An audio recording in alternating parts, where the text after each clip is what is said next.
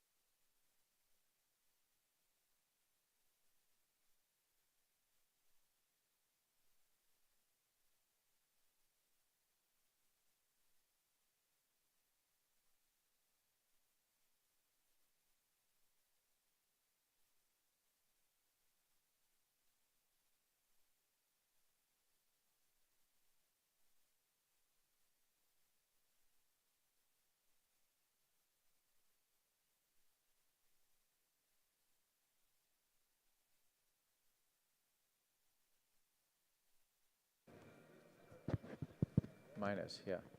Okay, I think you're good. All right, good morning, everyone, and welcome back to Next Summit New York. We are here for our second day of great content and networking opportunities for you all. I'll give you a quick preview of what's to come today here in this room, which is the leadership stage here in Hall 2, and we've got some great content happening in Hubs 2 and 3 down the hall as well. So over here, we're going to kick things off this morning with a topic that's very, very core to this conference, which is iGaming. Bill Pasquarello III is going to do a deep dive into the challenges facing the iGaming industry. We're also going to hear a little bit later on in this room from the American Gambling Association. And we have several key panels for you all to look out for this afternoon. We're going to hear from the Score founder, John Levy. We've got Microsoft executives here to talk about AI, which was a big topic on several panels yesterday. And we have Bally's chairman, Sue Kim, speaking here later on this afternoon as well. And of course, I encourage you all to stick around for our closing session, which is going to be a conversation with ESPN's Mike Greenberg. So that's all in this room. Down the hall, we have two other tracks for you. We have one that's going to be focused on marketing and one that's going to be focused on the tribal space. So do have a chance to check those out as well. And at the end of the day, we'll have one more opportunity for networking for everyone with our networking party, which hopefully if you had a chance to check it out yesterday, is nearby and should have a great crowd. Well, clearly, by the number of people in the room, the party was a huge success because everyone's sleeping in. Just wanted to give you a quick recap of what a few takeaways that I had from yesterday's sessions. Number one, despite the huge volatility in the market and the world stage, no one seemed to be concerned about that, whether it be finance or operations or anything else. So for now, at least, it looks like the gambling industry is thought to be immune. We'll see. The second thing that I heard from several panels was that there was a high expectation of significant merger and acquisition activity, which if you're planning an exit is a good thing. The approach, though, was not that there was going to be a lot of IPOs, but rather that some of the larger companies have big war chests of cash, and they're going to be using them probably to buy add-in technologies, bolt-on technologies to make their products better. Levering on that, we heard that those new technologies are going to, that improve customer engagement, are going to drive sports betting hold to 15%, which is a shockingly high number. At least it seems to me when I always think in the older days when hold was essentially 5%, but parlays and exotic things and entertainment-based things are changing the dynamics, the economic dynamics of the business, and that's, of course, very good for the business. And we heard on several panels that they used the word entertainment. They said it's all about entertainment. You've got to make the experience entertaining. So if you've got a product that's going to make it more entertaining, and it's going to make these, you're going to get the sports companies to the 15% hold, well, then you're going to benefit from that M&A activity. And the last thing, maybe the most controversial of all, is sweeps. Lots of talk about sweeps and prediction markets and social gaming and the like. And we heard that the people in sweeps have been making so much money that it's time they're going to put money into lobbying so they can offset all the legislation that's being proposed, being lobbied by the regulated companies. So I think we're going to be seeing more and more of a battle over the next couple of years in that area. With that, we're going to invite Bill, Mr. New Jersey, the most knowledgeable guy I know on kind of about everything that's regulatory and connected.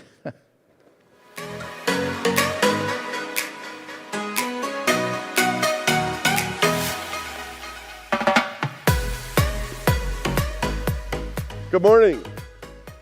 How are you? I can't criticize you, you're here. But wait till I talk to your colleagues that aren't here, Dawn.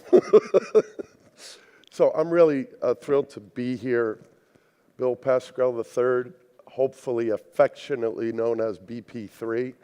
And I know that the good representative from West Virginia, my dear friend, is going to break my chops, and I deserve that.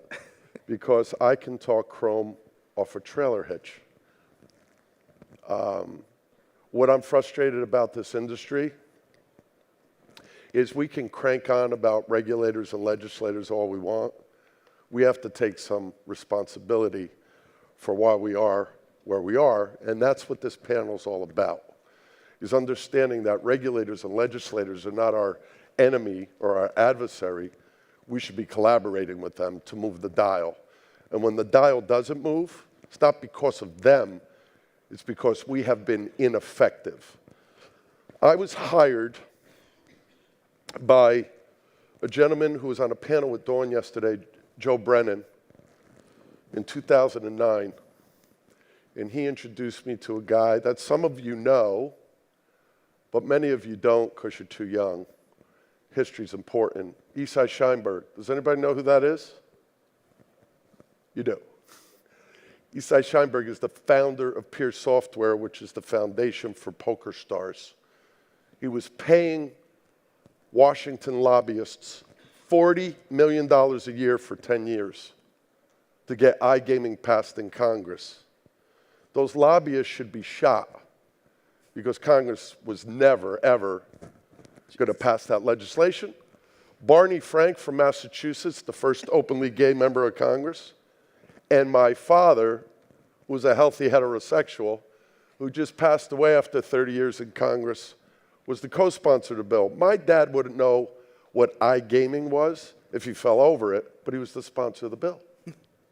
That bill never passed, never got a public hearing. So I said to Isai Scheinberg, give me 10% of that spend, not annually, 10% of that money you're spending, and I'll get iGaming done first in New Jersey, and we'll go from there. We got it done with a Republican governor and a Democratic legislature. Dawn made a great comment this morning about how this is a bipartisan issue. But what I want to talk about with the good representative and a really wonderful regulator who, if you haven't met, you should get to meet, because Louisiana is a great state. Why hasn't iGaming moved the way sports betting has moved? Governor Christie, Senate President Sweeney were all wrong. We thought New Jersey would go, then Delaware did go, and Nevada poker only, and then we had the good state of West Virginia, Michigan, Pennsylvania, Connecticut, Rhode Island now. That's it. We all know the challenges of sports betting, particularly in great states like Texas and California. But Dawn, I'd like to start with you. You had a really great perspective this morning on why the iGaming industry has not scaled like sports betting. Could you share that with us? Sure. So anyone that was in my panel yesterday, sorry for any repetition on this, but I think that when sports betting came out, it was just the perfect storm. It was the timing of it all. With COVID and everything with our world, that sports betting gained that traction and was able to come out. I think the snowball effect and how quickly it came out and was passed throughout the states and the proliferation of it. But truly, it's the marketing. It is the in-your-face, everything that we do. You can't enjoy an NFL game without seeing it every 10 seconds. And I think that that really got into the houses of all the legislators. They saw this and were like, we passed this thinking that it was just family sports betting, and now my kids are watching it. My own kids see the plus and minus, and they're like, what does that mean? So it's everywhere. And they're starting to hear about the societal harms to the society from the illegal market of iGaming. So you have, I think it's twofold. The sports betting came out so strong and really kind of put a bad taste in a lot of legislators' mouth or a lot of citizens' mouths. But then you have the illegal market for iGaming. So I think that those are two of the main reasons that it hasn't really taken off like it should. Sean is really a very unique individual on many accounts. This gentleman, who has really good principles and foundations and morals, is a politician in a deep red state with only a handful of Democrats left after the last few elections. But he's also the head of government affairs for Play and Go. When you put those two together, that's a powerful echo chamber. And Sean, I really respect what you do, but we got to mix it up this morning. Let's go. It's early. You're up. Thanks, Bill. The easiest bet you had this week, if you're a gambler, was taking the over on how long Bill Pascrell will speak on this panel. So I'm going to speak and try to get some words in because we all knew what was coming. You got a minute. I want to build on what Don was saying. So there was a poll done in New York. Anybody remember Senator Adalbo's poll? I'm sure some of you out there did. 44% of New Yorkers support iGaming in his district, not statewide. 56% of New Yorkers support the legalization of prostitution in his district.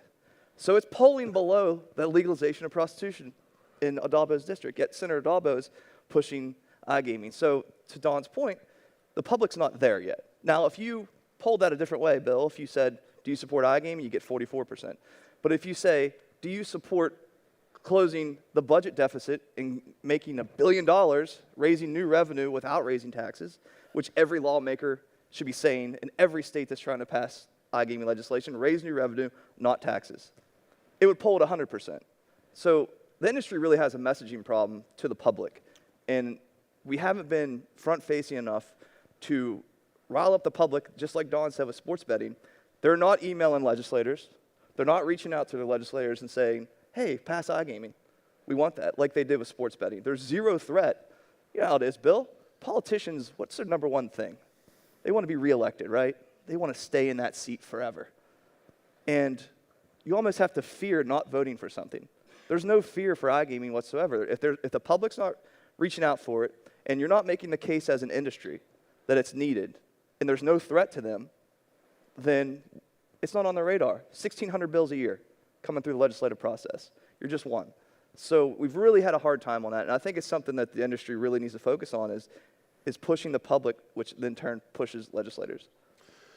I really, that's great, Sean. I really was impressed not only with Dawn's panel yesterday and her performance, but I hadn't heard the argument, Dawn, and you said it so eloquently, and I should have thought about it, but I hadn't, that really sports betting scale has really impeded the progress of iGaming.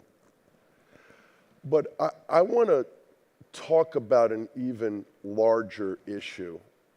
I'm not here this morning to be controversial. Rob and Ashley, thank you very much for the introduction. I apologize for not saying it earlier. This industry has been absolutely ineffective at government relations. There's not enough people like this gentleman engaged in the process. And what happens, it's a cyclical thing. All these lobbyists, my question to any tier 1 operator that hires a lobbyist, whoever it is, including me. And you're for hire. And I am for hire. What have they accomplished in this industry? And I ask you that for you to go back and talk to your GR teams. 16 years ago at my first ICE in London, Earl's Court, some of you were there. I said what Frank Fahrenkopf, the former Republican national chairman in the US under Ronald Reagan, who became the head of the AGA, he was a great AGA executive director. The European community is absolutely adept at technology in the gaming space, but they're tone deaf on American politics because they haven't had to engage in it.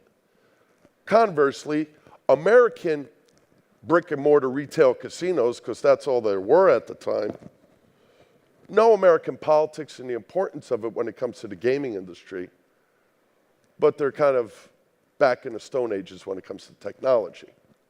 I think the European community and the rest of the world outside the US is getting educated on American politics. But this is not a partisan issue. And the iGaming community is sitting back waiting for a financial disaster with states in order to move their dial. We have a great message. We've created jobs. We create taxes.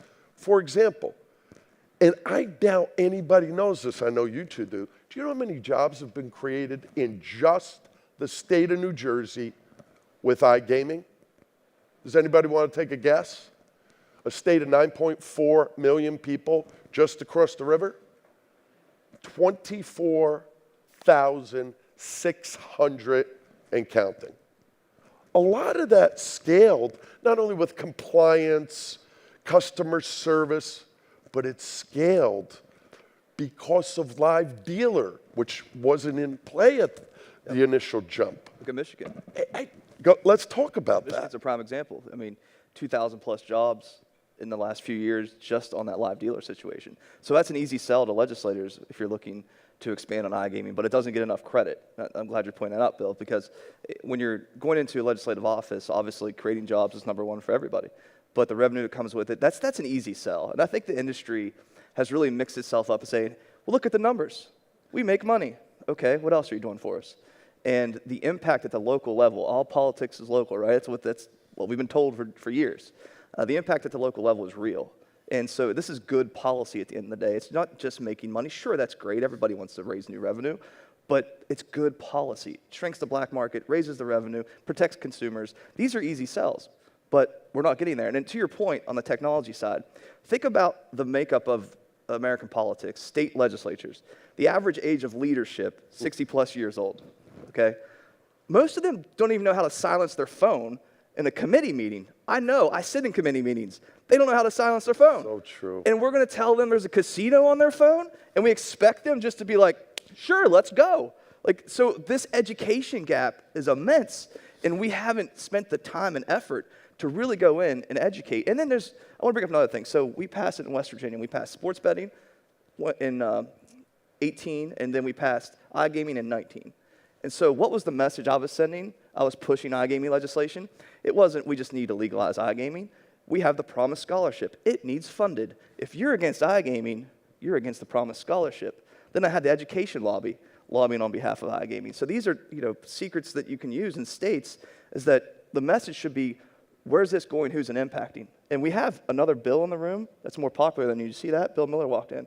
He's the more popular bill. This guy knows what he's doing. And Frank I think, Farrakhan's successor. There's a couple in between, but. but that's this gap that I'm talking about with legislators. Legislation moves is complex.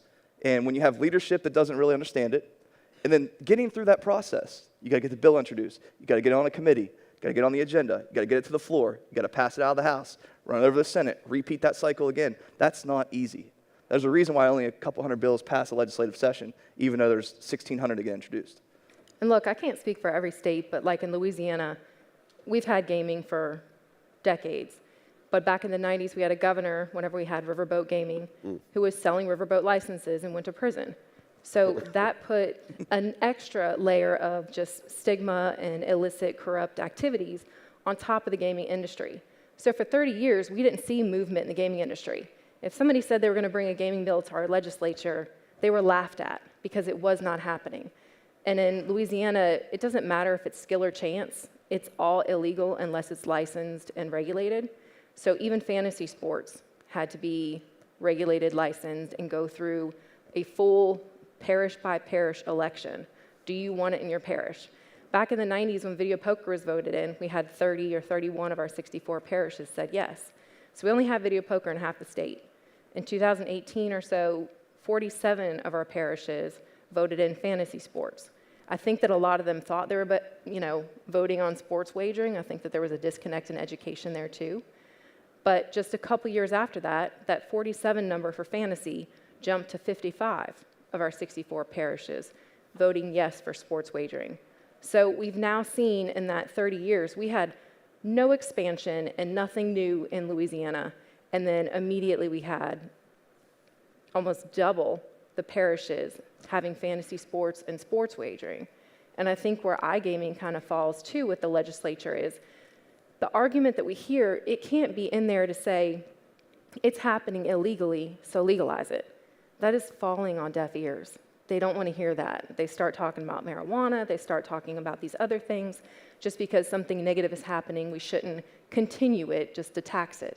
So I think that the education gap there isn't, it's already happening in your living rooms, which it is everywhere.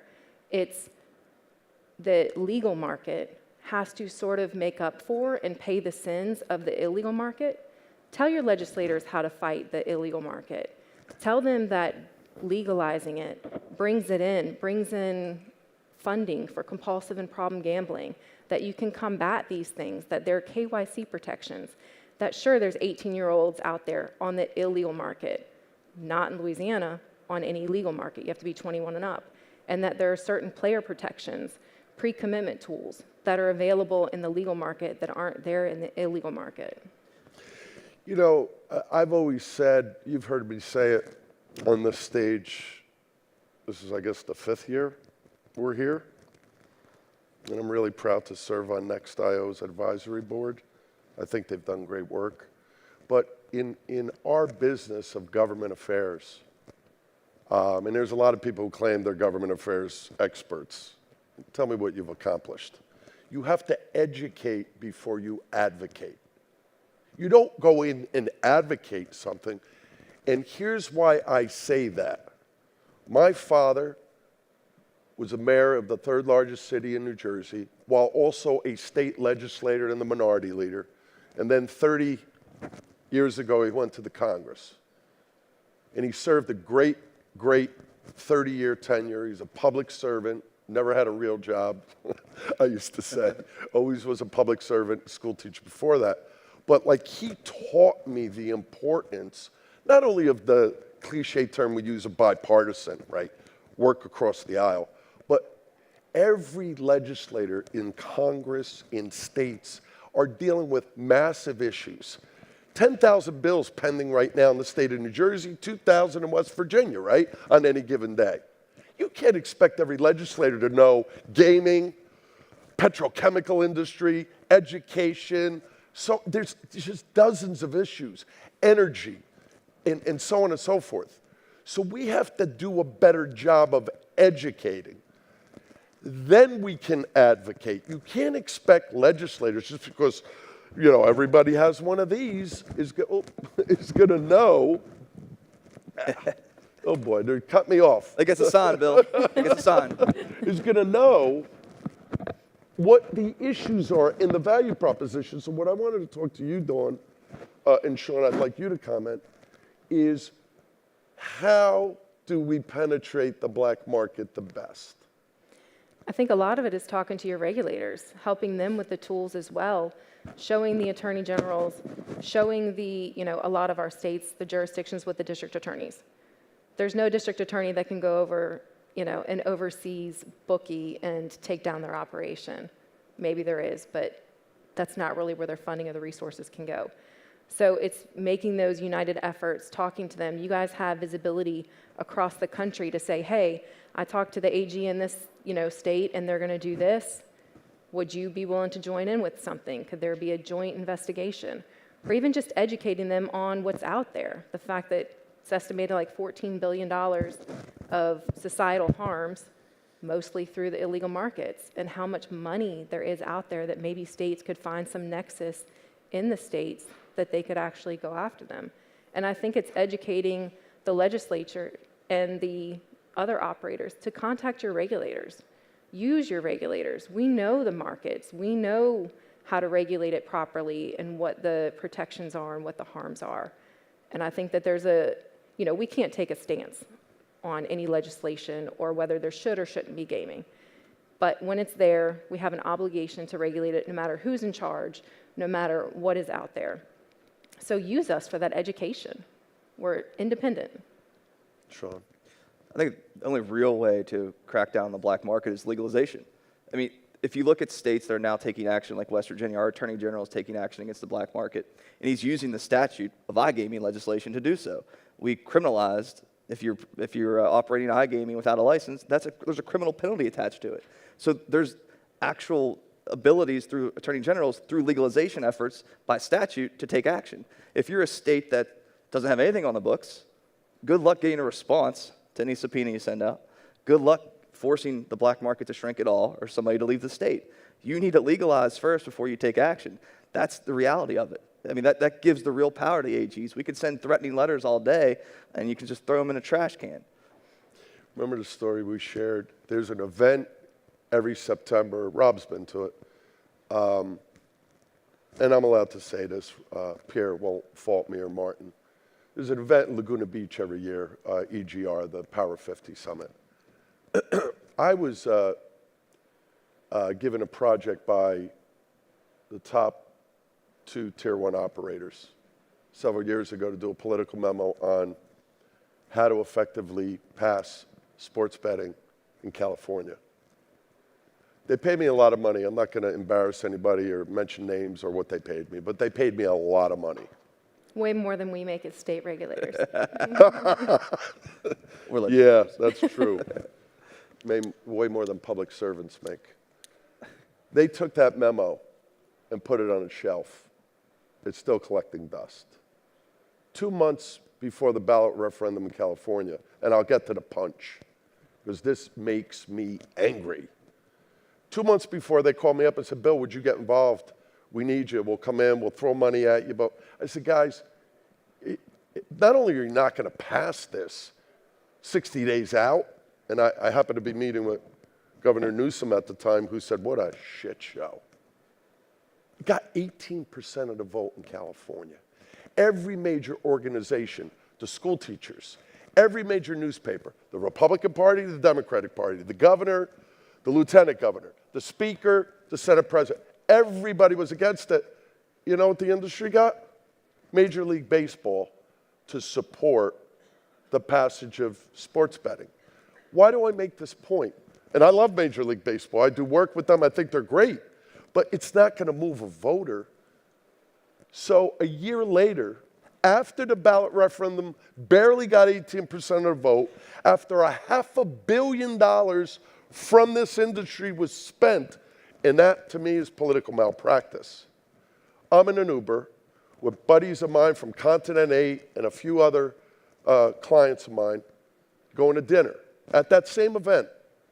There was a young very good-looking, strong African-American Uber driver who was in the stock market but had to subsidize his income by driving Ubers. What do you guys do? Tell him what he did. He told us what he did. And we talked about the ballot referendum. Did you vote on it? He goes, what are you talking about? This is an educated person. He didn't even know it was on the ballot. And then he said, well, explain to me, why is it on the ballot?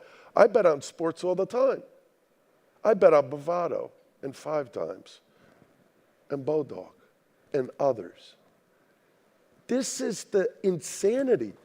I am talking to tier 1 operators. I had a call with one on Monday, the CEO, not the head of government affairs, the CEO, to say, spend that money on moving iGaming.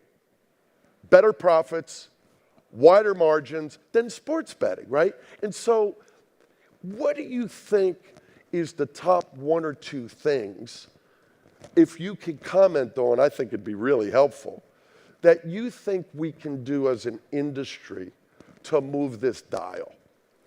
I think, of course, I can't take a stance on whether we should have it or not, but some things that I think are lacking is education, not only to the legislators and to tell them to contact the regulators, but on the public. You know, you bring up a good point about ballots and issues and what's out there.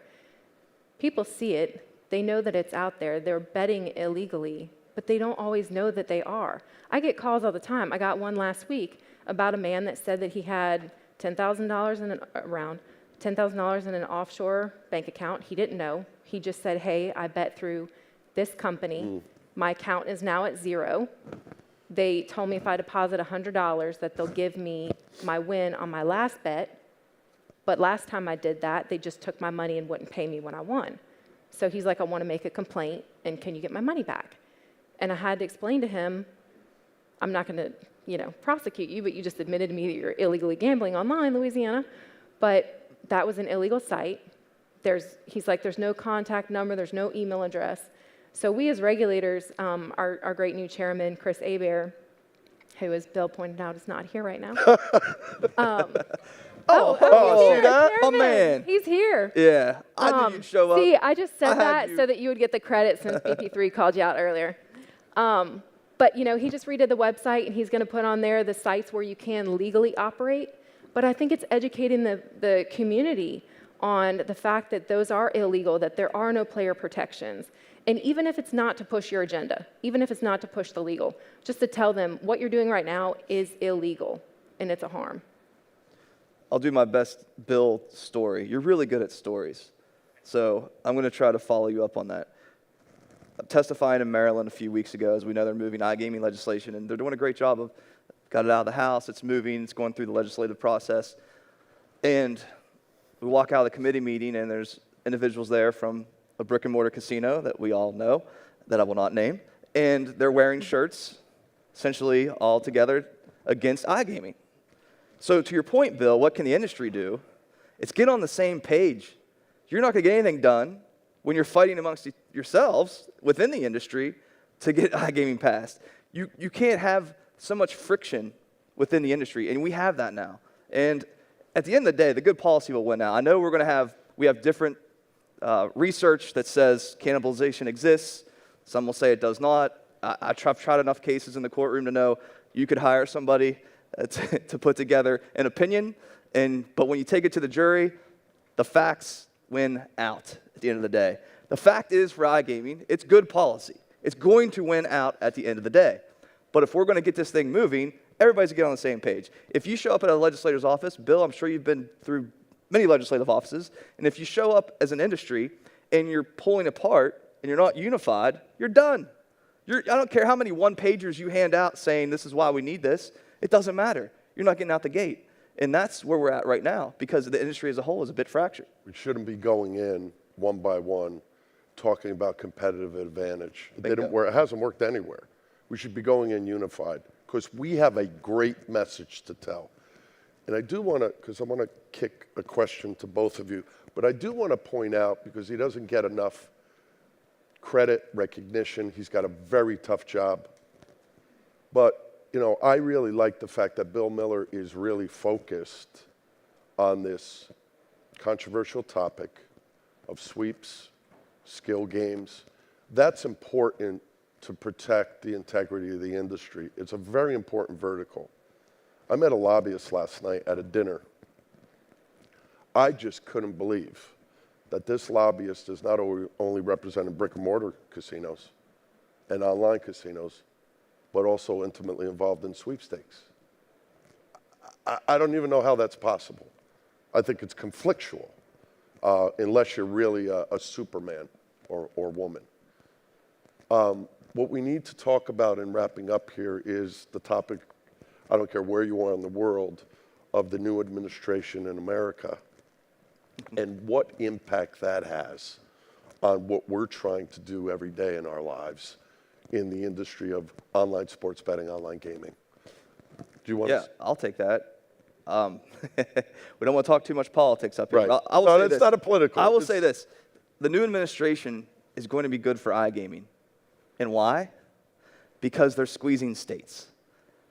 Essentially, what we know is that the administration has said to the states, you're on your own. We're no longer going to be funding the money down. It's not coming down anymore like it used to. So what do you have to do as a state? Well, you can't really raise taxes. You know why? That's not popular. You're going to lose elections. So what can you do? You have to generate new revenue. And find me another piece of legislation, Bill, that you can essentially plug and play and start raising revenue in a short amount of time. You don't have to go build anything. You don't have to wait for the money to come in after you build something. You can actually plug and play. It's for this issue like no other. I really think the impact of the new administration is on states is that you're on your own, go raise some money. And the reaction by legislators is that they're not going to have much of a choice.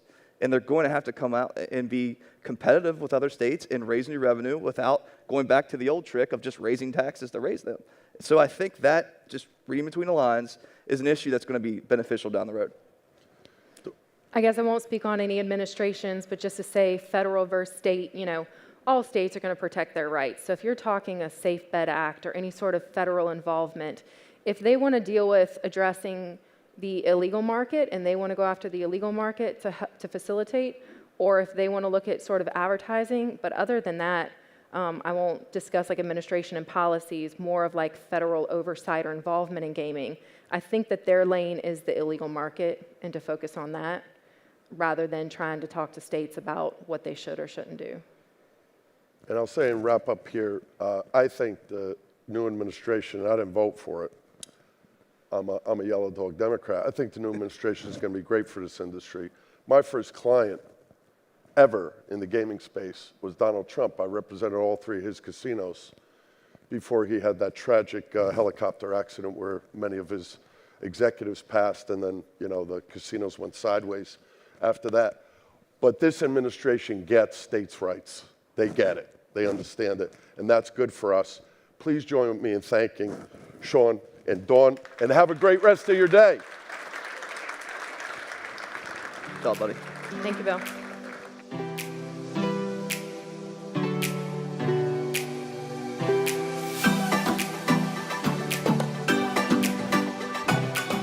Thanks, BP3. That was great. And he actually gave the introduction for our next panel. Ashley is going to be interviewing Bill Miller, who's the head of the American Gaming Association. Two great topics. What's the American Gaming Association doing to help drive and advance iGaming? And what is all this federal dislocation going to mean for the gaming industry? So Ashley and Bill, come on up.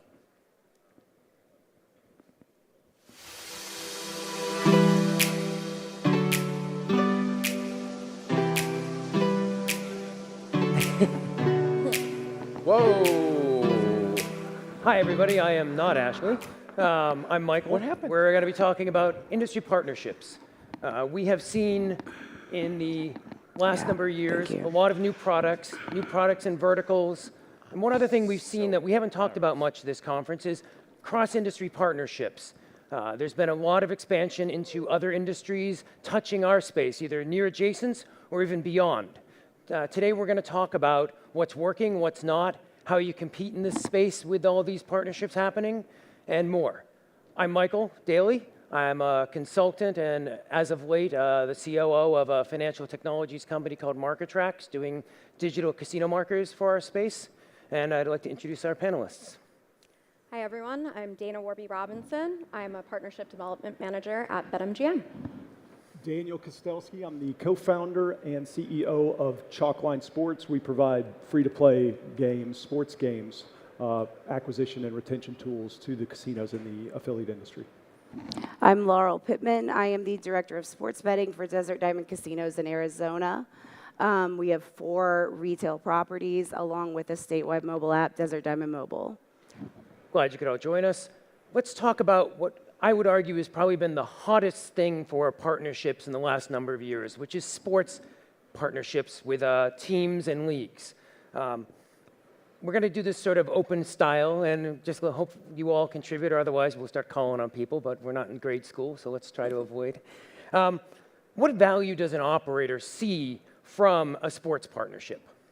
Yeah, well, of course, it's, you see operators working with teams in terms of a sports portfolio. BetMGM does have the largest amount of team partnerships right now. Speaking on NFL alone, we have 11. When we look to see partnerships, we look for a few things. One is the sport, team, league, anything, does it take place in a place we operate? How many products do we have in that market that we can utilize and activate on with that team? What is the interest from our customers that we see of the handle coming to that team? How many partners within the category is the team looking for? The more partners that they are trying to seek within a category, the more it dilutes your share of voice, which obviously can impact the amount you're willing to spend and the value of the assets. Also, too, what assets are being offered, like in any partnership. For us at BetMGM, ideally, we look kind of at 3 buckets. So media-facing value, digital media-facing value assets, so anything like on-court signage, in-bowl signage, stuff like that that's going to be picked up by cameras and broadcasters. Digital assets, so social media posts, and engagement that way, and then VIP. As everyone knows, VIP is a big part of any operator's business. The ability to have money can't buy experiences and access to tickets as well. So those are really the 3 things we focus on from an asset perspective of how they can round out. And then also internally, we use a proprietary grading system to kind of grade out all the details of the partnership. So the things, how the assets perform that we are being offered. Do they align to our business objectives that we're trying to reach? And from that, we kind of come up to see whether it's something we want to negotiate on or not. I think what also it's dependent upon is where the market is in the life cycle. Is this a new market, a new state, a new jurisdiction coming to fray that we can do a team partnership to kind of be part of our marketing announcement and push? If that's the case, then you are going to have some more acquisition-focused assets as part of that initial push. If, for example, if we just look at the 2 teams who are in the latest Super Bowl, the Kansas City Chiefs and Philadelphia Eagles, who are both of our partners. The Kansas City Chiefs, when Kansas launched sports betting in 2022, I believe it was, we decided to enter into a partnership with the Kansas City Chiefs. We looked at that in terms of where it's located, how the team's performing, the assets, and the overall fandom there between the market. Obviously, of course, Kansas City, too, lies right on the border between Kansas and Missouri. So it gives us twice the opportunity, once Missouri comes live, too, to utilize their marks and IP in our products and in our marketing. Where when we take the opposite thought there, is the Philadelphia Eagles. So only this past year, we entered into a partnership with the Philadelphia Eagles. And that was due to our entrance into the Pennsylvania market, which was a little later than some other operators. So when we had the opportunity to evaluate a partnership with the Eagles in a market that really is, not new, it's been around for a few years, and it's more the focus on retention. We thought it was worth the value. Similar to the Kansas City Chiefs, the Philadelphia Eagles have a marketing territory that combines over 2 states, and in this case too, we have the ability to market 2 different products. So we have iGaming, which we can utilize, marks and rights to do, make casino games and stuff like that, offer that up, custom games, using marks to our customers. You'll see we do that for the Philadelphia 76ers as well, across both states. So we can utilize tapping into that market and focus on the 3 pillars still, even from a retention perspective, even if we're not looking to enter a partnership from the acquisition phase, because the market is a little bit more mature. Yeah, and Desert Diamond Casino as a brand has had long-standing partnerships with many of the sports teams in the state, but that predate sports betting, right? The 30-plus years as a brand, but you do see more recently a lot of major players coming in and able to forge those exclusivity, deals that have largely boxed us out of venues. So it's more focusing on maintaining some of the smaller partnerships that do provide those rewards to our players, and just kind of trying to hang in there where we can, but making sure that we are at least still getting the perks for our players if we aren't still, able to advertise the way that we were able to advertise, but still having space. Yeah, I think it's unique in your Yeah. market, especially when you Yeah. talk about the exclusivity. Exclusivity with sports partnerships, if you'll see across the board, really isn't the norm nowadays. Only in markets where you have to have a sports partner for market access will you really see the exclusivity model taken between the operators and the partners. So for a property in a state that has that model, it definitely makes it more difficult. Yeah. The component of the market access, I think, is unique, and it certainly, I don't think it happened necessarily. There weren't a lot of sports sponsorships in 2018 and 2019 from the gambling companies to the sports that opened up that market. So, the Cleveland, when Ohio went live, you could go partner with the Cleveland Cavaliers, and that would enable you to get a license. So that partnership might have seen on the surface you're a sports sponsor of the Cavaliers, but actually you're just getting access to all of Ohio. So I think that's been an interesting dynamic over the past 5 or 6 years that sports has. Sports betting has been legal. One of the cautionary tales, though, is that I think that people don't establish what they actually want out of that sponsorship before they actually decide to even spend money and establish that contract. I think that we've seen a lot of operators come and go, and I think that's just they splashed a lot of money on sports sponsorships. Betway being one of them, came in and sponsored a bunch of teams and leagues. And on the surface, that gave them, some credibility, associating with the team. But underneath that, there was no leverage of it where they could actually collect customers and earn revenues. And ultimately, that's what these partnerships are about. It might be, hey, we really want to give a VIP experience that's amazing to our current customers, so it's a bit of a retention, or we're trying to get net new customers, and so establishing those goals up front are critically important to think through that and to collectively as a team establish what that needs to look like. So let's flip that for a second. Besides maybe a monetary payment, what are the partners getting out of a relationship with a sports betting operator or a casino? I think starting here, again, 30 plus years in the market, so you're getting a more localized partner who has had a record of proving to give back. You know, it's the brand that we've worked really hard to build.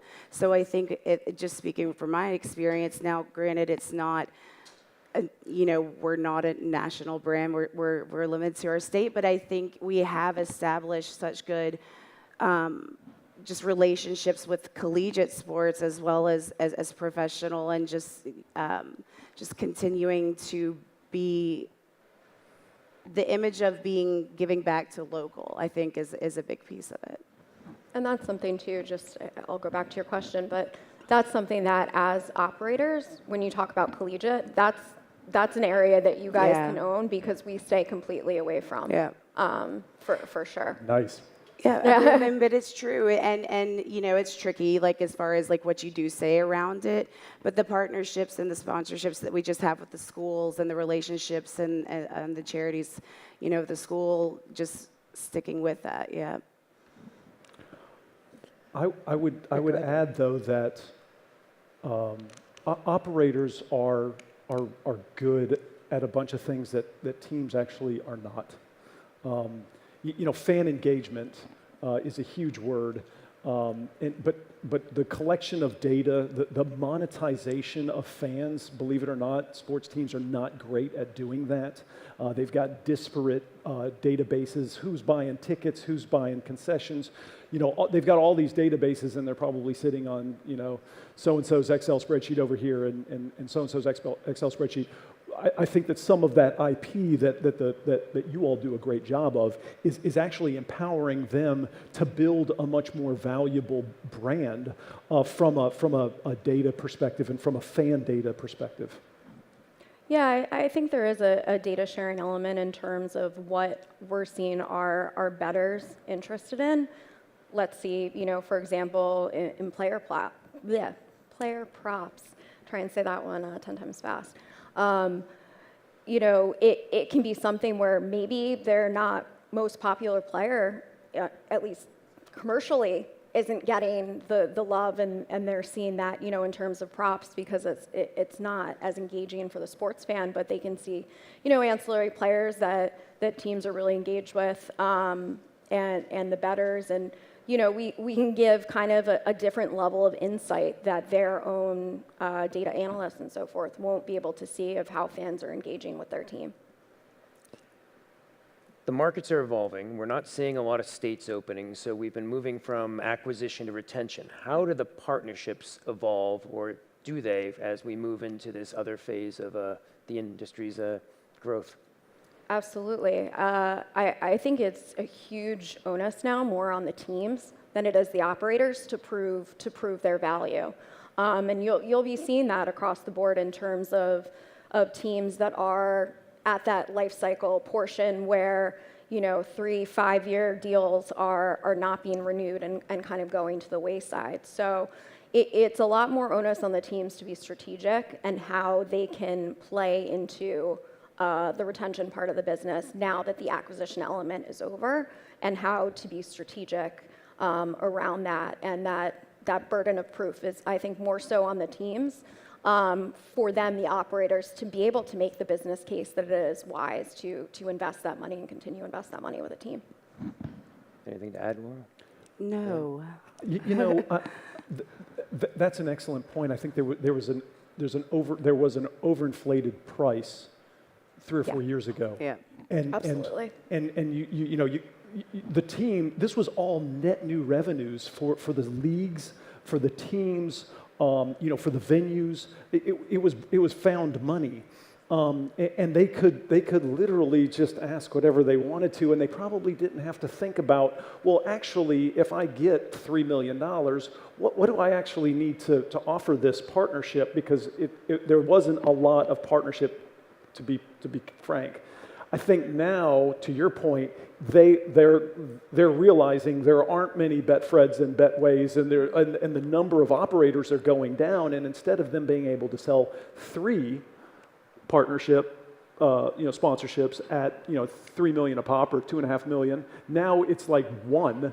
They'll be And, lucky. and even that one, the operator's going, well, here's what I did for you for the past 3 years. I cut you a check every year for X amount of money. And so it brings the term partnership back into the equation, I think, now, where that was not necessarily the case, 3 years ago, 4 years ago. What about, when we've mentioned teams leagues, some operators focus on the league relationships, others tend to focus more on teams. Why? What's the pros and cons of one versus the other? Well, I don't know if you guys were at the panel yesterday with the leagues with Matt Japko from MLB and Eric Grimsky from the NBA, who we work very closely with and are partners of ours. They described yesterday how really working with the league is the first step to be able to work with a team. So the league is going to go through the partners and kind of decide, all right, if you want to work with a team, you're going to have some sort of league relationship, whether that's an AGO, so an authorized gaming operator, which is kind of like the first step into doing that. With that, usually you'll get rights to IP marks and everything in product. Not the ability to market it out of product, but you'll also get kind of the unlocking of being able to do team partnerships. When you do a full partnership with a league, obviously that is a little bit more investment. You'll have the opportunity to use IP and marks in and out of product, as well as get some direct assets from the league. I think it's dependent upon the league and how you want to go about it. I think now leagues as a whole, with having over half the states in the U.S. going live, some of these larger league partnerships that you do see do make more sense because you have the national scale to scale them and justify them. And then I will say, sometimes you want to go the more team localized model. You'll see with every operator, including us, there's a mix of both. There's also unique instances where when you have a partnership with the MLB, MLB has MLB BAM, which is MLB Advanced Media. What that means is they control all the digital assets for the league amongst the teams.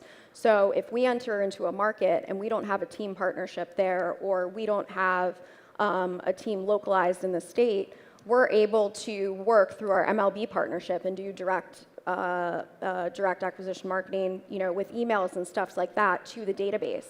So it opens up certain opportunities there that otherwise, you might not be able to do. But that's just one unique case.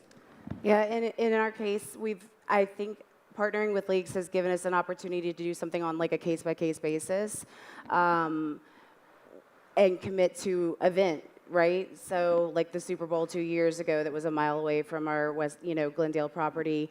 Final Four last year, that was so. Being able to partner with leagues for generators, the ability to just have some skin in the game as well. Those are excellent points, and it's because it's in your it's a local event. Mm-hmm.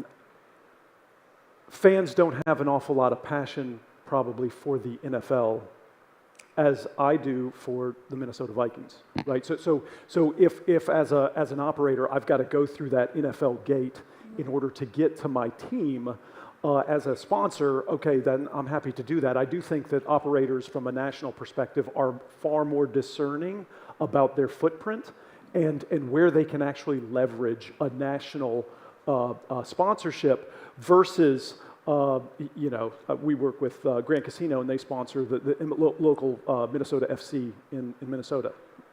Spend a fraction of what any other professional sports sponsorship would cost, but completely maximize this local relationship. It's a really interesting crowd. It's a new segment of fans that they're trying to get to the casino, and I think that's probably where if you don't have that national budget, really figure out the 1, 2, 3 on your strategic initiatives, and don't spend so much money and just try to be as local as possible, because that's where the fan passion is probably most intense.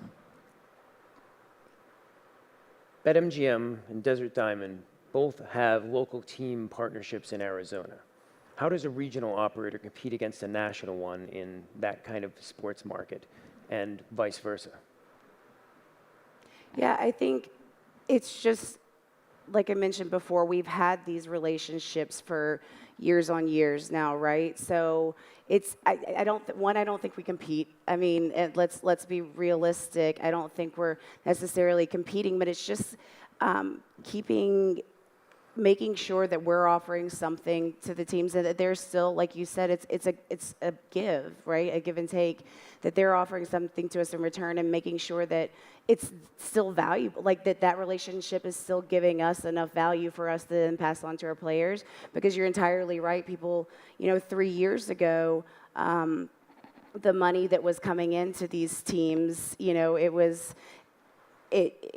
the good thing is being a tribal operator also, though, there is a lot of value in just being, like, in the teams having those relationships in place with the tribes. I mean, like, that's the big piece of it.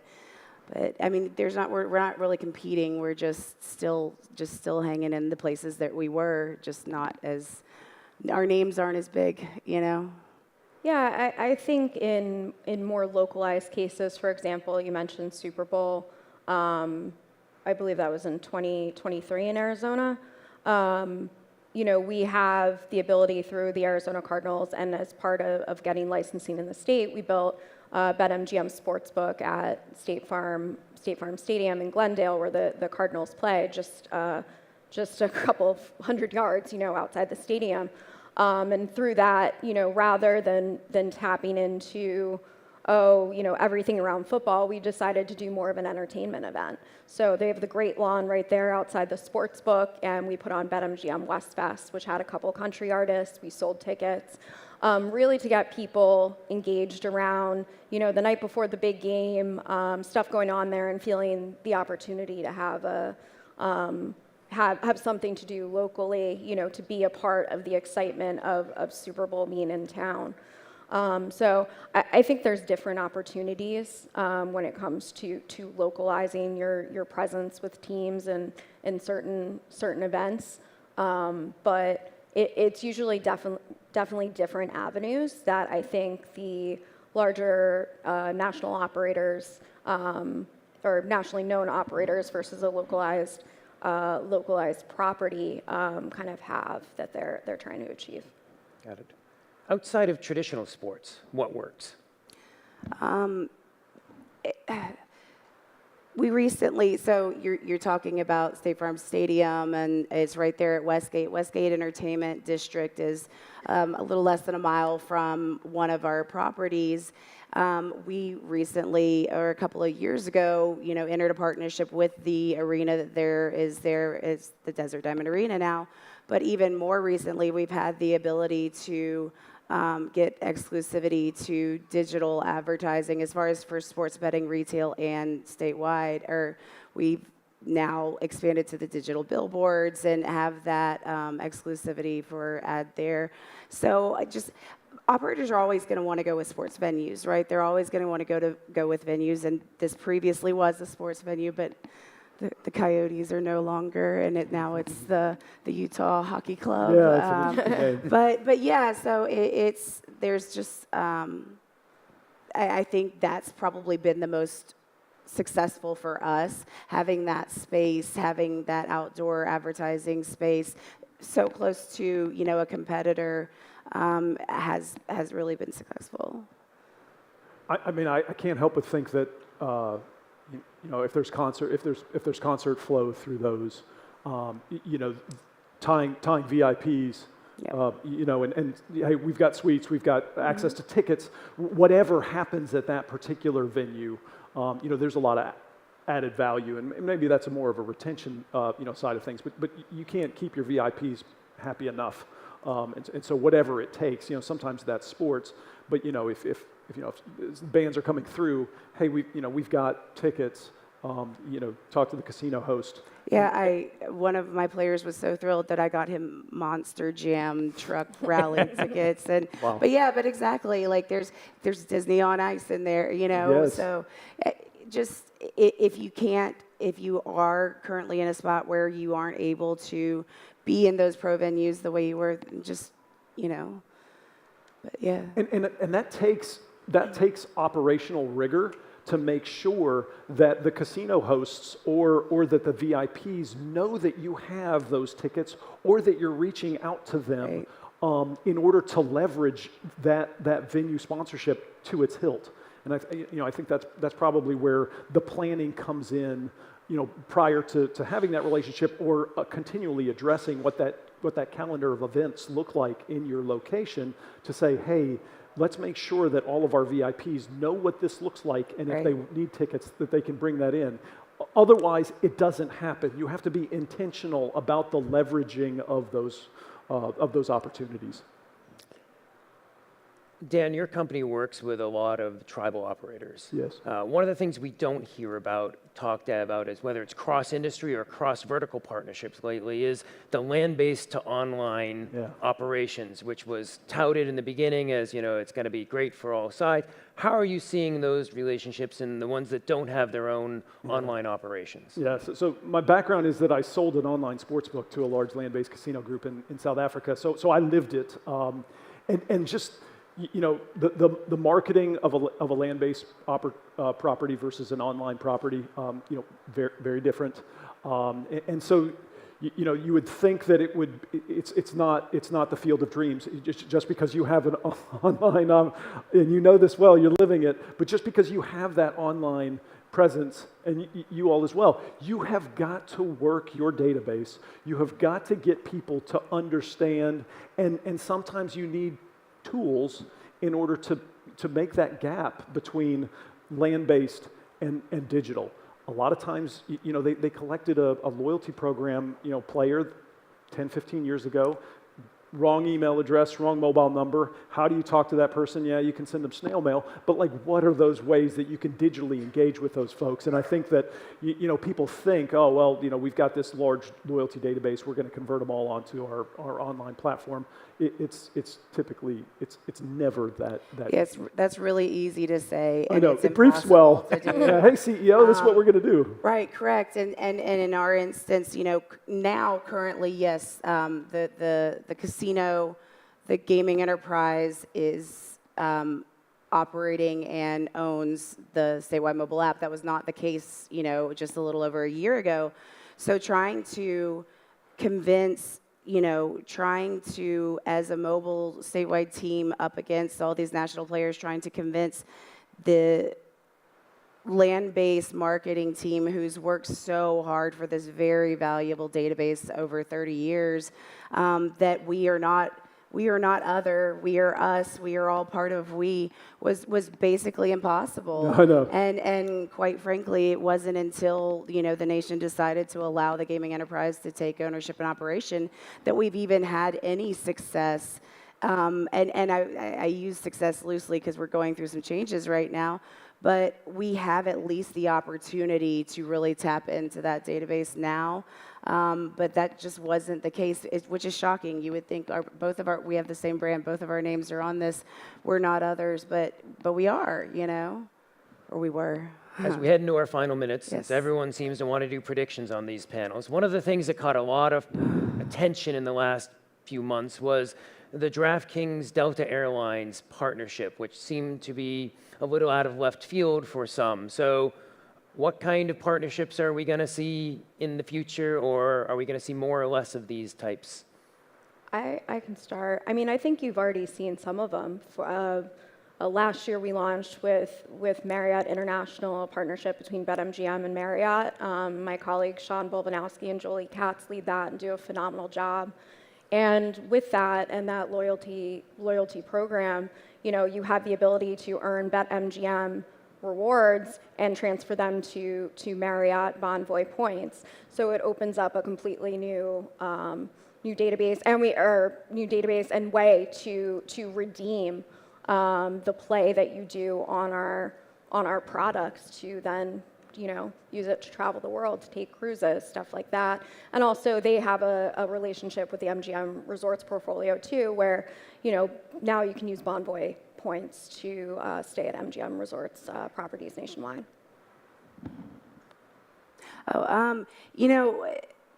for us, like I don't think you're going to see a Desert Diamond American Airlines, partnership anytime soon. But no, in our property in Phoenix, we don't have a hotel yet. That is something that should have already been up, but a month after we opened the doors, we shut the doors for COVID, right? So that prolonged that. But we do have partnerships with some of the spas and hotels around close that we can send, just treat it as our own, send our VIPs to the spa there. So, we're just keeping it as close to home as we can while we're working on building those other amenities out, I think is what. Yeah, I love the loyalty tie-in. The net value of a land-based casino is its loyalty program and its database. Yeah. Fostering that, building that makes perfect sense. And then taking care of VIPs. Anything that's related to VIP, I think we're even seeing that on the online space. Is that acquiring customers really difficult, keeping customers a little bit easier, and especially those VIPs are 60% of your revenue rather than the kind of the smaller bits and pieces of the new customers.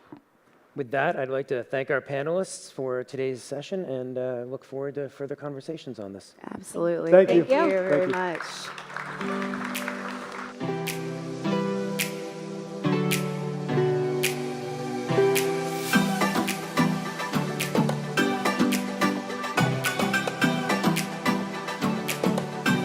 Very sorry about that mix-up.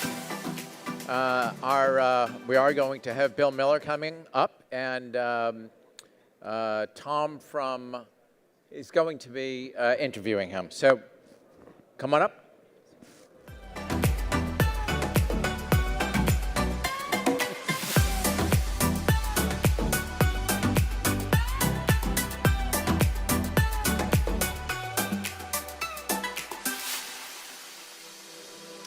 All right.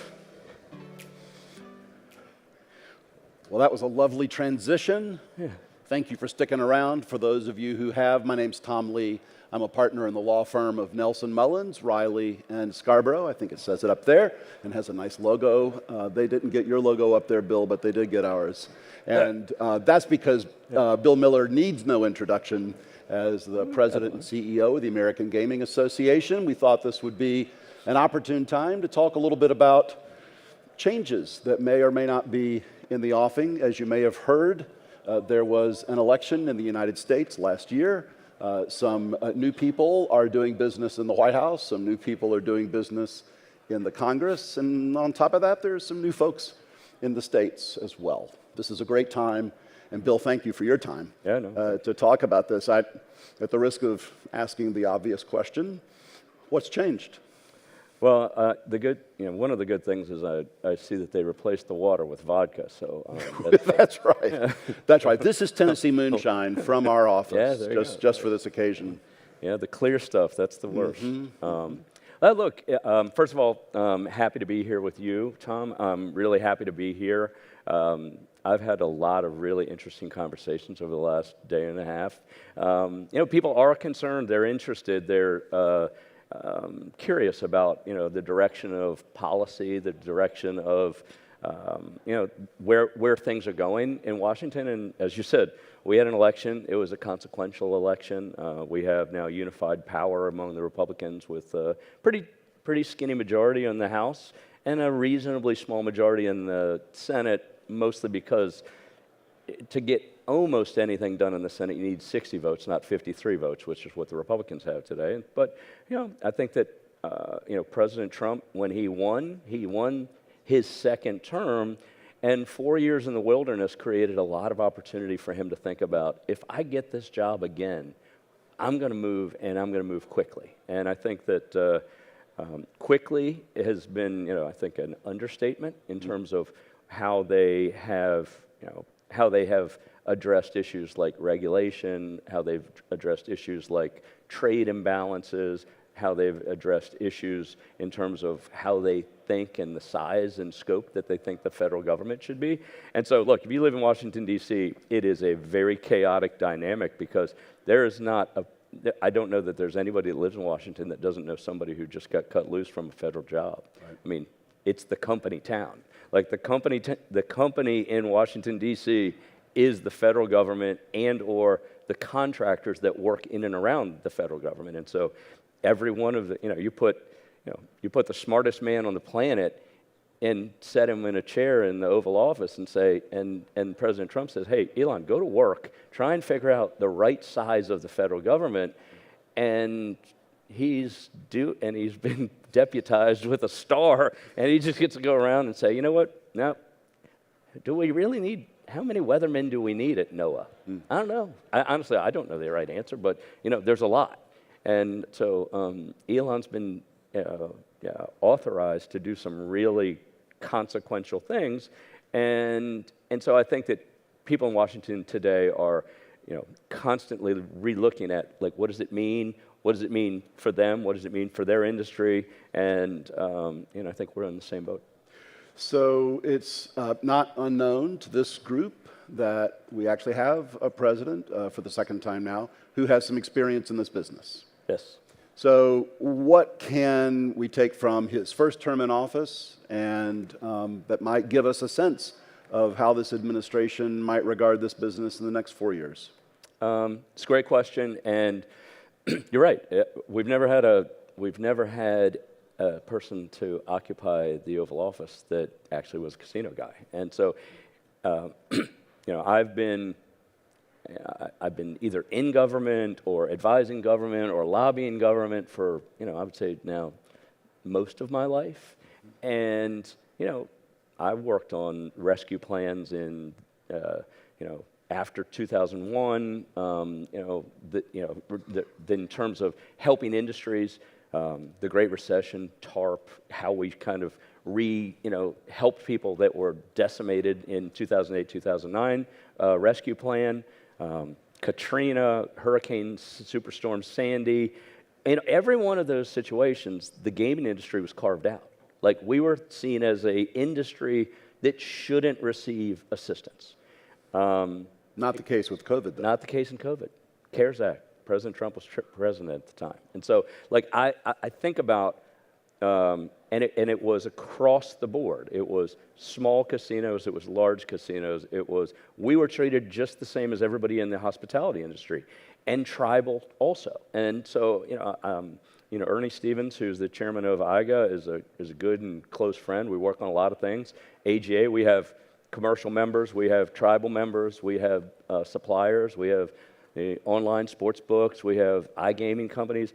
All have different perspectives on lots of different policy things. Right. But when we all needed support, and all of America, really the entire world needed support, the administration was very helpful. And so I think about 2 weeks into his term, he was on the floor. He was walking the floor of Circa. Derek Stevens, CEO of this Circa, term.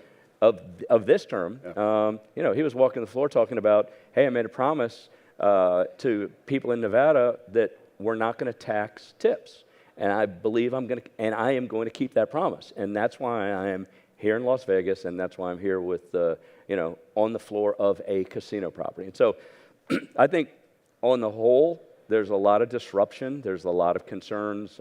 We've talking to different people about what do tariffs mean. If you're in the supplier business, this is a real issue. Sure.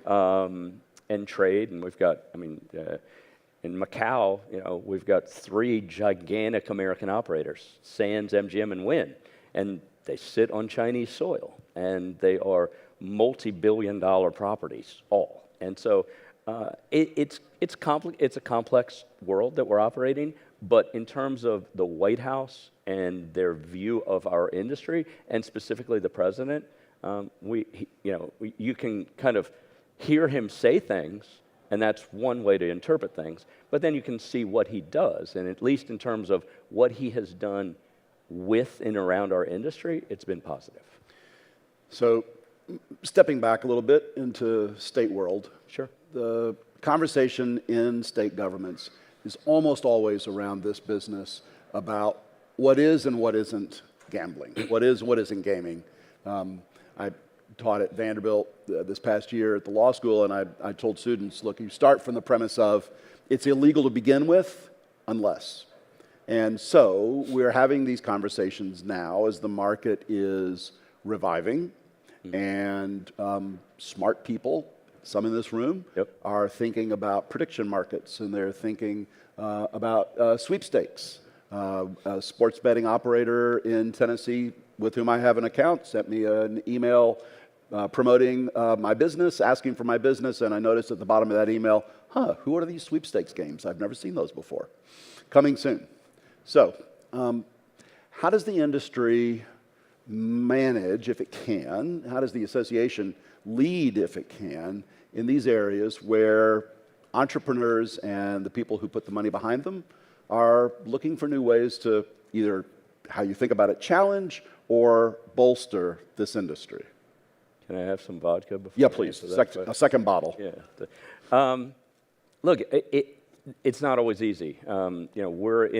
My job is to try and figure out where we can align and also identify where there's divisions. And I start off with, I like that, your definition in terms of, like, in essence, unless it's authorized, it's illegal. And, but the students liked it too. I saw it in every exam.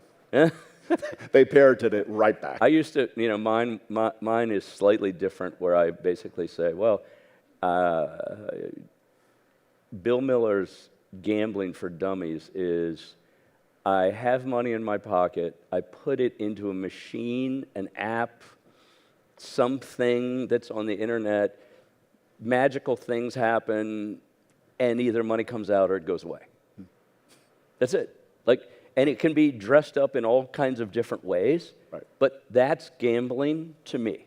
But I also recognize that this is a massively innovative industry and iterative. And so, look, an industry that got started with, the mob and Teamster funds has morphed into this incredibly modern, innovative, technology-heavy business that doesn't resemble what it was at the beginning with, Bugsy Siegel and those guys. And right. So you and I are the old guys at this conference. Yeah, that's true. I mean, I see a couple of guys out there. It might be, but my intent always is to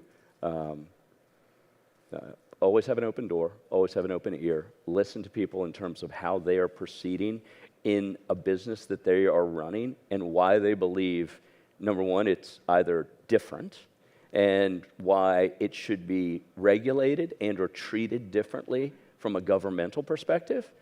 But I always go back to Bill Miller's Gambling for Dummies, and I say, well, so somebody has money? Yeah. Do they put money in there? Yeah. Does things happen? Yeah. Does money come out or does it stay in there? Yep. I go, okay. You're saying it's still stake chance payout? Yeah, it's not real money? Or is it, well, it's not real money to start with, but it could be real money if you wanted to go into a different route, and then same thing. So two interesting things happened in my home state of Tennessee in the last 12 months. One was the Sports Wagering Council that I used to serve on voted to fine Bovita $50,000 for operating in the state without a license. And everybody said to them, well, that'll never work. You can't possibly do that. And then in a couple of weeks, Bovita announced it was pulling out of Tennessee. Yep. The other interesting thing that happened in the state, which is not related, but we'll put them side by side for the moment.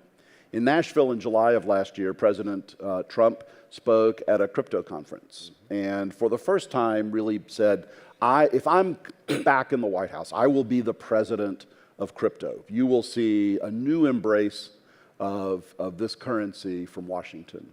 And indeed, there have been signs that that's the case.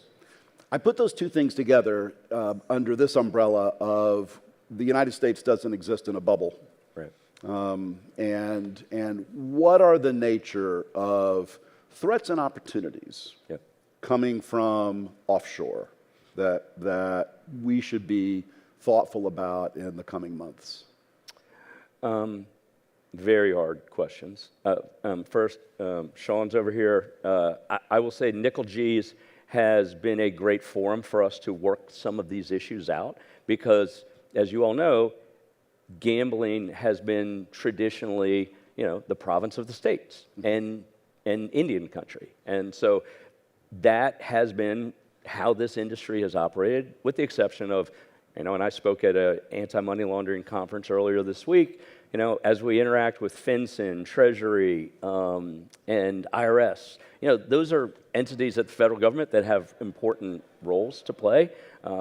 We'd probably like the Department of Justice and the FBI to become more active in some of the things that you just talked about. But our view was we need to really we believe that we can have an impact, even if some people would have said, oh my God, you're going to send cease and desist letters to Bovada overseas and somehow or another they're going to do something?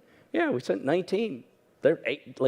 They've pulled out of these states. Mm-hmm. And so actually those conversations, whether it was Nickel G's or Dave Reebok's here, having the regulators understand the perspective of the industry as it relates to something that they could do, I think it's the AGA's job. Our job is, again, we have people that are competitive in a lot of different space, but one thing they do know is their market share gets eroded, the consumers are not protected, there's no tax or economic benefit going to their states if an illegal operation exists, whether that be offshore or it be skill game machines in Pennsylvania or Virginia or these other places. And so that's places where we can align, where we can utilize attorneys general in the states, gaming control boards and chairmen and commissioners, and then the legislators themselves and the governors. And so you kind of walked in, so that's area one, right? Area one is,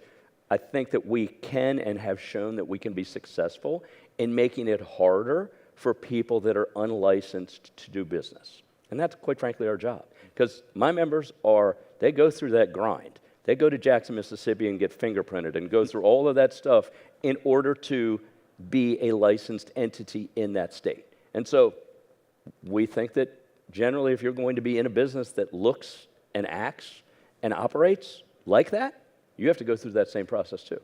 So then we go to the federal government and the president who, he said no tax on tips, want to deregulate America in a general sense, and I want to be the crypto president and make America the crypto capital of the world. We couldn't agree more, but we also think that, moving into the gaming space, moving into the gambling space, undoes or really disrupts something that has been really positive for decades. Not just in sports, because sports betting is, we're 7-8 years into that, but the gambling industry, whether it be brick and mortar, tribal, commercial, sports betting, iGaming, has been run by 5,000 regulators. It's been authorized by statute in these different states. And we think that that is really important. And so that the notion that some semi-autonomous, semi-independent agency should now all of a sudden be the new place where sports betting takes place and under the same frame that pork bellies, cotton, and orange juice futures seems not necessarily in line or necessarily in line with making America the crypto capital of the world. You're talking about the commodities future trading. That's correct. Yeah. Well, we've almost exhausted the 90 minutes they promised us. I know it just seemed like it went by that quickly for you, but I do want to ask one last quick question. Yeah, sure. And it's about what I think of as unallocated risk. So this regulatory relationship that exists between states and operators exists for a number of purposes, but I think the principal purpose that we always thought about in Tennessee was if a player makes a bet, if the player puts money with an operator, they can have confidence that that money will come back to them either because they've won or because they've asked for it back. And there are other structures around that. Not if they've asked for it back after they lost. Well, no, you don't get it that way. Right. But I just wanted to make sure that once the losses are taken off the account, the rest of it can come back to you. Sure. And should come back safely and credibly, right? Of course. So, but there are risks outside that structure. And one of the risks that I know we've spent a lot of time in this conference talking about is the risk of what I would call irresponsible gaming. That is, the person who develops a problem gaming addiction and might not have, but for the fact that the state has entered into this relationship and allowed the business to open in the state. A, what's the responsibility of the industry? And B, Is there something that can or should be done inside the existing state regulatory structures to make sure that that responsibility is protected and enforced? Look, I think responsibility and the long-term sustainability of our industry is built around a positive experience for bettors, whether it be in person, online, or in the sports betting space. And so the responsibility of ensuring that people are here to have fun, not believe that this is a side hustle or you're going to make your monthly mortgage payment or your rent payment based around your ability to play craps, that is not what this industry is about. This industry is about having fun and having fun in a responsible way. And so when we determine people that have problems, we want to make sure that they get the help that they get. And we've honestly today, there's never been more money or attention paid to problem gambling. But I think that the vast number of people live in the how do you bet responsibly world. And that's the place that we spend a lot of time thinking about, like, how do we make sure that we're communicating the right messages, that you're supposed to be doing this in a smart way, in a fun way, but this is intended to be part of your entertainment discretionary dollars. And so I do think that the industry can always learn. I think that AI and some of the technologies that exist to better understand bettors' behavior in a way that allows us to protect them and protect them as customers, but most importantly, protect them as individuals who are entering into our industry. And then the second part of your question related to the regulatory structures. Yeah, to the regulatory. Is there a role in the state regulatory structure to help ensure that protection occurs? It's the licensing process. It's the enforcement process. I mean, Chairman Reebok appears that he's left, but the regulators, they hold the licenses. Pennsylvania, you want to be a brick and mortar operator, it's a $50 million license fee, and then you pay 52 cents on every dollar you make. So it's real money. And so responsibility is built into the long-term sustainability of the industry, but it's also enforceable and at the risk of fines, penalties, and potentially license removal. And so I think our guys take it very, very seriously. We've always got more to do, but the one thing that we know, and we go out and, the AGA, we have a good research department, and, the online illegal space, there's no responsibility. There's the security of your money is not. And so it's an area that, one, for the illegal operators, we are held to account by the government and by those regulators. And two, we want to make sure that, that those regulators and law enforcement, to the degree that they have the bandwidth, should help us make sure that they're helping to protect those consumers that actually are betting illegally, which is a massive number. And so for what it's worth, we now regulate the production of moonshine in Tennessee, so everybody can share. Please give a warm thank you to Bill Miller, everybody. Thank you for your time. Thank you. No, enjoyed it. And we're all right.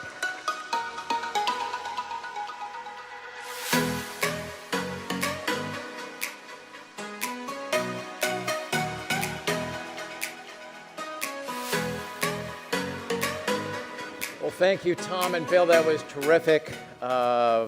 Brilliant stuff from two brilliant guys. We're going to talk about Canada next. Ontario has been an incredible success as a gaming story done right. And we have none other than Ron Segev, who's one of the most prominent lawyers in Canada in the gaming space, to talk about it with his panel. So come on up, Ron.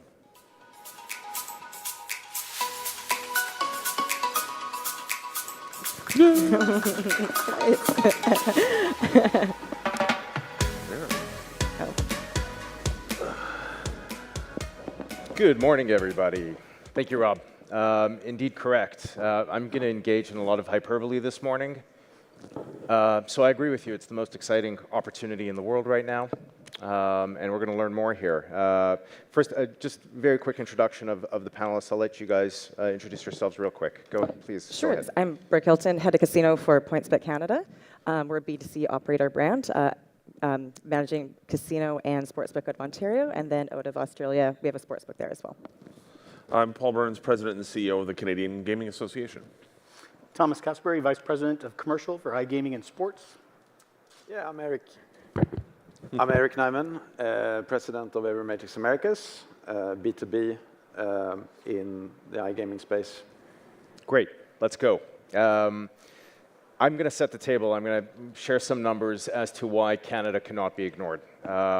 Perfect timing for the conference because some numbers just came out, hot off the press. GGR in the Ontario market, $2.4 billion last year. This is for a population of 15 million people. Give you some context, that represents 36% of the Canadian population. So we are going to be talking about rest of Canada. I'm going to compare that against New Jersey for you. Population of 9.2 million, and they did 6.3 billion, okay, in GGR. So there might be some upside here, right? We haven't squeezed all the juice out. January, 7.84 billion in total wagered online in Ontario, just that 1 month. So we like to game and bet up there. Going to jump in and ask Paul to help me with setting the table some more. How's it going in Ontario? Why does it seem to be a relentless market? What's going on over there? Well, it continues to grow. It's surprising to many as the month-over-month, year-over-year performance is still setting new heights, and still more operators coming. So there's 50 companies, 82 licensed sites right now. I know of 3 or 4 in the queue to get ready through licensing. It's because of the open license model, finding a fair and balanced regulatory regime, and the barrier, the cost to entries is not significant. So it's been a home for startups to the major established brands, and everybody's finding their way and finding some success. And I think it's a testament to how it was built, because it was a lot of collaboration between the regulators and government policymakers and industry. Yep. That led to that success. Yeah, and I could attest to that just on with my personal experience vis-a-vis the regulator. Focusing on the market and turning the question to the rest of the group here, the suppliers and the operator. How much upside are we looking at? Is there that much more juice to squeeze out of the lemon here?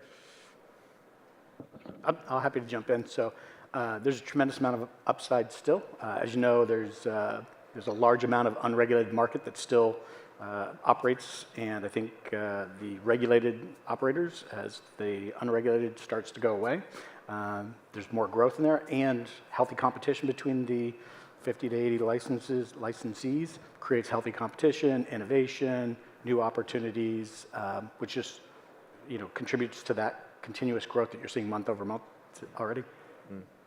I think Ontario is really an interesting one, an exciting one from an operator's perspective as well. The fact that it's a casino-driven market, over 85% of revenue in GGR actually comes from casino. So the fact that casino is part of the conversation on day one really lends itself to the long-term sustainability of the market. And a lot of operators can exist and thrive in that space. Yeah, that's always an interesting stat that I look at, is the fragmentation of the market. It looks way more like a European market. Eric, coming from Europe, I know you're based in the US, but originally from Europe. What are your thoughts on why it looks more like a European market? Yeah, I think Paul touched on it in the beginning there, that the barriers of entry is lower in Canada. As an example, you don't require local hosting in Ontario. In the US, you have local hosting in each state. You have pretty robust regulatory frameworks. Not saying that Ontario is not robust, and it's done in a more efficient way. So that, I think, is part of it, but also the fact that Canada has been a gray market for quite a while before regulation came out, just like in Europe. So there were already operators in Canada, and now regulation came into force. You captured essentially that market in a good way. I also think that the license procedure in Ontario was somewhat changed, and it was easier to be licensed, less paperwork. Also the fact that I think Europe, yes, Sweden, where I come from, 9 million people, so it's like in New Jersey. You have around 40 operators. US, with the barriers of entry, the cost of operation, and also we've seen operators leaving the market, it's really like in gambling as well, go big or go home seem to be the case also in gaming. It is a tougher place. Is a fragmented market good for operators or bad? Let me put it in that binary for you. Yeah, I think it's reflective of the favorable business conditions and the fact that, yeah, again, many operators are able to create sustainable kind of predictable businesses with healthy revenue generation. I think it's fantastic in terms of if you're a player in the market, there's tons of choice. A lot of operators have entered the market from different positions, whether that's DFS or land-based or potentially casino first or brands coming up from the States as well. There's something for everyone, and players really do get a ton of choice and strong product. Thomas, I'm curious about the bifurcated market. 80% iGaming, 20% sports betting. Is that an opportunity for OSB? Do you think that that's an invitation to come in and try to shake things up? Yeah, I think there's lots of opportunity. When you look at the bifurcation of iGaming versus sports, both have significant growth areas. When you think of like Alberta and their CSEC and their relationships with the NHL and their ability to do omni-channel or digital land-based convergence between the online and land-based, where you have that sports players crossover with iGaming, I think it's a huge opportunity for each one of the provincials to really grow. Yeah. Speaking of growth, let's move out west to Alberta. I know that the market's been looking at Alberta for a while. We've had some starts, some stops, some promises made, some promises missed. Paul, please settle our nerves. What's going on? They have a plan. They have a plan. All right. Yeah, it was a bit of a false start, I think, with some of their own unrealistic expectations from when they began and what they thought they could do. But now there is a plan. The cabinet approved it 2 weeks ago, and the structure will look very similar to Ontario. And what we're encouraging is to look a lot like Ontario in the sense of being able to, in our discussions with government, is saying if you want 50 companies and 80 sites to look at your market, if you make it the same, from technical standards and other regulatory standards and ease of licensing process, you too can have some of these companies to take a look at your market and decide to come. It's like 5 million people. It's a good market. Western Canada has always had a higher per capita spend on gambling, Alberta particularly, Saskatchewan. So we're probably a year from now, I think is a fair estimation that we're going to, and over the coming months, there's a number of stages they have to go through for further approvals, but there's a plan. Great. So hopefully March 2026. Yeah, into Q1 next year. Question for Brooke and Thomas and Eric. Are you going to offer an over-under on that go-live date? Now he's thinking, oh, there's a new market. Great, betting market. Market. We'll talk later. Yeah. But a more serious but less fun question. Actually, not less fun. How are you getting ready for the opportunity? I'll just turn it to anyone here. Yeah, I mean, we're staying in touch with the ones that we believe will offer to be an operator. And I mean, we need to see the regs coming out. I would think we see a lot of synergies to what we have seen in Ontario. So we have time to prepare, and we will definitely be up there. It's a very, I mean, Canada overall, it's high GDP per capita is good for gambling. So it's definitely a place to be in. As a land-based supplier, we are already there with our land-based games. As you know, we have significant games that we deliver to the provincials. So it's a matter of just extending that capabilities from land to online and taking the same games that we have on the floor and putting them up online. So we're looking at all the opportunities and working with all the different prospective operators as well to be ready for that market. Yeah, and on our side, we're obviously very excited to participate in more regulated markets in Canada.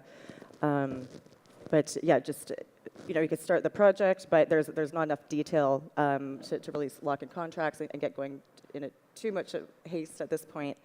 You know, speaking to suppliers and other operators are currently in the gray space, what they're seeing in terms of player behavior and trends and things like that is very much a mirrored picture from Ontario. So just there's natural kind of synergies there in terms of strategy. Paul, did you, sorry, maybe you're going to dive in on this, but did you say that it looks like it's going to be an Ontario-style model?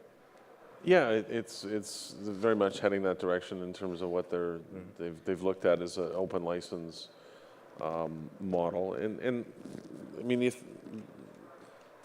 where Ontario went and why they did it was simply the unregulated market, gray market, you tend to use unregulated market as a term, is significant. And it's like Bet365 has been in Canada for 20 years. Yeah. And so it was built on the principle of greater consumer protection, but also protecting consumer choice, because there's a recognition that there's established patterns and preferences, and now it's trying to, making it to invite the companies to come into the regular market, and they're all, you can see the 50 companies signed up shows that it actually worked. Yeah. And that's what we want to see. Play Alberta, the current lottery offering, does about $200 million a year. And they've had significant growth. It's been up and running for 4 years. But that probably represents 20% of the market. Yeah. Realistically. So the channelization rate in Alberta, so the province of Alberta controls how much of the gaming and betting market do you think right now? I think it's around 20%. Okay, tops. so 80% is going offshore. Oh yeah. Yeah. And I think that's, and I think Ontario it was a lot lower than that. Yeah. It was probably in the single digits. Right. What OLG had at that point in time. Right. To their credit, they decided to compete and have done fairly well. Yeah. In that and growing their own online business. So, what the province chooses to do with their Play Alberta platform, but the fact is they've been good established. It's mainly casino driven. Sports is probably less than 5% of that for them. It's not a driver, which shows you where the people, because Canadians will access sports betting through offshore online books forever because we couldn't offer the product. So that's, I think there's lots of opportunities for these markets to continue to grow.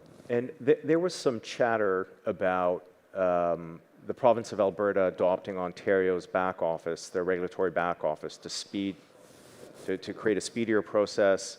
There were some rumors around grandfathering in Ontario registrants for a few months as the regime gets up on its feet. Where are we with that? It's definitely been part of the conversation with the government to say that there's most licensees in Ontario have had their license done in the last 3 years, you don't need to duplicate for the sake of duplication and for time and effort and the resources that they need to dedicate to stand up a regime. I think that they have. They've recognized what the work's been done, and we've encouraged them to say, we think there's some things they can make better than Ontario, which when you talk to the Alberta government and saying if it can be better than Ontario, that's a real good motivator. So they're happy to take a look at those things and where they can make the tweaks to improve. Right. And then going again to the suppliers here and the operator, your experience to date and in your preparation, some of the strategic analysis that you've done, does the Western market look different than the Eastern market? Are you delivering a different product or service to each market? I think the intention is to really streamline those efficiencies and operationalize as similarly as possible to create some more scale. And like I said, the player behaviors and top games and betting style is very similar to Ontario. Yeah, I agree. I think we see a lot of similarities between the different provincials and how players, react to specific types of games. And Paul's point is it's exciting to see that the suppliers that operate regulated and properly will possibly be rewarded and get into the markets sooner and be able to help support the provincials as they grow as well. Yep. I agree with that sentiment. It's nice to reward, responsible stakeholders, if I can use that expression. Alberta's exciting, but it is actually not the number 2 or number 3 province by population. Those would be Quebec and British Columbia. So let's go look at those jewels in the crown. Let's focus on we're going to move from west to east, focusing on British Columbia first. We see that they say that they control about 70 to 80% of the market. Okay, and if you press BCLC on, why aren't you going the Ontario model? They'll say, well, we have such a high channelization rate. We're already realizing the mission that Ontario undertook. We control a lot of the market. Is that true? BCLC holds a special place in my heart. It's where I started my career in gaming. However, I'd have a really healthy curiosity as to where those numbers came from. See how polite Canadians are? It's unbelievable. So yeah, I'd question that. This is how we call BS. I think just looking at any market where you have a monopoly, where the lottery is supposed to handle all the channelization, and also the fact that Canada has not enforced. It's been a dot-com market. It's very hard for a lottery to capture all that market, being the lottery. It's the same, it goes the same for Sweden, Norway as well, which provide similar services, Finland. So I'm more on Paul's side there. I think you said 80% is going .com and 20% is captured by the lottery. Not sure, but I definitely think that the .com market is bigger. So we have to. I think it makes a lot of sense to move in the direction of Ontario, Alberta. That's now coming up also in BC and down the line as well, Quebec. So let's talk Quebec. By population number 2. Are we optimistic about Quebec opening up? What sort of inroads has the Quebec Coalition made? Quebec Coalition, for those that don't know, is a lobbying group lobbying Lotto Quebec to open their market. Thoughts? What are the group's thoughts on the Quebec opportunity? I think we're a long way away. We're a long way away. Yeah. BC the government's very open to having a conversation about it, as they've been newly re-elected and in British Columbia, but in Quebec, I think we'd have to see the next provincial election may bring a different attitude from the government, but they seem to be standing defiant and again claiming a very large share of the market, which they claim to have, which, as you mentioned, BCLC does about $400 million, $450 million. So to say that the market's less than $1 billion in British Columbia, I think is a hard stretch. Yeah. And that's the same in Quebec. So they've been more strident in their saying, no, we're fine the way we are. Thanks very much. I think it adds complexities right out of the gate as well. If they were to launch, there's a lot of uplift on the operator side and supplier side. You can't just throw down some Google Translate French. You need localized teams, even if it's not technically required, and they do adopt more of an Ontario model. You're going to have marketing teams there. You're going to have casino operations teams, things like that, to actually be boots on the ground. And that's why even in some of the gray market, like Bodog is not in Quebec, and others aren't there because they're not operating. The French language laws and French first laws and signage and everything in Quebec are very, very robust, and they also are enforceable extraterritorially, and so that's also kept companies out of the market, because where the criminal code talks about gaming is not enforced extraterritorially. Their language laws can be, and that's been a big deterrent. Yeah, that's an excellent point. You know, they have different commercial code, they have different approach to terms of service and so forth. So you're basically spinning out a new territory outside of Canada, basically. We're talking about transitioning gray markets. I've got a question for Eric and for Thomas. You have experience moving into transitioning gray markets, markets that are moving from gray to white. What are some of the learnings that you've gained from those experiences? How can you apply those to strategic advantage? What are the do's and don'ts? Who are going to be the winners and why? So I'll jump in. Probably I'll look at it 2 angles. The first is being a good supplier and making sure not to go into those markets, or providing content into those markets that don't allow for it. Being licensed is obviously important. And then from a competitive standpoint, having an innovative, competitive advantage, something that draws players to a regulated and approved platform, creates more fun, excitement, responsible gaming. Having all of those keys so that it's an enjoyable experience for the player helps draw away from those unregulated operators. Yeah, I think the lessons when you're going into new markets is learn who the important stakeholders are, work with the regulators, and form relationships there.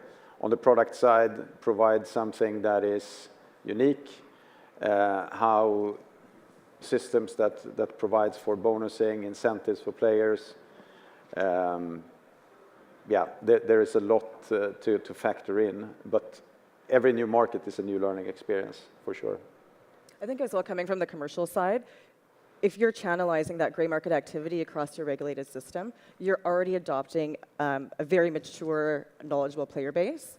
So for example, when we went live in Ontario, that's as a collective group, it's a very sophisticated a group of players, and they were able to pinpoint certain areas for bonus abuse and vulnerabilities in the platform that perhaps some other markets weren't able to. So I think in terms of launching new product on day one, there is no MVP. You have to have a rich offering and robust product because that's what they're used to, and they have high level of expectation. Yeah.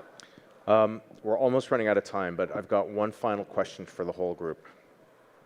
Tariffs, 51st state, go. No. Not touching it. No, I don't know where to start. It's a beautiful idea. It's a big idea. It's the craziest thing ever. And if you want to learn about Canada, don't listen to President Trump, because nothing that's come out of his mouth has been true or accurate. And we're not going to take it lying down, just put it that way. There you go. Stronger words to close on I cannot think of. Thank you, sir. A round of applause for our great panelists here. Thank you. Thanks, everyone. Thank you.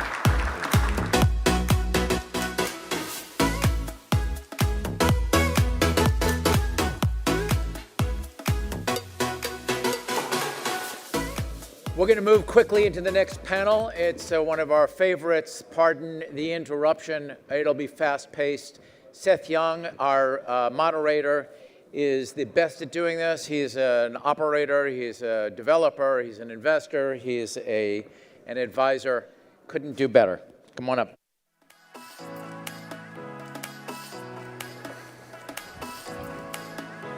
Hello, hello. Thank you, Rob. Good morning, everybody, or afternoon, as it were now. Good morning, Seth. Welcome to, pardon the disruption. To my left, we have Nick Patrick, CEO of Radar, Geolocation company. We have Davis Catlin, managing partner at Discerning Capital and executive chairman at Better Watch. Better Watch, thank you. We have Tomasz Devenishek, who is the founder and CEO of Kira Sports, and Martin Collins, who's the chief business development officer at Soft2Bet, our headline sponsor. Let's jump right in. This is an interesting, and by the way, nice to meet you guys. I'm Seth Young, one of the founding partners of GMA Consulting. We're going to change up some of the slides a little bit. So we're going to start with topic 2, and this format is going to be a bit more rapid fire just in general. This one's finding unicorns. So every year there seems to be some new trend or fad that hits the industry. Maybe starting with Martin at the end, like what has you excited right now? What are you doing maybe within Soft2Bet that you think is innovative or game-changing? Is there a company or product or innovation that you think has exponential growth potential?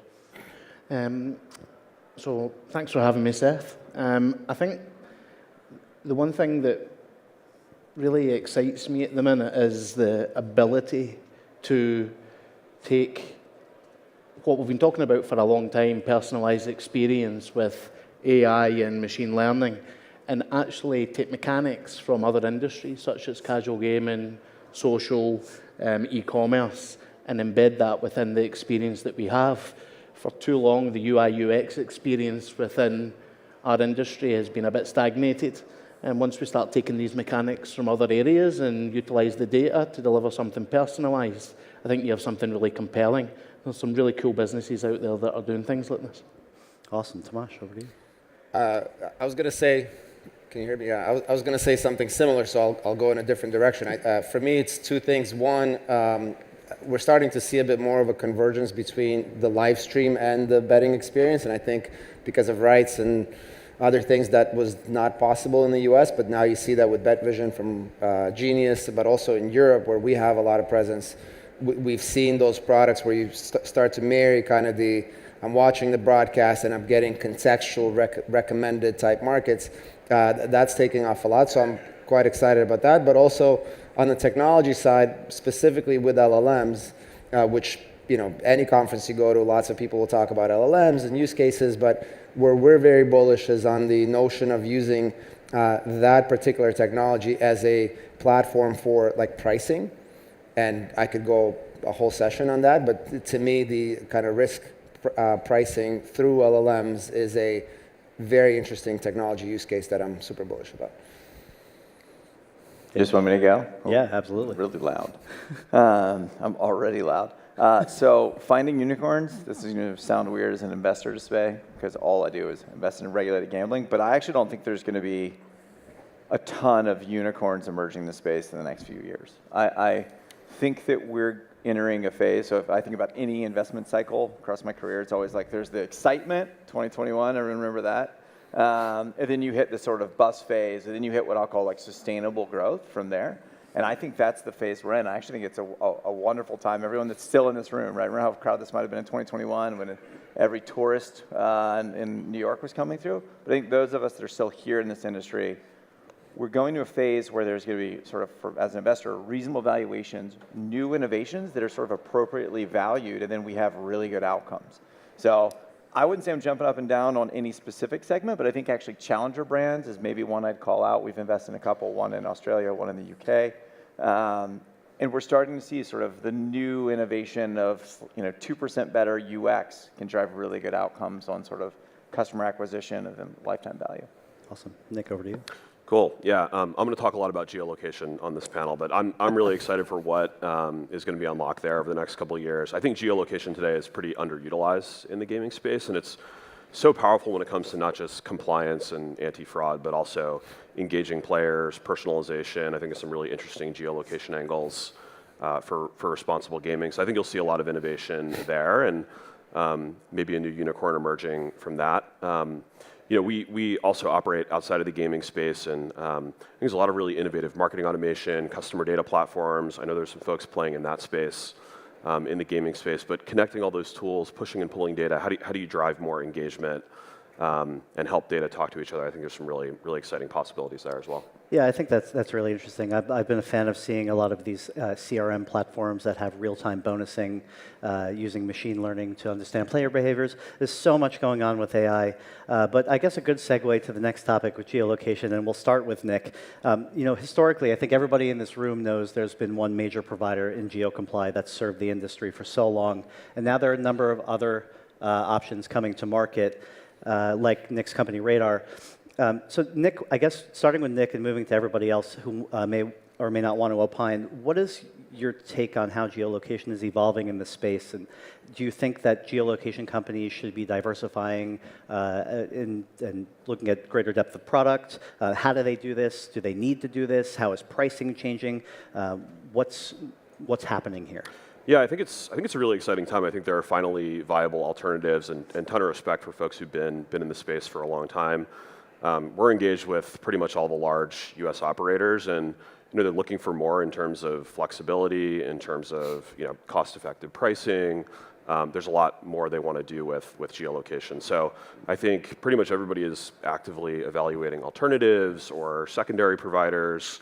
And I think a lot's going to get decided in the next 12 to 18 months. So, my prediction is there's going to be a new #1 geolocation provider by the end of 2026. I think that's the timeline that we're looking at. But curious to hear what the rest of the group Before we thinks. move on, I love predictions, by the way, but if you don't mind, I'd just love to double click on the responsible gaming angle of geolocation. If you have any thoughts on that, and if you don't, we can pass it. Yeah, I mean, I think using geolocation to understand where certain player activity is happening. I think with solutions today as they're priced and product capabilities, the last thing operators want to do is collect more geolocation data, whether it's for an input into responsible gambling and understanding what activity is happening in certain places, but also things like personalization, marketing, collecting more geolocation data for anti-fraud. So I think as we collect more data and as more flexible tools emerge, I think you're going to start to see lots of innovation in RG and other areas. Very cool. Davis, anything you want to add to the top? Yeah, just that I think I'll bring it up briefly. I've looked previously 4 or 5 years ago now of sort of starting a geolocation company, and it is interesting because I think the team at Radar have really hit on something that I think there's going to be a big movement towards these sort of secondary or redundant geolocation is actually going to be the backdoor to more price competition. Because once you can prove that you work right alongside the big player, it becomes very easy to say, well, we'll also switch, right? I think at the end of the day, geolocation is about consistency and accuracy and sort of uptime and price. And I think that'll be an interesting dynamic to see play out in this industry. I have nothing to add. Well, maybe let me ask you this, Tomasz, as maybe from an operator perspective, I know you're not necessarily an operator. You know what? Never mind. We can move on. Martin, anything to add? Just a couple of things. I think that the user experience issues we had with geolocation in the beginning seem to have been circumnavigated, so the actual customer flow with the app is much improved. But we touched upon pricing. I'm still amazed in terms of the frequency that's required by a player that is easily 4 hours from a border, why you still have to pay in order to check them every 10 minutes, because it's impossible for them to get to the border in that time. I'm a Scottish guy, and I don't think that's particularly frugal or lucrative for anybody in the equation apart from the supplier. So I think this is something we need to tackle. Awesome. We can move to the next topic. I know we have more of an abbreviated session just in the interest of time with iGaming Next. So I'd love to go to this topic. I think this is an interesting one of non-gaming companies entering gaming. It's almost like every year we hear, a mainstream business. They're looking at the market. They may enter the market. We saw Robinhood. We've seen Disney with ESPN, Amazon with Twitch. I guess my question, maybe starting with Martin and coming back this way, is what company have you seen enter the market that maybe was a surprise and is interesting, and how do you feel about it? Or what company do you think would be interesting to enter the market that maybe hasn't yet? Okay, I don't think it's necessarily about the company itself. I think it's about what the company can bring to the table. And in different markets, there's different types of businesses that I think could be very successful within our industry. I think you need to have brand equity, so people need to know who you are. I think you need to have an existing customer base that can be utilized. And I think you need to be humble enough to understand that you can't operate in an entirely different industry by yourself. You need somebody, a partner or some sort of technology, or generally a partner, in order to help you maximize the opportunity that you have. So if you have all three of those things, you have an opportunity, particularly as more states regulate. It's actually something that we're very interested in, because we believe that we can provide that support to these types of businesses that don't understand our space, and help educate them and provide partnership in order to grow their business within our industry. Tomasz? To some extent, they're already in, but I think it's not talked about often enough because if you think about hosting in our space, you have Continent and Internet Vikings and a lot of other good companies. But because we spend a lot of time thinking about technology, we interact with the likes of Amazon and Google, who are not technically in the space, but they're really coming into the space. And they've got so much technology and know-how and out-of-the-box tools that sort of ties back to what you said, which is bringing use cases and bringing technologies from other places into the industry. And I think they're like running far with that now, although of course they're not regulated to actually host operators, but we're talking to them. We're spending a lot of time with them, and there's some pretty good tech out there within their data centers that I think is going to be very, very useful to the industry, and I'm kind of bullish on that. They are apparently here. There you go. We did not coordinate this answer, by the way. Yeah, just real quick, I want to touch on. I think Martin brought it up, so I'll hit on it. But I think this is a weird industry, right? Everyone knows it's very nuanced, and there's a lot that comes with that. So I think being as simple as like, oh, we're Disney, we're going to partner with Penn, and it's going to go great. It just doesn't work well. I think sort of showing up and knowing what your competitive advantage is very core. I'd say very specifically, it's like if I was ESPN, why aren't they running as an affiliate? You want to make money in this industry, know what you do and do it well and bring it into our industry. I think this sort of concept of, we skipped the sort of exchange conversation, but I think there is no reason that Robinhood, if the CFTC says this is legal and it works out that way, there's no reason that Robinhood will not be making money. But they don't have to come to this conference and become a regulated gambling company. They can do wagering in their regulated way.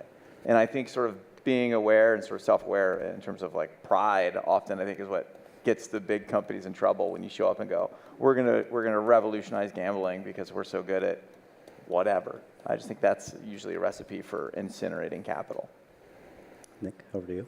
Yeah, I know we're short on time. I think some of the best innovation happens when folks come into a space with fresh perspective or tech that maybe hasn't been applied to that industry yet. So we started the company like 9 years ago, supporting a lot of retail, restaurant, logistics customers. We were always excited about gaming, but it really didn't blow up until after we started the company, and obviously hurdles to overcome in terms of licensing and building out compliance and anti-fraud functionality.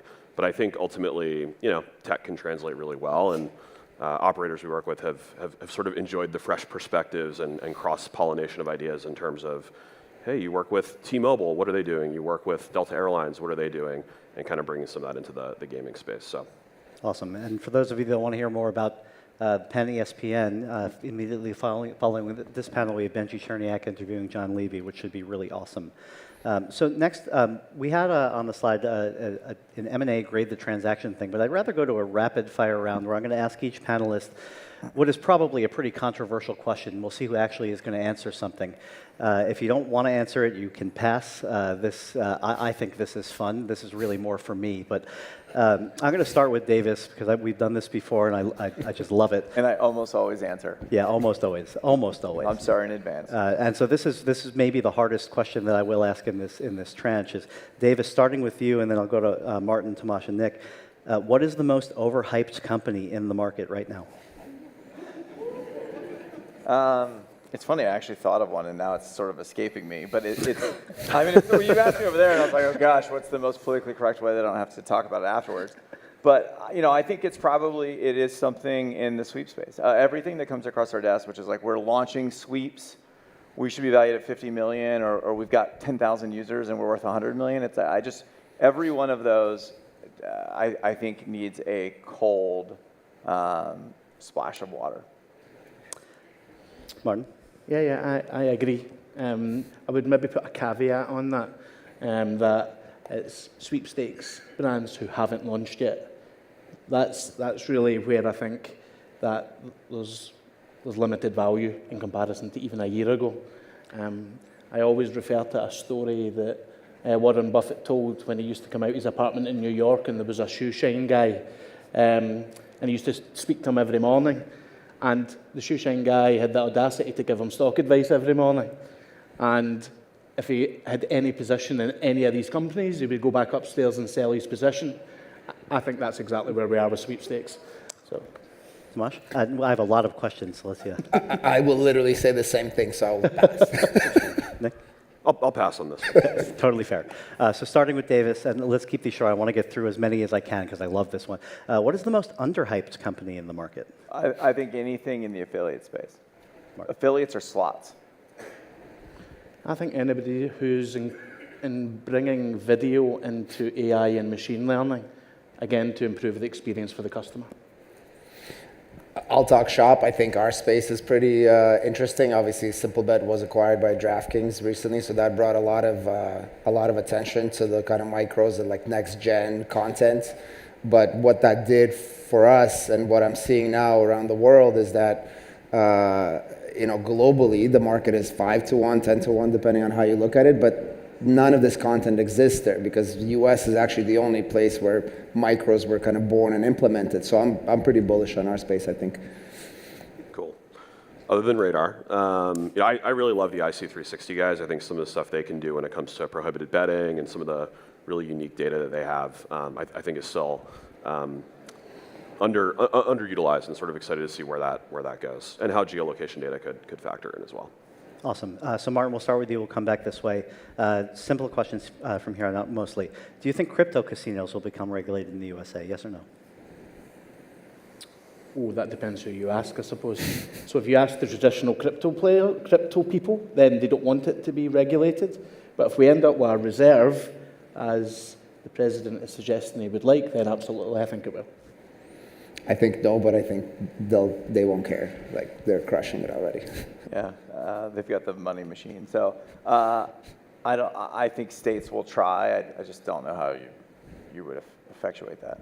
I mean, the current presidential administration seems pretty crypto friendly. Who knows where that will go or how that will play out? But I do think that could be a factor here.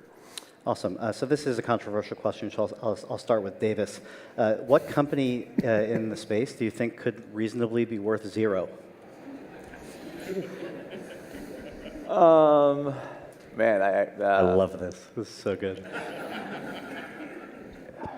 I mean, it's really hard. I mean, honestly, I think it just being dead honest, half of startups end up at close to zero. So I'm not trying to be critical, but if you're a startup and I've said get to scale, then we'll talk, it's because half of them don't get there. So that's not really that helpful, I guess, but. That's fine. So let's move on. I want to go to the last, the last category. I like to call this one pass or smash. So I'm going to ask a number of questions about whether or not each panelist will invest their own money into a business. If they will, they'll smash it. If they won't, they'll pass. So let's start with Martin at the end. It's going to be a category one. Online sportsbook, a B2C online sportsbook, pass or smash? Pass. Smash. Smash. Smash. Online casino. Operator, B2C. Smash. Smash. Double smash. I might pass. Sweepstakes sportsbook operator. Pass. Pass. Pass. I think for me it's a pass right now. Sweepstakes casino operator. Pass. Smash. Smash. I would pass. Sweepstakes poker operator. Pass. Pass. Who cares? That's what I wanted to say. It wasn't an option. I'm sorry. I don't know who you are, but I'm sorry. I would pass. Okay. A skill gaming operator. Smash. Pass. Smash. I think it depends on the skill game, but probably smash. A B2B sweepstakes technology supplier. Pass. Smash. Pass. Pass. A B2B prediction market supplier. Smash. Pass. Smash. I would smash. A casino game studio.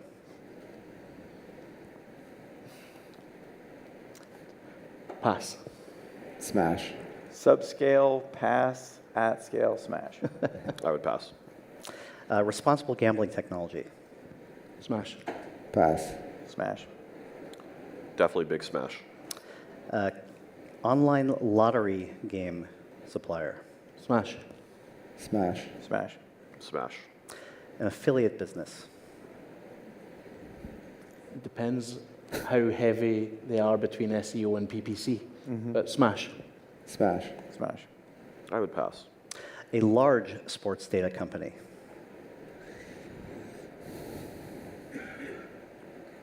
Smash. Pass. That's a tough one. Pass? I mean, I don't even know what that means. So many different things. So I'm just going to say pass. I'll go smash. Yeah, the follow-up is a smaller startup alternative sports data company. Yeah, pass. Pass. If it's something like alt sports data, I think that's really interesting. If it's like I collect baseball weather and 4 parts of the outfield, pass. I think smash, depending. A tout business or handicapper, pick sellers.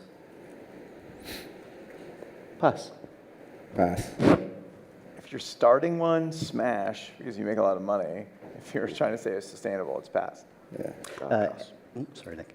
AI machine learning MarTech, marketing technology. Smash. Smash. Smash. I would say smash. I think there's so much potential here. Yeah. Any new gambling payments company. As long as I don't need to do the sales for it, smash. Smash. Smash. Pass. Thank you all. That's it for us. Wait, Seth, I thought of something that might go to 0. Oh, yeah, definitely. We have time for that. And I will say this, and I used to be their largest shareholders. This would be somewhat contentious, but I think Entain, if Austrac comes after them big enough, could set them to 0. And that's a big business. That is an unbelievable way to end the session. Thank you. Let's give our panelists a round of applause. You just had to say something controversial.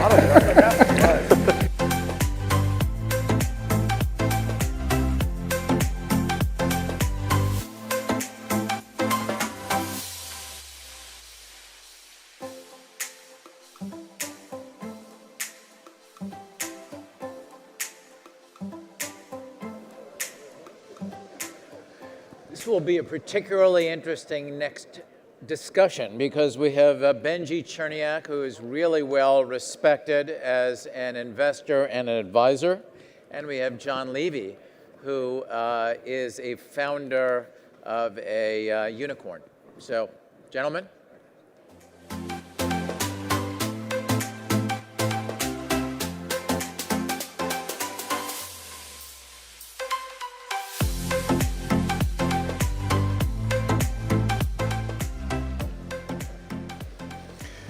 Hey everyone, I'm Benji Cherniak, and I'm here with John Levy formerly from The Score. Correct. And we're going to dig into it. I know you all want to hear about the big transaction with Penn, what went down, et cetera, et cetera. We'll get to that shortly.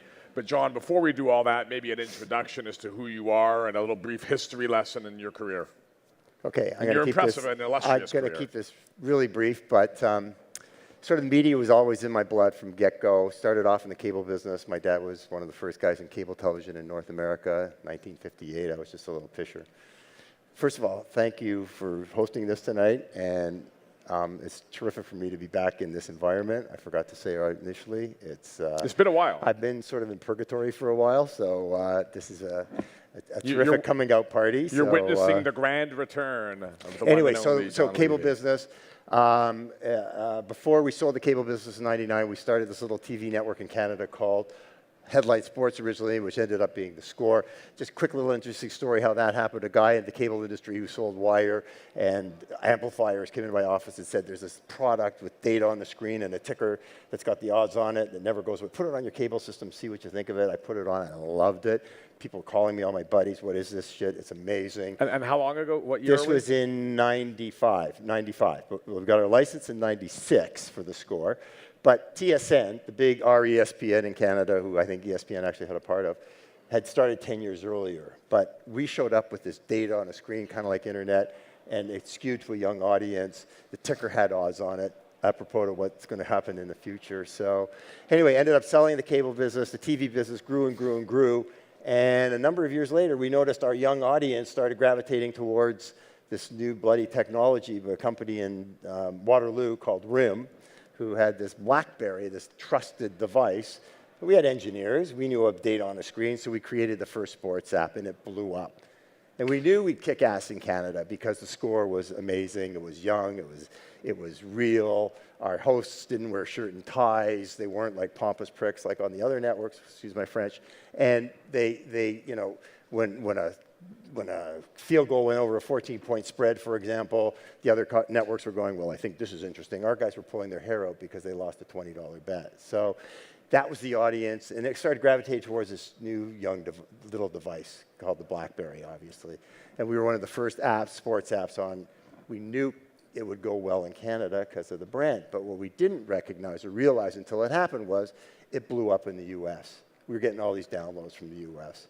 So that's when we really knew we had something. And actually it was part of the reason why we were able to sell the TV network, I think in 2012, I think it was, to Rogers, one of the big companies in Canada. And, you know, I got an expression, you're good to be lucky and lucky to be good. When we sold to Rogers, it was Rogers. So no other brand means anything to Rogers in Canada except Rogers. So we were able to keep our brand the score. The second thing was they didn't give a shit about the digital business. This was the company was huge in media, huge in wireless, as you know, and didn't think that kind of maybe that's where the future was.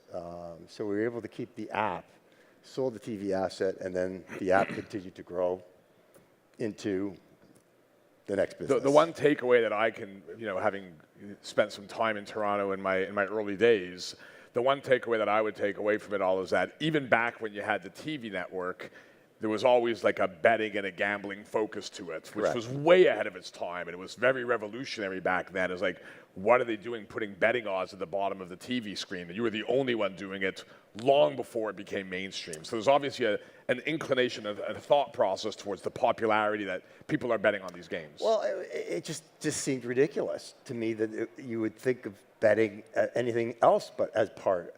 Look, sports is all about interaction. It's all about passion. And people react to sports in different ways. You know, you might like fantasy. I might like going to games. You might like betting with your bookie like my dad did when I was 5 years old sitting on the bench, the couch. And sports betting has always been a part of it. So how could you run a sports network and not talk about it? I mean, it just seemed so natural to us, and natural to the audience that we were dealing with. And obviously it became a natural part as you moved into the digital space, and as you said, good to be lucky, lucky to be good. You got to keep the brand, which is unbelievable when you think about it. And now you got this digital brand, which again had a betting focus to it long before the PASPA repeal and the launch of sports betting in Ontario. Right, but it was, you know, like we were just dying waiting for this to happen, because you lived and breathed the whole sports environment, which included betting. And I can remember having a discussion with my boys. All my boys work with me in the business. You know, let's go offshore. Should we go offshore? You know, especially in the poker days, even when we had the TV network, those guys were like throwing money at us, right, to get access to our database. And you know, we actually went over, to Jib to maybe start. This was the poker days, and when we got over there, it was actually right at the same time in the U.S. where they started to cut off people from being able to travel if you were in the betting business.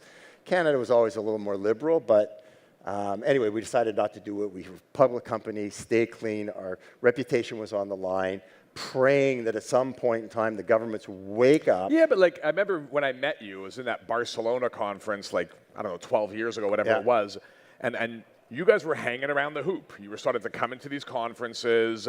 You had your audience, which was primed for betting. You were showing the betting odds in your app. You were talking about it. And you were ready to roll. And then one day, boom, it happens. So now you're ready to rock and roll and get into it. So let's talk about that. Okay, PASPA falls, and it's like manna from heaven, right? We've been waiting for this our whole frickin' life.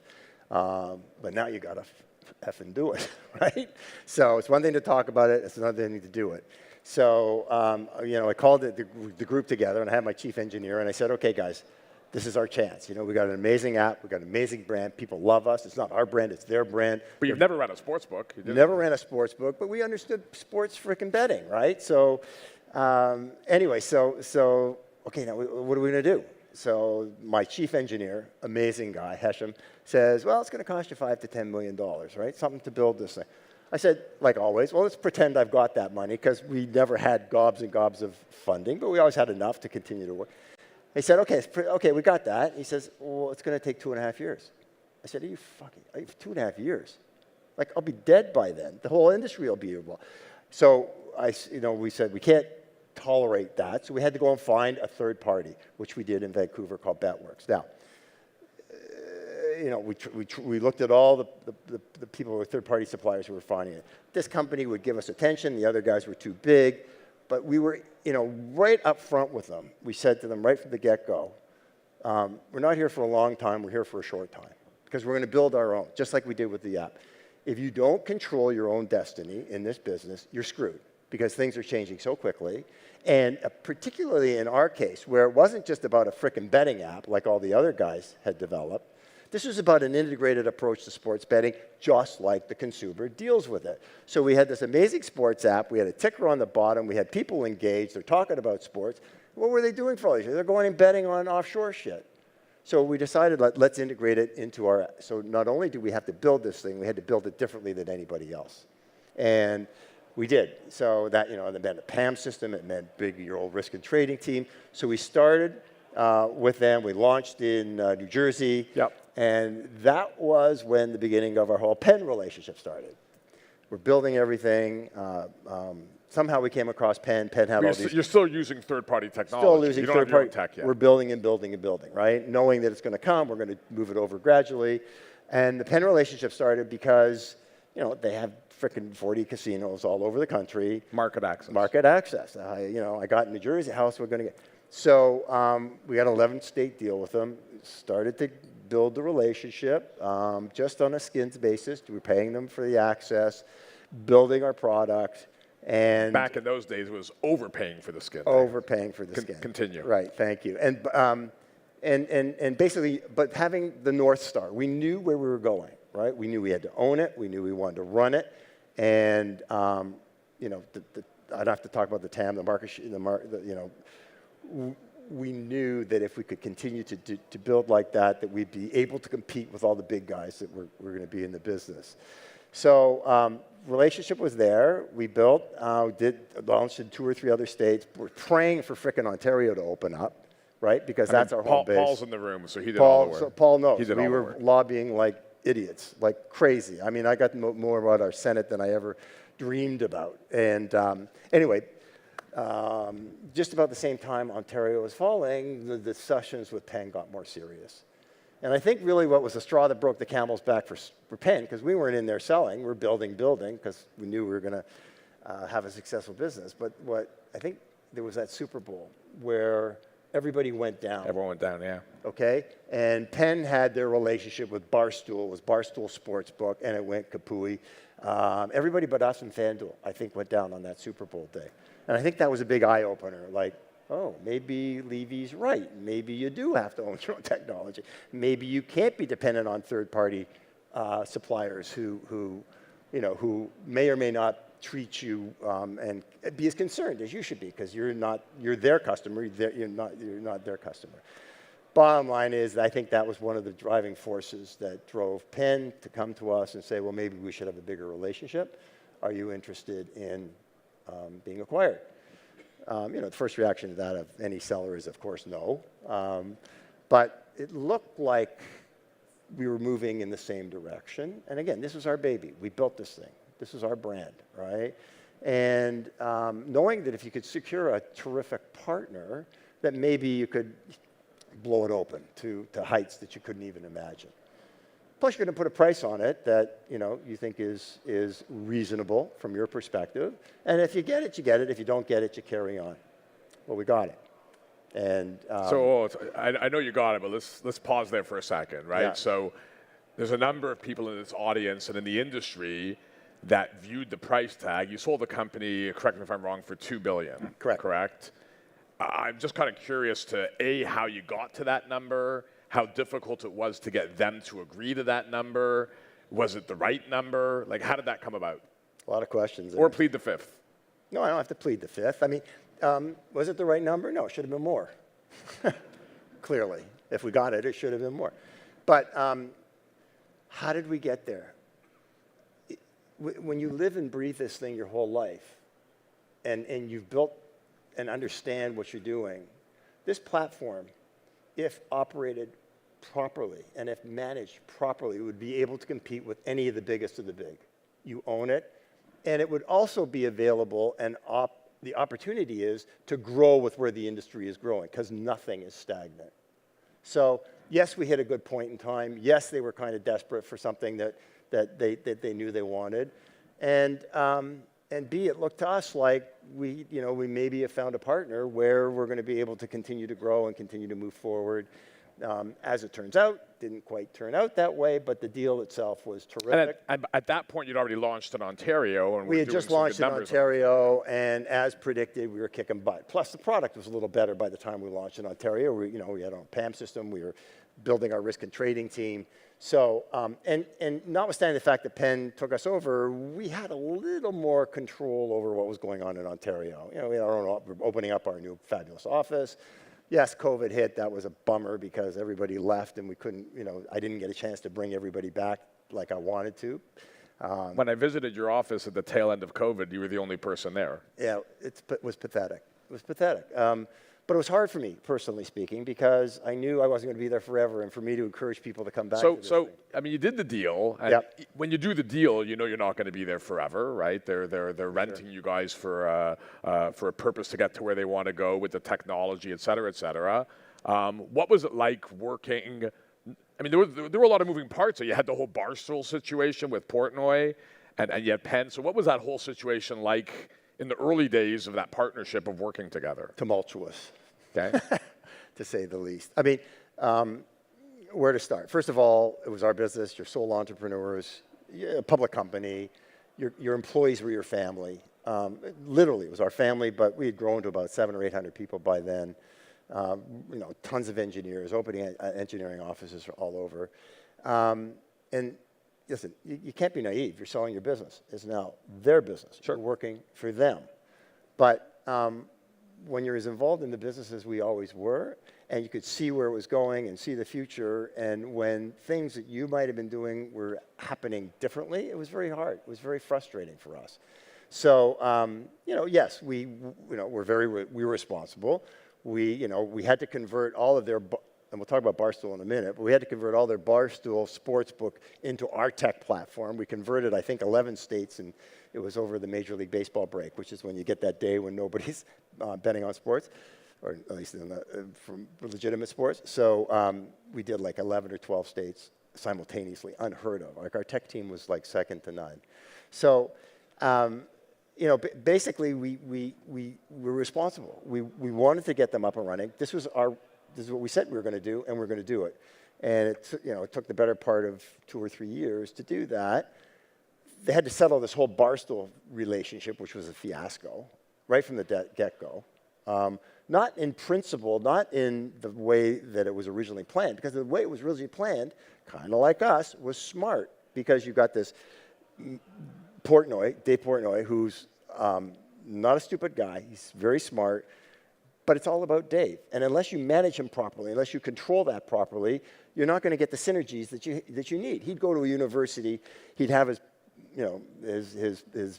pre-game parties, get a shitload of signups, and then there'd be no follow-up. It wouldn't happen. He even came to Toronto. And he came to Toronto. I saw that.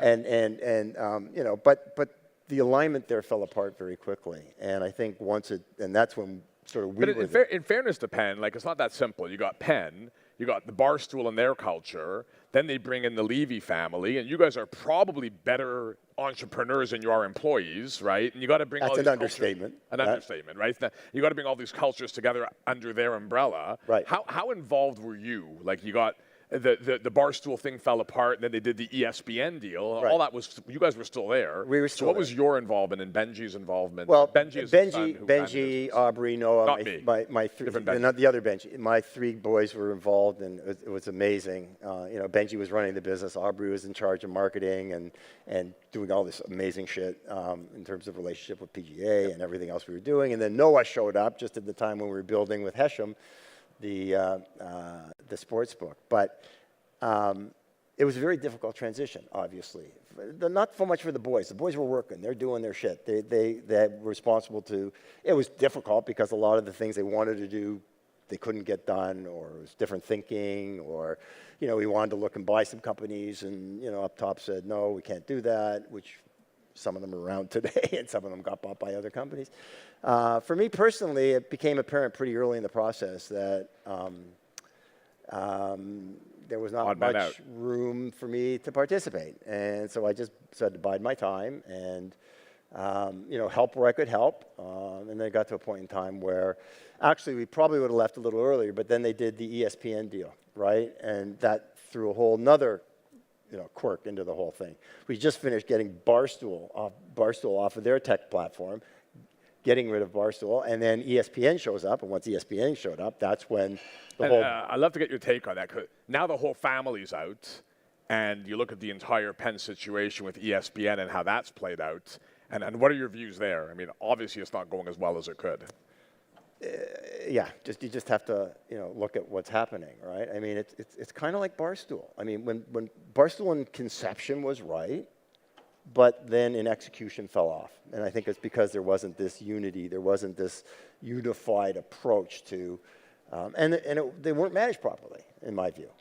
So plain and simple. Then ESPN shows up. Now, think about it. Score, bet in Canada. Amazing. When we launched, we were up against all the big guys. And Bet365, Paul, we lobbied hard to get everybody, because was everybody into the swimming pool? Bet365 got to jump in the swimming pool, but they didn't have to cleanse themselves first. But anyway, so we're competing with them, and it's working. We were one of the best, top 2 or 3 or whatever it was in Ontario, grabbing the market share that we need and to deserve.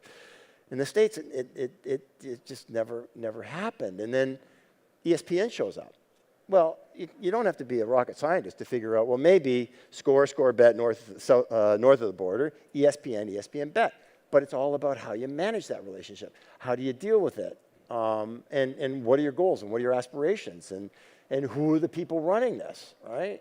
You maybe think that maybe you'd rely on the people who brought forward, So if we were turning back the clock, right? Yeah. And that acquisition is happening, what should have happened that would have optimized the value for Penn shareholders, made it a better result for everyone involved? What should have happened that didn't happen, in your view? Well, I think the stage was set. There was nothing wrong with the deal, nothing at all, and especially when you take into account what's happening in the future and owning your own tech. I just think you had to give more trust to the people who brought you to the party, which was us. And I think there was a bit of a not conflict, but there was a bit of a okay, we bought it, so we'll take it from here. Thank you very much. Do what you got to do. And I'm not saying that just in the respect of crying over not spilt milk, but being a past owner. I'm trying to talk sensibly and seriously about relationships within an organization, and I think that leads to something else, right? I think the reason we were so successful as the Score was because of how we dealt with our employees and how you didn't always have to be the smartest guy in the room, right? Clearly, my boys always said I wasn't the smartest person in the room. They didn't know shit, I was, but that's besides the point. But you hire on that basis. You bring them into your family. Ask anybody at the Score, and they're not a lot of them left there anymore, but they'll tell you. It wasn't just us as a family, and a lot of companies talk like that. But if you're going to be successful, you have to trust the people who you're hiring, especially at very high levels and throughout the whole company, to execute. And if things are going off the rail, you correct them, and you move in different directions, or you hire different people. And if you have to get rid of certain people, you get rid of them. But you got to be honest with the people, and you got to be honest with your shareholders, and you got to be honest with the public. And you can't keep sort of saying, oh, it's or moving in one direction and then showing something else and saying, well, wait till tomorrow, it's going to be better. Or wait till and yeah, it takes time to build these companies. And yeah, it's going to cost money. And yeah, you are going to lose money.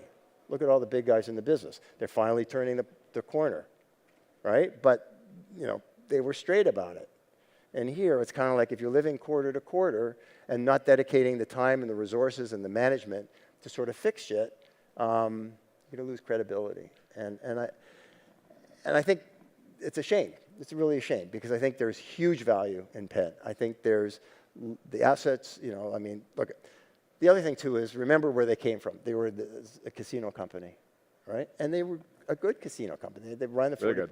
And I got to know some of the people who were running those casinos. And they set them up by regions, and they're working hard, and they're redeveloping certain properties. A lot of people don't know Penn have all these casinos because they don't have a big one right in the center of the Strip in Vegas. They got the M, which is a nice property, and they got nice properties all over the country. But it's it's a leap to say just because you have that you're going to be, into the sports betting business and make it work.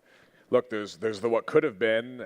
In fairness, I think it still worked out okay for you and your family. You did get paid. It wasn't a bad result. No complaints. With our last couple of minutes here, what's next? Like now I guess your non-compete is done. I'm assuming you're here. You're allowed to speak to the audience. This is your coming out party. What's next for you? What's next for the family, if anything? Well, I can't really speak for the boys. They're like 40. I used to be able to speak for them. I can't. And they're driving around the kids to. And they got practice, all sorts of obligations and stuff, and and they all worked their ass off building this company. And it wasn't me alone. It was them. It was the rest of the team, and a lot of people did very well. It wasn't just the family. I mean, we've got employees that were with us for 20 years who turned into millionaires that you wouldn't frickin' believe, right? As they that really is the best part of the whole thing. So Nachas is right. So Benji's still out there. He's sort of figuring it out. I don't think he's ready to pounce yet. Aubrey's kind of got looking at some stuff, got 1 foot in, 1 foot out. Noah's working on this unbelievable freaking AI project that's going to blow everybody away, including me. And for me, I've just sort of got my eye on the industry. I love this industry. You can tell I'm here today. The energy is high. But the opportunities, and that's the other thing. I mean, everything we talked about is as is. What's the market share? What could or should Penn have in each of their properties in the U.S. and what can they strive for? And don't talk about being a podium player. Talk about being the frickin' number one. ESPN didn't become ESPN by just being second or third. If you go for number one, then maybe if you have to settle for second, third, or fourth. But if you're going to be second, third, or fourth, you know where you're going to end up, which is almost where they are. So I think there's so much that is out there right now in terms of, I think the whole sports industry is about to be turned up on its side. I mean, we'll leave that conversation for the next panel because we're out of time. But I think on behalf of all of us, we would love to see you back in the ring in some capacity. I think you've been, what you've done for the industry has been tremendous. You've been a great leader of the industry, and we really thank you for coming here today. So thanks again. My pleasure. Thank you, guys. Thank you so much. Thank you. Good stuff, buddy.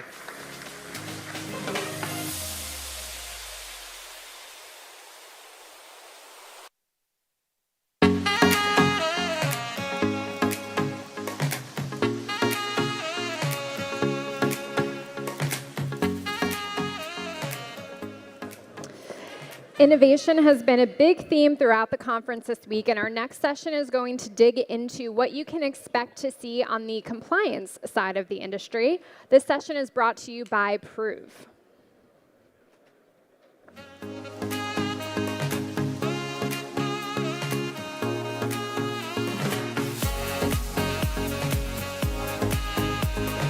Go. Yeah, we did.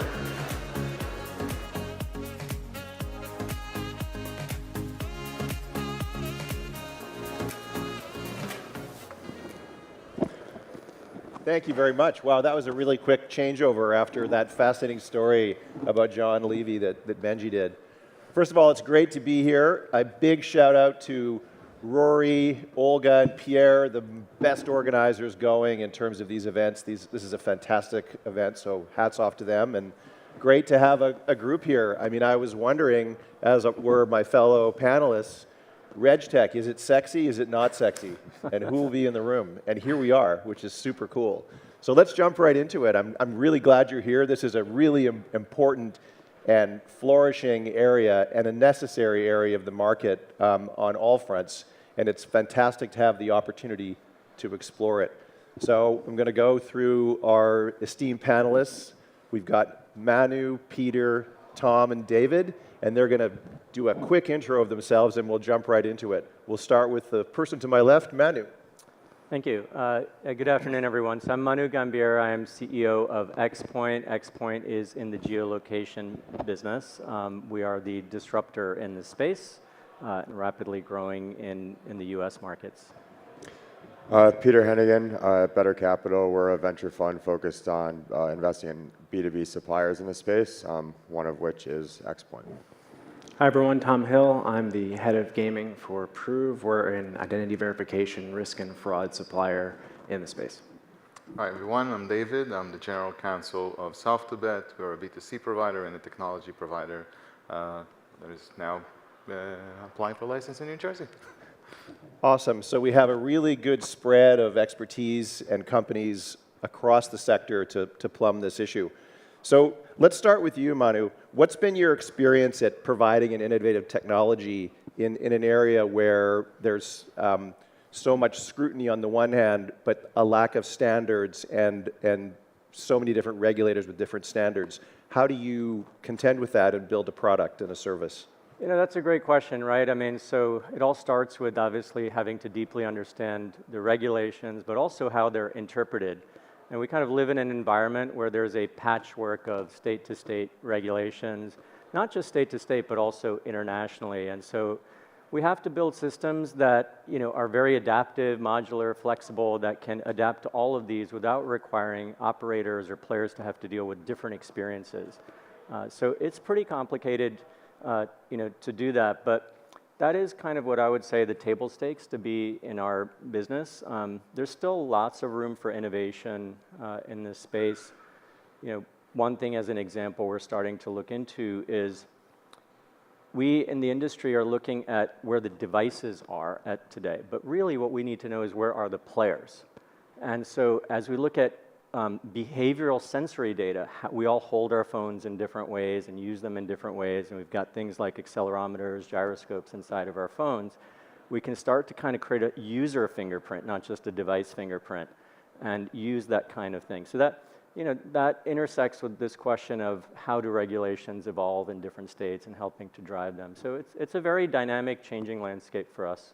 Interesting. So, and Tom, you know, the misalignment, the conflicting regulations, these things are all, you know, a headache for everyone who operates. How do you contend with that, and how does your product solve that issue? Yeah, I mean, I would expand on what Manu said, right? It's the classic battle of innovation versus regulation. And I think, too, it's important to acknowledge that the regulators have a tough and challenging job in the face of iterations in fraud and technology while providing, you know, a fair marketplace where business can thrive as well. So a lot of times, you know, we just end up being educators. You know, we responsibly, you know, provide consistency on, you know, here's what various services can do.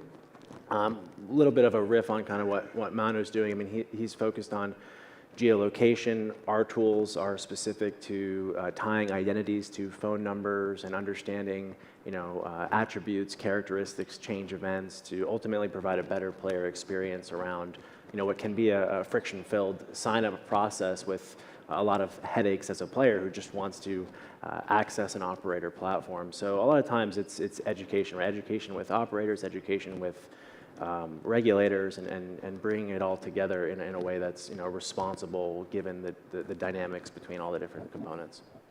Thanks very much. And David, so with your platforms and you're dealing with a lot of different markets and you're dealing with all of this, you know, different standards on the part of regulators, you know, maybe extremely different processes and you know, compliance and regulator governance aspects that they're contending with. How do you think about that, and how do you interpret that for, you know, with respect to your product going to market? One of the most important things is to acknowledge that there's change. There's change between territories, there's change between requirements, and there's change within the territories as you go along. And you need to build your product in a way that actually will be agile and could accommodate to these changes. So I think one of the most important things, is one that we do in Soft2Bet, is to build a platform and to utilize services in a way that will actually anticipate the future and potentially what the future would bring and what new regulation and changes from each territories you'll have to face with eventually. And once you have that good baseline within your technology, then those requirements are actually quite easy to achieve. Is there any points of, are there points of resistance to anything you are all doing in the RegTech milieu? Is there pushback from regulators? Is there pushback from any quadrant of the market, from certain operators? I don't think that there's a pushback. I think there's sort of a requirements from the regulator. Right. And you adhere on the operator side, on the technology side. So I think all of the technologies that we see here is actually emerges from a regulatory requirement, and that's always interesting to see. Understood, but I'm referring more to processes because the different regulators have different kinds of processes. Some have manual processes, as we know. Yeah, I mean, I think one thing that is important to do is to keep the communication with the regulator. I think they understand, most of them want to encourage the industry. So when you have a regulator that wants to encourage the industry, it sits down with you and understand your requirement, understand what is the limits or what will be the problems of introducing such regulatory, the RegTech kind of tools. And if you present something as a material issue, but I'll try to find a more, let's say, a creative solution, or I'll try to align myself with the industry or the industry in a way that will solve the concern of the regulator, not necessarily resulting to any additional technology which is required for the ML, KYC, or even responsible gaming of any sort. Once you sit down and discuss with them, that creates a solution by itself. Now, unfortunately, not all regulators are willing to sit down with you and discuss these issues, but those that do is where we see a good and fruitful cooperation. And one interesting thing to see is that sometimes the regulator themselves, they live in a conflict with the legislator. Right. They understand something. They understand the requirement that comes from the legislator is simply not logical. It doesn't contribute to the industry. And it's always interesting to see that discussion with the regulator because they come back and say, oh, I can't, the ministers tie my hand and I have an issue. So Everyone I has think their to some stories. extent they face the same issue that we do.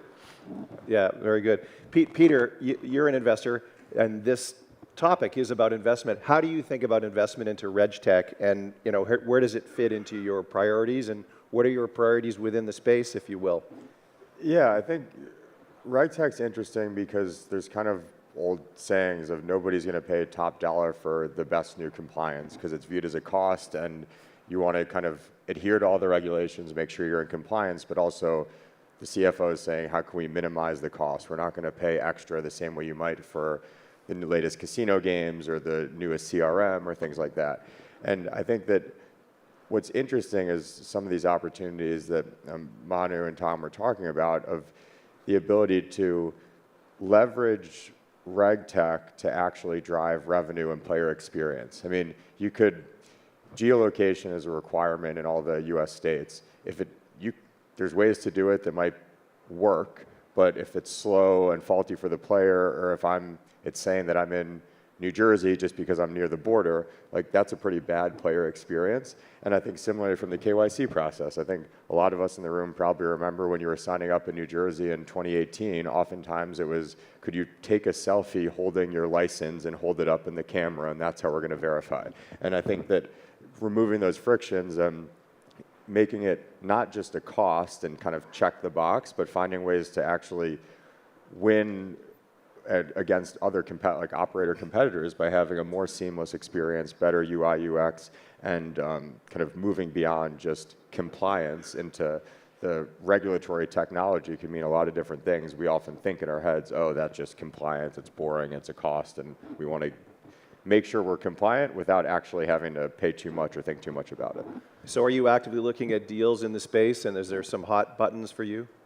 Yeah, I think we're always actively looking. I think the balance is always that what areas, especially within gaming, are very specific, or gaming is going to be a significant portion of their market. I mean, geolocation is probably one of the best examples of that, and payments also, because of the regulatory requirements in gaming, it's very different to serve as a gaming operator than just an e-commerce operator or something. So I think that finding the opportunities where there's currently a lot of friction and opportunities for innovation, and also areas where operators are paying significant sums. I mean, payments, KYC, geolocation, these are real areas. It's not, and they're repeatable, where as you grow, those costs probably grow. So I think as an investor standpoint, looking at people who are solving the problem of optimizing those areas, I think is something that is certainly interesting as an investor. So let me ask the companies, what are you seeing, like Manu, what are you seeing from an investor attitude toward the things that you're doing relative to maybe some of the other things that have been on their agenda? And David and Tom, please chime in as well. Be interested to hear from a company perspective.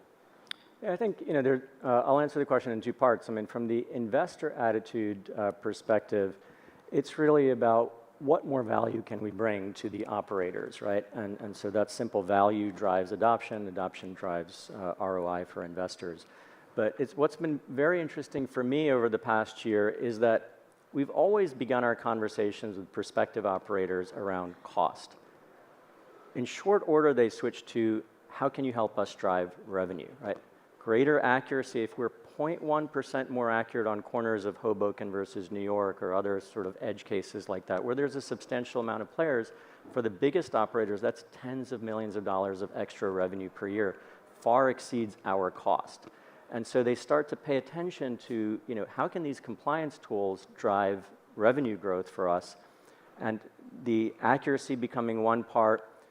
As an SDK sitting inside of these tools, we also collect 100+ data points from here.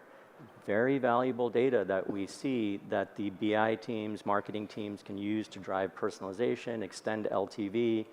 And so we see kind of this beachhead of geolocation as the starting point, but then we expand the value contribution that we can do step by step for our clients. Very interesting. Any comments on that? Yeah, I want to echo what Manu said. I think that looking at the RegTech as something that could elevate revenues is very important, because one of the elements that we as a company look at is also risk.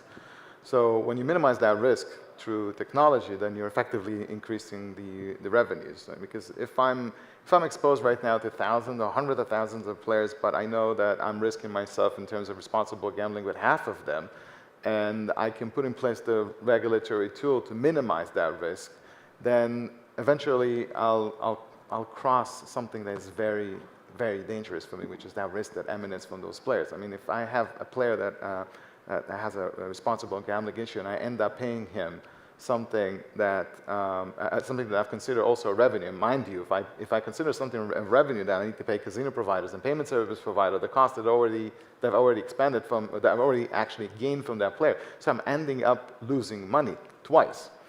So having a good tools to minimize that risk is very crucial.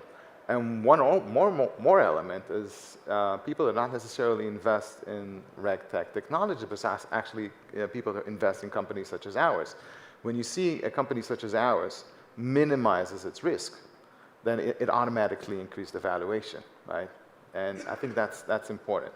The last thing. So do you think it's under focused upon as a asset accretive undertaking when people have a good RegTech regimen? Of course. Yeah. I think that one of the most important things that people look at when they're evaluating a company is the sort of what are the claims, what are the the litigation that it deals with, what are the exposure from regulation, fines, penalties, and when you see an increased quantity of that because you're poorly using the tools that are actually available for you, it drives away investors from the company. So having a good track record, utilizing tools correctly, because you can utilize those tools and actually deprive your database. You can reduce it, but if you use this wisely to reduce risk, then it increases your valuation, increases your potential towards investors, and that's very important. Especially in a space where change is a constant. Tom, we're kind of veering into best practices here. Maybe you could give us some insight from your perspective on that. Yeah, I just think you have to be nimble in a very iterative landscape. There's certain types of discussions that you need to curate the right crowd and the right audience, right? Like, of course, it helps to have great gaming counsel and being able to collaborate with regulators on understanding the rules and regulations that come out and how emerging technologies interact with those and provide the combination of player safety and protecting the industry while also allowing for responsible growth. I would also pull back to something that Peter said earlier, right? Like one of the things, and it bleeds into the previous question a little bit, which is historically a lot of things around risk, identity, compliance have been a cost center because the approach has been stop the bad, stop the bad. And with emerging technologies, now it's done a 180 to how do we actually provide a really solid, streamlined, identify the good. And that turns the conversation around to growth and expansion and allows the entire industry to flourish. So, I think keeping that in mind and understanding, the roles and the objectives of each party is really just the fundamental best practice as you're educating as a vendor. So, Peter, a bit of a tangent from that, but in terms of that, how do you find when you review potential investments or investments you've made, how are the investee or potential investee companies advocating for RegTech solutions in this climate, and what are you seeing on that front? Yeah, I think this probably is true across a lot of different types of suppliers, but I think even more so for RegTech is understanding who is the target audience from an operator perspective. I think that there's certain things that maybe only the largest 3 operators, like it makes sense for them, but smaller operators, it's just not a problem that they have. And then at the same time, there's things that probably for smaller operators or maybe only US or certain states, it makes sense for them. I think looking for those kind of broad addressable problems where no matter what geographies exact geographies you're in, no matter whether it's sports betting or gaming, if you can solve those problems, it's just a significantly larger addressable market. And I think on the thoughts around different jurisdictions also changes. I mean, the US, yes, the DraftKings app is available in kind of all the different states you go to, and it looks mostly the same, but there are differences in that the Big East tournament's going on right now, and we're in New York, so we can't bet on it. Versus you could go across the river and you can. And then for New Jersey with two-factor requirements, that's something that wasn't necessary in all the states, but that's probably the way the world's going. So I think that finding these opportunities for maybe it's small today, but growing, and maybe it's only certain operators need it today, but everyone's going to need it, I think is looking for that growing addressable market is something that's important when, especially in RegTech, because people may look at it as a cost. So you want to make sure that you're able to sell to as many types of operators as possible. Back to Manu's point about optimization, around all of the business goals, not just compliance, saving money, et cetera. So I'd like to turn our attention to, and full disclosure, so I'm an investor in a company that is using AI to do sustainability ratings and rankings. And it's a fascinating world. I'm wondering, where is the market going in terms of product growth, innovation, and is AI playing a role? What are you seeing, and what should we be thinking about in this room? David, do you want to start with that? Yeah, it's a question for a whole panel, right? Yeah. We have a minute left, but thank you for that. I think that everyone's going to have to answer it. Yeah.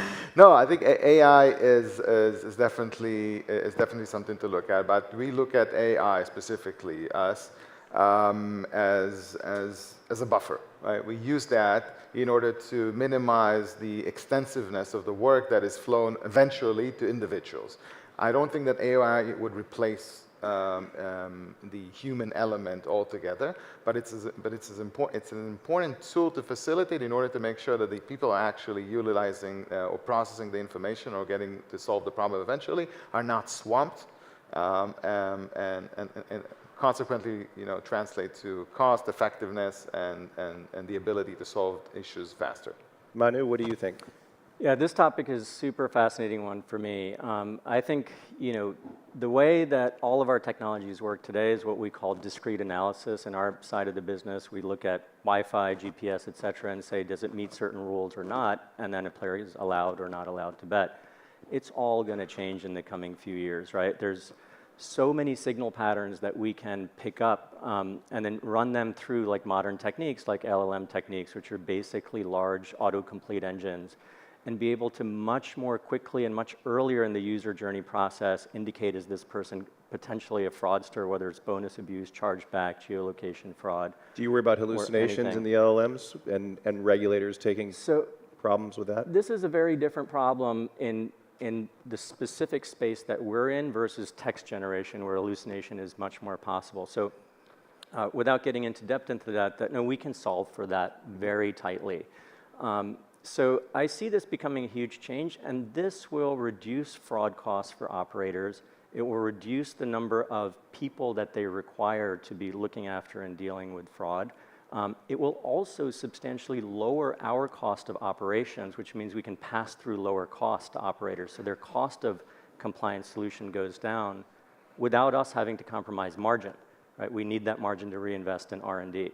So it's a huge game changer. And it's not just geolocation or RegTech. I see this as the cybersecurity world as a whole is shifting towards AI-driven systems. I mean, AI is a confluence of technologies. It's a buzzword these days, and what exactly is meant by AI is a whole other conversation. But it's this whole constellation of technologies that are coming together now to be able to help the field that all of us are specifically in. I think, as I see next 2-3 years, it's the most interesting area of innovation. Tom, we've been asked to wrap it up, but I want Tom and Peter to chime in on this. Yeah, I think specific to the very pertinent area of fraud, right? A lot of times you have the tail that wags the dog versus the other way around, and AI is a great example of that, where it's just going to require a little bit, I think, faster action and flexibility in how to combat these emerging threats. I think a lot of the historical methodologies will be rendered fairly obsolete, and we'll shift towards a more, tokenized identity graph, different types of things that take in these various, signals, where before it was, hey, you evaluate a particular attribute, you make a decision, like Manu said, and now that's evolved to, these emerging, iterative threats of AI that can spin up fake people, that can pass biometrics, and all these other types of things that have historically been used as ironclad. Right. Peter, last word?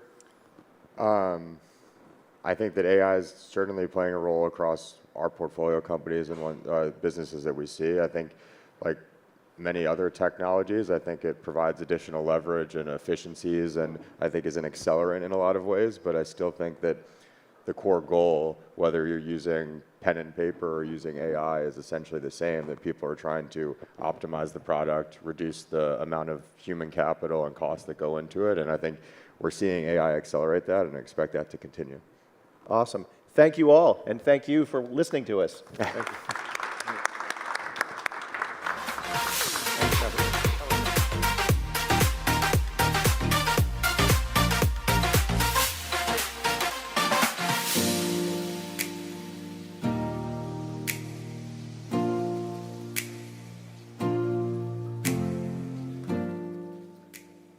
Well, we could keep talking about AI all day, and we're going to keep the conversation going for at least another 20 minutes. We've got execs here from Microsoft who are going to talk all about the future of iGaming and AI.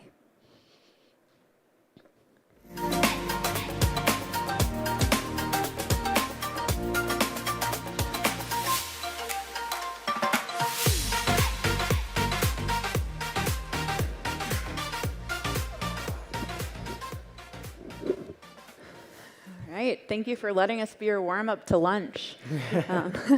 Know you've heard a lot about some great conversations about AI over the course of the week. What sets this conversation apart is who's joining us, Microsoft. Microsoft isn't a name you typically hear about a lot in the gambling industry, and I think that's what makes this conversation so exciting. We've got Warren Cho, we've got Muhammad Aziz here that are be talking about what Microsoft sees in the space, why they're getting into iGaming, what's in store, and what that means for consumers, players, operators, and regulators. I'm Caroline Ponsetti. I used to lead media relations for the American Gaming Association, and I'm now a communication strategist, which means I help companies in different industries, but including gambling, tell their stories. And it also means I'm a little bit of a messaging nerd. And one thing I love about this industry is that we can't seem to agree about what to call it. Gambling industry, it's the gaming industry. Even iGaming has a few definitions. So before we really get into the questions, Warren, can you clear something up for us? Yes. At Microsoft, when you're talking about gaming, you're talking about traditional gaming, you're talking about real money gaming. Where are we? Yeah, so at Microsoft, obviously we have Xbox, or traditional gaming. They've been around forever. Since the late 90s, they lead our internal initiatives, but we always consider ourselves as a gaming company. Solitaire was part of Windows ecosystems.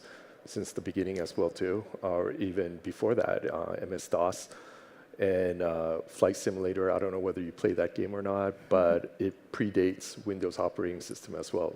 So when I joined Microsoft about 7.5 years ago, and previously I was in the traditional gaming space for about 16 years, people told me that, hey, we're considered a gaming company as well. So it's nothing new. iGaming is a little bit different.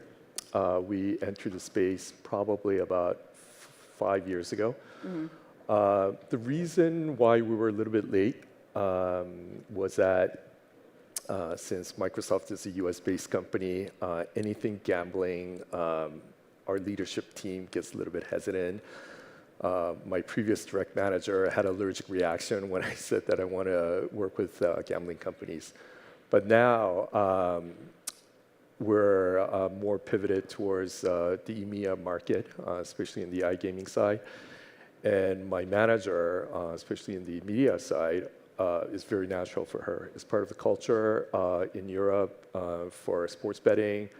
And so for us, it was very natural to come in now. And most importantly, iGaming space is regulated market.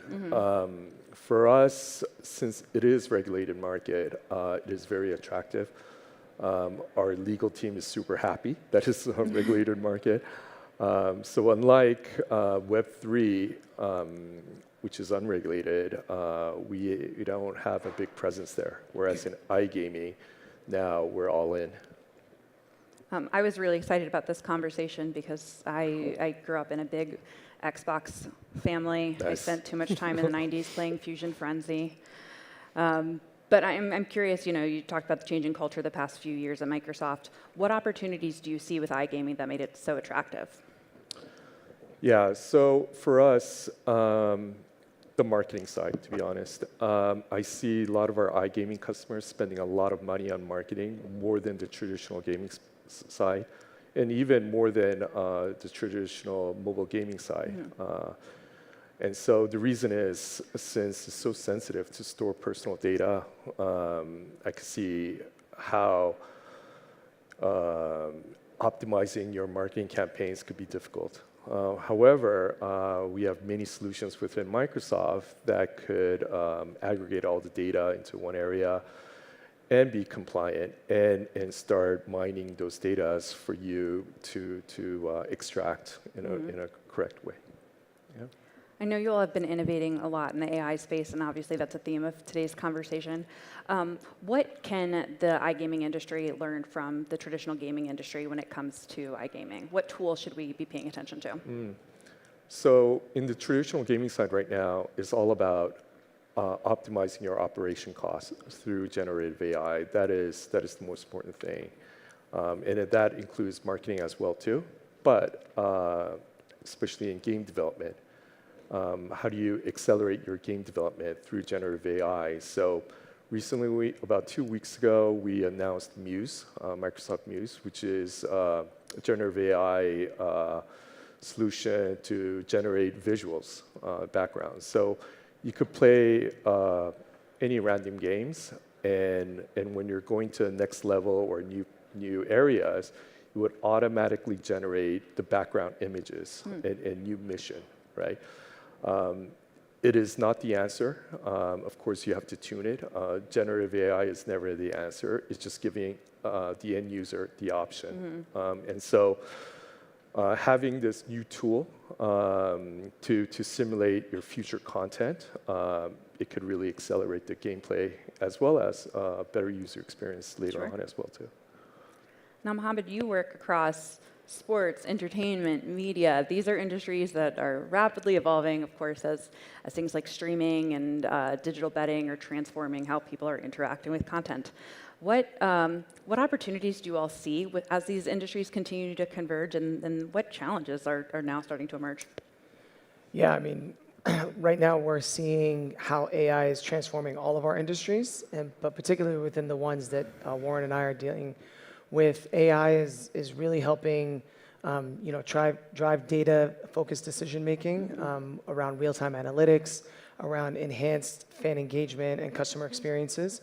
And if you think about any piece of content, whether it's sports, media entertainment, or gaming, a lot of that goes back to the fan experience. And so AI can help across a number of use cases, whether it's an immersive fan experience through AR and VR, whether it's, again, personalizing your experience, tailoring recommendations in terms of the types of content you want to watch, the highlight reels, and all the various elements that kind of keep you engaged for longer stretches of time. I think ultimately what operators are seeing these days is that our attention spans are very finite, and our attention spans are across a variety of different platforms.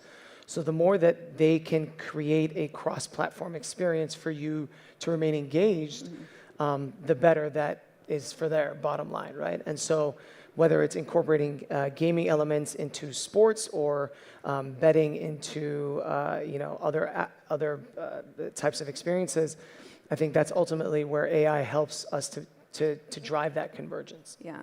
And that's, I think, a really good transition into responsible gambling, because we can't have any conversation about gambling without responsible gambling, or rather we shouldn't. And something I love about Next Summit is that it always takes place during Problem Gambling Awareness Month, and which is a great reminder that any innovation in this industry needs to have some component with player protection.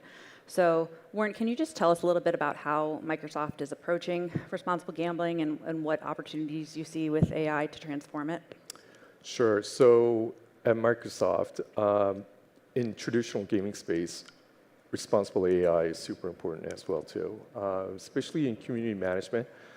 You don't want the toxicity in the community board to dominate any conversation.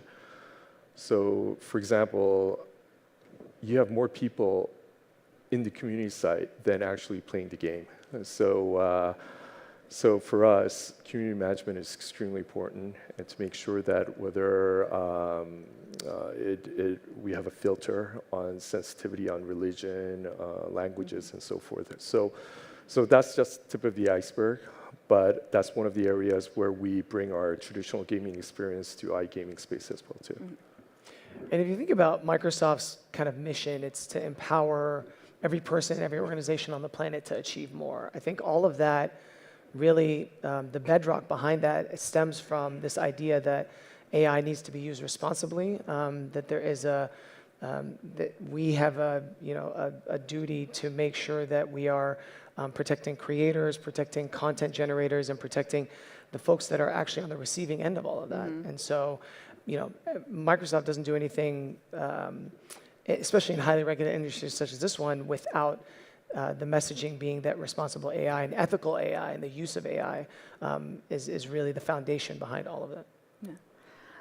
Something I've loved is that you all have talked about how the fact that this is a very regulated industry is something that brought you to it.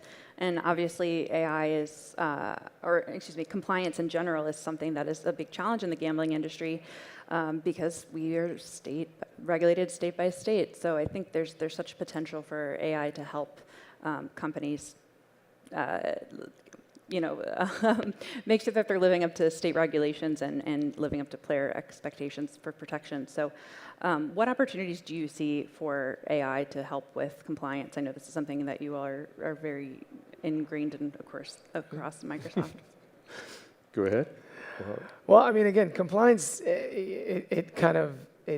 it's when we're talking about, whether it's in sports betting or, in traditional gaming, I think it goes back to the idea that responsibility and ethical AI is important as part of Microsoft's mission. I think, making sure that we're working closely with state regulations and federal regulations are, again, one of those foundational elements that, Microsoft has been in this business for a very, very long time to ensure that we are absolutely across all of those types of compliance issues. Good example for us is our partnership with OpenAI. When you prompt anything on OpenAI, you're not sure whether the material that you get back is compliant or not, right? Whereas for us, Azure OpenAI, anything that you prompt and you get a feedback we're 100% guaranteed that it's compliant. And so that is a big difference. I mean, we, as a company, since we're enterprise-oriented fundamentally, we're making sure that all our materials are compliant, making sure that we comply to all the regulations regionally as well, too. Well, I want to end with a forward-looking question, as we do at these conversations.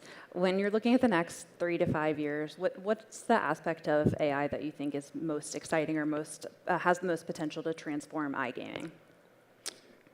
Warren touched on it a little bit earlier. I think the idea that generative AI is going to transform kind of our landscape when we think about media and content generation, I think is really the next frontier. I mean, you're seeing things about Sora right now, which is about to kind of really take over how we think about that content generation.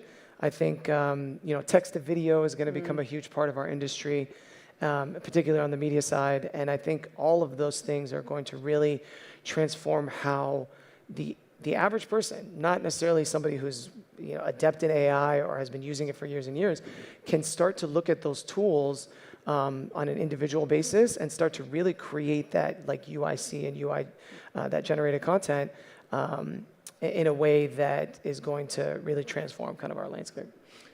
Yeah, for me, it is a content driven innovation, right? You'll find all these new innovations coming from our customers. It won't be always from Microsoft. Just remember, generative AI is only 2 years old, right? And in the beginning, just testing anything on GPUs was extremely costly. Now the price is literally half or even less, and in the near future, it will be even cheaper to use GPUs. And so you'll see more companies being innovative on their content, with their development areas. So on our side, we have so many solutions that could lower the development cost. And so for me, in the iGaming space, you'll see so many new innovative games that you wouldn't probably imagine before. I love the idea of it coming from the customer. That's great. Yeah. All right. Well, thank you all for your time. It's exciting to see what you're doing in the space, and I know we'll look forward to see how the next few years go. Thank you so much. Thank you very much.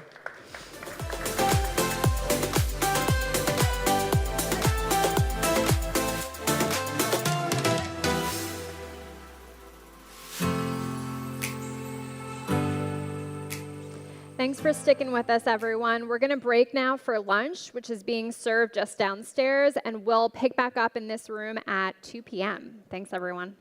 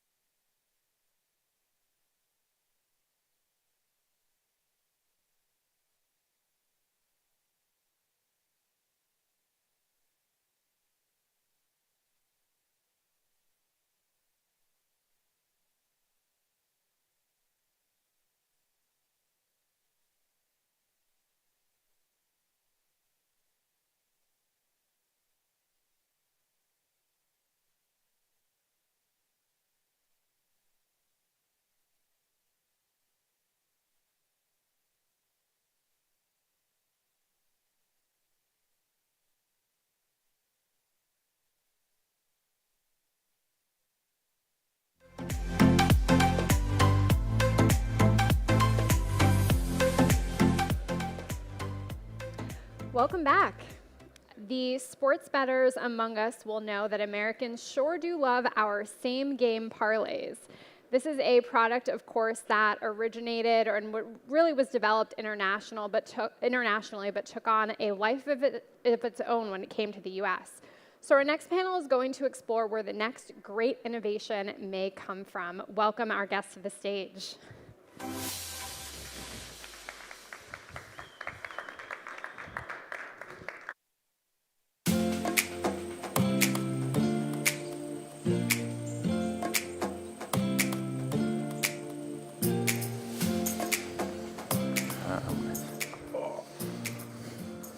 Welcome, everyone. Thank you for showing up. I know it's the last day of the conference, and we just had lunch, so we're pleased that some people want to hear us talk about tariffs in Canada, right? Is that what we're here for?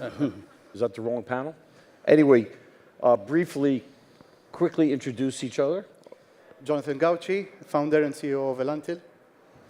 Amnon Lieberman, Regional Business Manager, North America, Relax Gaming. Mark Robinson, Commercial Director for YOLO Investments. Hi, I'm Tom Metzger, CEO of Lotto.com. Dmitry Starostchenkov, CEO of EvenBet Gaming. So let's start out. Again, we only have a half hour. We have 5 distinguished guests here who have expertise in different areas of gaming. Let me start with you, Tom. Let's just start with the lottery piece. Where do you see lottery going, and what's kind of worked in Europe, and how do you see innovation with lottery working in the United States? Yeah, I think I'm the only lottery guy on the panel, so I'll focus on lottery. So I used to work at Camelot, the operator of the UK National Lottery, and it's pretty amazing that in 2025, the US lottery market is probably about 5% digitally penetrated, and it's a 120, give or take, billion-dollar industry. If you look across the pond, Camelot launched their digital channel back in 2009, I want to say. And since then, that digital channel has grown to be almost half of their total lottery sales. And that growth's happened with 0% cannibalization of the retail channel. So if I think the UK is the best comp to look at for the US market, and I think the lottery is the largest overlooked market in our industry, because if you look at the $120 billion in sales that US lotteries do, if you extrapolate similar growth that the UK experienced, we're looking at $80 or $90 billion of runway for this market to grow. So when people ask me about competition, and we have a few competitors in our industry, I don't worry about them. There's so much greenfield that it's really exciting. So I should start a lottery company. You don't have enough competition. Hey, bring it on. We're happy. But I knew you would say that. I have to wind you up a little bit. The tech is a little difficult, but yeah. I mean, it's funny that we're sitting here in 2025, and the most important innovation in our industry is still the internet, right? I mean, we're vastly underpenetrated. And just briefly, are there any innovative products? I mean, everyone knows lottery. You go buy a ticket. Is there scratch? Like, what are the innovations that seem to be catching on? Yeah, thank you, George. We're seeing most of our growth now. Well, I'm a little bit biased because I used to work for Scientific Games, which is the largest printer of instant tickets in the world. So a few years ago, I tasked our tech team with figuring out a way to digitally deliver a paper-based scratch ticket. And so the team really rose to the occasion, and we developed a process where we scan a paper-based. Well, first of all, just taking a step back, of the $120 billion in U.S. lottery sales, over 2/3 of that is scratch-based here in the U.S., which is much higher than Europe. Europe's probably 10 or 15% scratch. So it's a much bigger percentage of lottery sales here in the U.S. And so we developed a process whereby we scan the paper-based lottery ticket, we deliver that to the customer, then we run it through a proprietary machine that reveals all the scratch latex, and then we put a digital covering on top of it, and then deliver it to the customer. And now the customer can play the exact same paper-based scratch ticket that they can at the retail store now on their phone. Got it. And we now have that live in 7 states, and we were having trouble keeping them in stock, so it's very exciting. Awesome. Good. So let's turn to iGaming. Mark, Yes. where's growth going to be moving in the iGaming space? I mean, obviously, competition's fierce for market share. Yep. Obviously, everything depends not only on the customer experience, but the product. What do you see? How can growth move forward in iGaming? Yeah, for sure. I mean, if anyone knows YOLO, I mean, we're very much a crypto-first company. Anyone knows Tim, and we've always been a big believer that crypto It's not just a payment method, but a way of life and way of thinking. We see the next growth and wave coming in the digitalizations of payments, i.e. crypto as accepted payment, which is pretty relevant at the moment based on the current government. But also if you look at the TikTok generation, right, very much they want speed, they want access, they want instant gratification. We see crypto as a payment option that delivers that to speed, deposit withdrawals. There's also restrictions on certain deposits here in the US as well, so you're allowing the player to have everything that they need. The US market itself is, I think, 30% adult crypto adoption. So 30% of the US adults own crypto. So it's a massive market to open up. You're offering another revenue stream for those players. And, you know, I guess at the moment, so we see as potential growth. And funny enough, just earlier this week, BitNile and Every announced that the casino in Miami actually has launched their first sort of crypto payment as a method for gaming the gaming chips. And that's like, for us, that's a bit of a watershed moment because that's the first casino that's taken that step to do that. So I think we see it as a great opportunity in the US to be able to capture that. But are the big operators ready? I guess that's the question. Are they ready to be able to integrate that infrastructure into their payment system? That's probably a big question. But we're excited about what that looks like. And we're also invested in a company. So we're invested in a company called Parlay Play. They're a sweeps pick-em product in the US at the moment. And they're just about to launch a product which allows crypto to be deposited on their pick-em product. So, and they're using another one of our investments companies, a company called Boomfire, to be able to do that. So very, very innovative, very, very sort of cutting edge. I guess we're excited about that, what that looks like. Payments has always been a bit of a pain in the casino sort of gaming world. And we've experienced that a hell of a lot. So we're always trying to solve those problems, and whether it be investing in those companies that help remove the friction. But yeah, we're excited about the digitalization of where payments goes. Okay. Any other folks, Amnon, any thoughts on growth in the iGaming space, or like a particular product? Or when it comes to the US, predominantly most of the iGaming innovation or growth came from Europe. It came from Europe because the US iGaming landscape is still heavily influenced by land-based mechanics, themes, genres. But right now, the US iGaming market, as it matures, it goes through rapid acceleration of the same trends that we saw in Europe 10, 12 years ago. And the market is now going through the same changes, whether it's been a higher volatility slot, different mechanics, whether it goes through IP-driven content, because in the UK it was a huge thing 10, 15 years ago, but the US, like everything else, the pace is insane. Mm-hmm. So plus there is a lot of desire to localize content, and I guess this is the major source of combine those pre-existing European trends, put them with local themes, genres, demand. It's still predominantly land-based market, so even if people create an online experience of a slot which resembles some familiar titles that they know from land-based casinos. So I guess this is the combination of, like, as the market matures, we're going to see more localized content, which will devour, process, and then deliver a product that would be suitable for the US players. Just to touch on that, wouldn't it be awesome if we could sit here and say, where's the next growth in the US coming, and we say, oh, it's within the states, new states opening up, new markets opening up. I mean, I would love to sit here and go, oh, we can see Indiana, we can see Illinois open up, we can see New York but it's so unpredictable at the moment. And I think that's stifling a lot of things within the regulatory space. And it'd be great if we could sit here and be like, we see the growth coming with new states adopting the regulation, opening it up the same way they opened up sportsbook. And I haven't worked in the US markets before. Previously, it was like we always looked at what's the next state going to open, because that's going to obviously increase our numbers, increase the revenue, it's more opportunity. And it's since Michigan, really, it's, yes, we've had Rhode Island, which, you know, as a, not really, you know, the monopoly, whatever. You can't really say that. But, you know, it's not, nothing's really excited us about another state opening up. And it would be great to sit here and talk about New York and what's the opportunity in New York. California is a long way away, but it's a question of when, and when it's 1 year or 3 years, but the market is going there. Alberta also has been in the making for a while now. It's likely to be 2026 now. It's just been nice if, you know, all these sports books, all the states opening and adopting sports book, you know, bring in the iGaming into that, and, you know, capitalize on what's showing with New Jersey and Michigan and Pennsylvania. I think it'd be nice to talk about that. Predictability when the regulators are involved, it's... Yes. Well, you have a very strong coalition with the Sports Betting Alliance, which, yes. You know, obviously they're spending a lot of money on lobbyists to try to open up new states, but I understand for you guys it can't happen fast enough, right? 100%, right?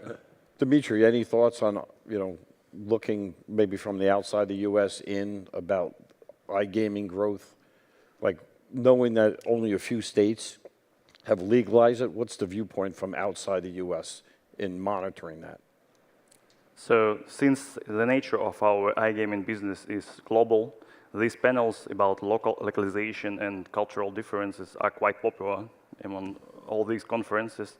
And typically, when we talk about emerging markets, there are pretty obvious differences. For Latin America, for example, and for Africa and Latin America, it could be don't translate poker to local language, to Portuguese, use English one. Otherwise, people don't understand you. Or in Africa, optimize size of your games because connection speed is very limited in Africa. When talk about USA, these differences are much more subtle between Europe and not so obvious, but still they exist, and we need to consider them. I will give you a few examples, what I see. First, still games, habits, preferences of players are different in the US and in Europe. For example, you know, craps, for example, different casino games are different here. And also, card games are very popular in the US compared to Europe. Blackjack, it's a big community of blackjack players. They get together, they exchange opinions, they talk about blackjack, and the same about poker. So big communities of card games. It doesn't exist in Europe. Second example is, I think people in the US are obsessed with stats and data. For example, daily fantasy, it started in the US, got some great success, and these companies, they tried to go to Europe and repeat this in Europe, on the European landscape, but most of them failed because, I understand we can explain this also because real money sports betting is legal in Europe, and daily fantasy, it's kind of substitution. But anyway, still there is a cultural difference between US and Europe, because in US, you know, this fantasy sports was born, and also it's based on communities. People were getting together, playing fantasy sports. They love stats. They are ready to go deep into the stats. And the same about, for example, blackjack and poker. People love to play with numbers. And the third example, I think America is a great entrepreneurial country, and this entrepreneurship is manifested in people's ability to innovate new games. Here are so many game inventors, and players also are, I think, are very open to new game formats, new games. I know so many poker variations were introduced in the US, or even blackjack. So I think we need to consider this. Jonathan, anything to add to the iGaming growth or innovation that you see?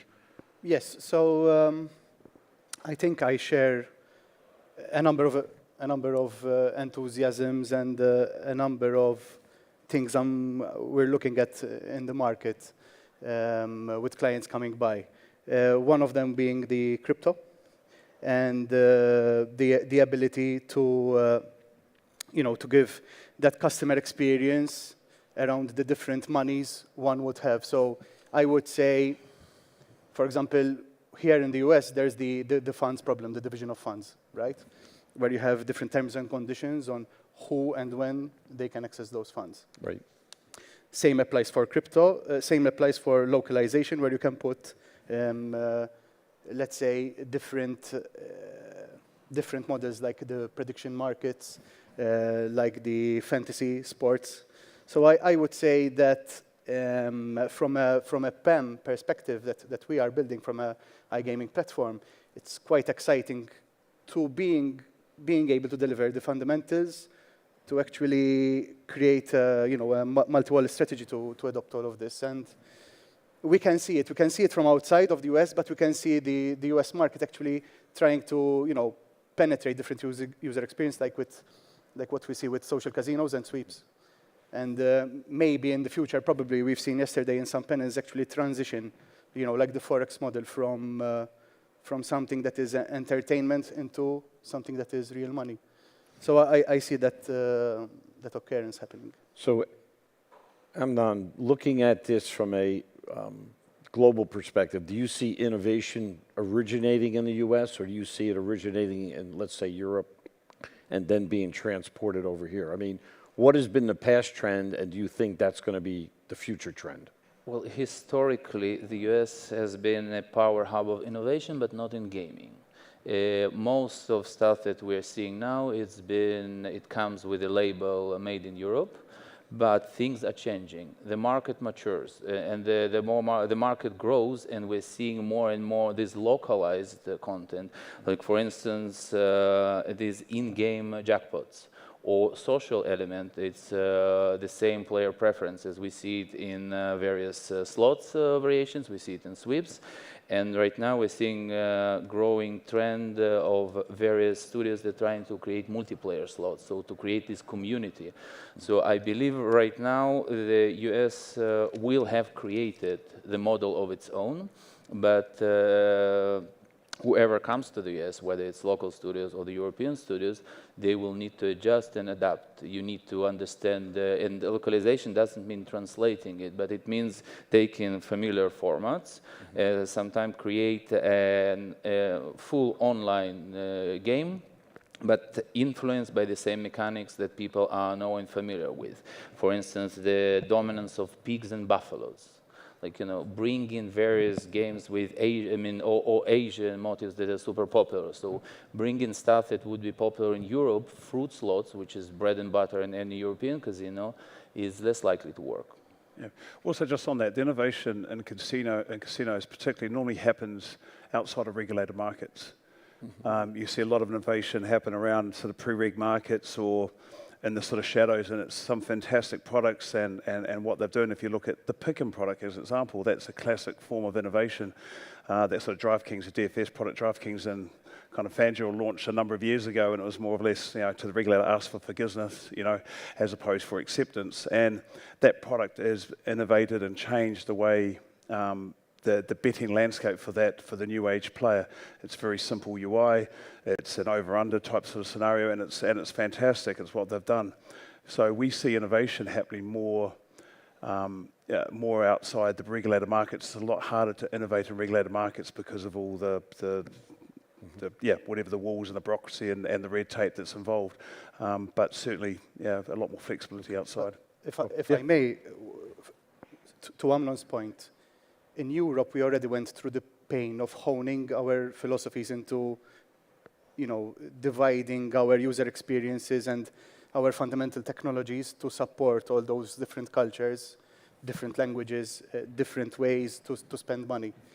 Now, the nice thing about that is with that particular polishing of the technologies, when they will be adopted in the USA, they will be taken to another level when it comes to the user experience, I think.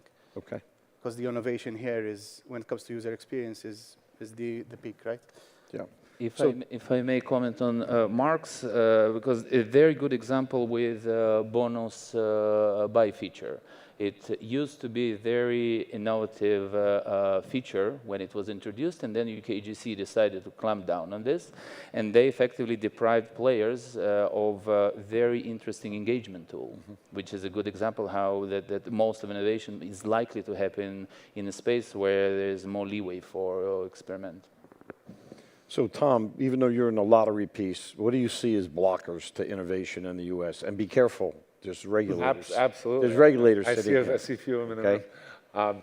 So when I explain to my European colleagues why the U.S. is so different from Europe is that European companies tend to think of the U.S. as one country, and it's really 50 countries that you've got to navigate that all have very different stakeholders, different political beliefs. And I think the gaming industry can learn from the history of the lottery industry in many ways. And the biggest one is how to get legislation passed. So there wasn't a U.S. lottery until, most people don't know, until 1964 in New Hampshire. And after that, you had almost 40 states pass in the coming decades. And so the way that the lottery industry got legislators off their butts to pass lottery is by earmarking the funds to something that nobody hates, which is education. And so every state lottery, by statute, the proceeds go to education. The right and the left both want more money for education. So my advice to the gaming industry, you heard it here first, is pick a great cause and lobby for it that way. Because the general fund is really easy for people who have religious beliefs or who think that there's negative social costs of gaming to say, oh, well, we don't want this in our state because it's bad for the external social costs. But so earmark the funds for something good that everybody likes, and you'll pass gaming much faster. And from your folks, anyone have a particular sense of what are blockers in the U.S.? Like, what would you want to change, or does anything come to mind? What would we want to change? Besides yelling at regulators. I mean, if we go back to innovation and that sort of stuff, we see streaming as something really exciting and what's coming forward. I mean, the origination of streaming, you had the Twitch, State put that on steroids basically by sort of the Drake scenario, and then obviously they kicked off their own brand. That was kind of the first wave of streaming. The second wave of streaming is the kind of the live spins product, the bit behind the streamer and that sort of stuff. We're pretty excited about a new wave of streaming that's going to be coming on board, where it's embedded into the product. So streaming is the product, and it's embedded there. We're also looking at things like, I don't know if you guys play a lot of the crypto casinos, but like the stake and the roulette and the rollbit, the originals. Fantastic games, right? They're not launched from an iframe. They're again embedded into the system. They run at 99% RTP. They're not acquisition tools. I mean, I remember like working in B2B supply. If someone said, right, you go launch a 99% RTP game, you'd be thinking, no, I'm not going to do that because I'm losing money. But these games are absolutely killing it. Rollbit did a dual arena, which is like a kind of a multiplayer type game, absolutely smashing it. Roulette, similar names, launched a game, Mission Uncrossable. And you don't feel like you're gambling. Right. It's such fantastic games. So those originals, they're only in crypto casinos at the moment. So I'd like to see that come into the kind of the regulated iGaming space as well. So keeping to that theme, Dimitri, and again, this wasn't something we talked about ahead of time, so you'll be fine now. A couple of years ago, people were chatting a lot about the metaverse and its role in the gaming space. It's kind of died down a little. Obviously, AI is like the big talk right now, but is there a vision for the metaverse? Like, do you have a vision? Obviously, you must have looked at it or considered it. You know, about 15 years ago, I was part of development of Second Life project. Maybe someone remember this. You know, it was also a big hype about this project. Big corporations bought lands inside this Second Life virtual universe, and big buzz and different media predicted that now it's time changing. We will move headquarters inside this virtual world. We will meet remotely and so forth. But at some point, technology limitations prevented expansion of these virtual worlds and metaverse technology. And then we forgot about this for 15 years. Now it's new technological circle with better technology, and it's again about the same. But I believe at this point we are not yet ready technology-wise for this metaverse transition. Maybe we need to live through 5 more 10 years of technology development, then we will be ready. It's my opinion, yeah. Anyone else on the metaverse? I mean, More in terms of new technologies adoption, including AI. I would say that to Mark's point, like when he said, for example, that you don't feel like you're gambling, that's, I think, something we need to tap into the human emotion here in the US to what moves them into the, let's say, betting world. But also, I think some things from, that we can adopt from the real world into the digital world with omnichannel and. I'm just yelling at someone who walked in late. As well. So we're about out of time. We have a minute left. Any predictions on like what will be the hottest thing in 2 or 3 years, product-wise, innovation-wise? Multiplayer slots plus various. It will be different segments, in my opinion. It's no such a thing like one audience pool. There's a young demographic. There's some traditional slot players. And you need to localize, make sure that the product is suitable for the market. Got it. Mark, anything in particular? Yeah, I kind of covered it. Streaming, the new wave of streaming and originals, bring those games into the iCasino space as well. Thomas? We currently have 12 states that have a state-run lottery platform, and we have about 18 states that allow lottery couriers. So there's a lot of new states to come on board, as well as I was talking about before, just sheer market penetration. Got it. Dimitri? Whatever will bring multiplayer experience for players, multiplayer slots, crush games, whatever communities will be hot for the next years. And you, to close out. Yeah, I think it will be something that is very close to moving, as I said before, moving from something with low emotional engagement and low barrier to entry, and we will have an adoption going into real money promotion, basically, and graduation, just like there is in Forex. And of course, omnichannel. There's no such proper presence of omnichannel. Again, I'd like to thank you guys for being part of this presentation. A lot of knowledge on the stage here, and let's give them a warm round of applause, please. Thank you, Gordon.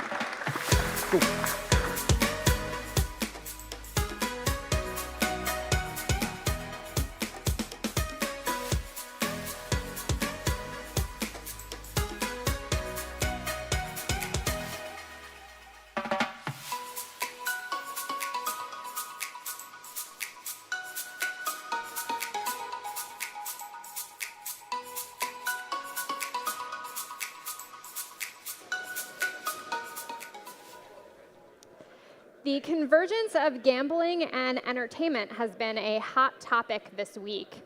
Better is trying to build a platform from the ground up that merges sports media and gaming, and its top leaders are here to unpack how that strategy is going. Welcome.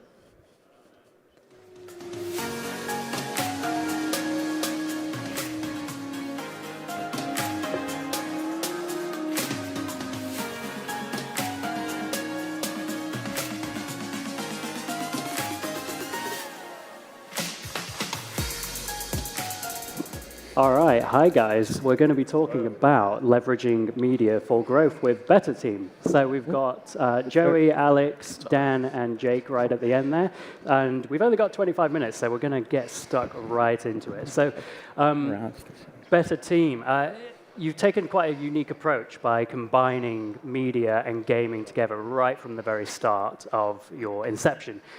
So what's the vision behind this strategy, and how does it separate you from the traditional sportsbook? So Joey, let's start with you. Yeah, happy to start there.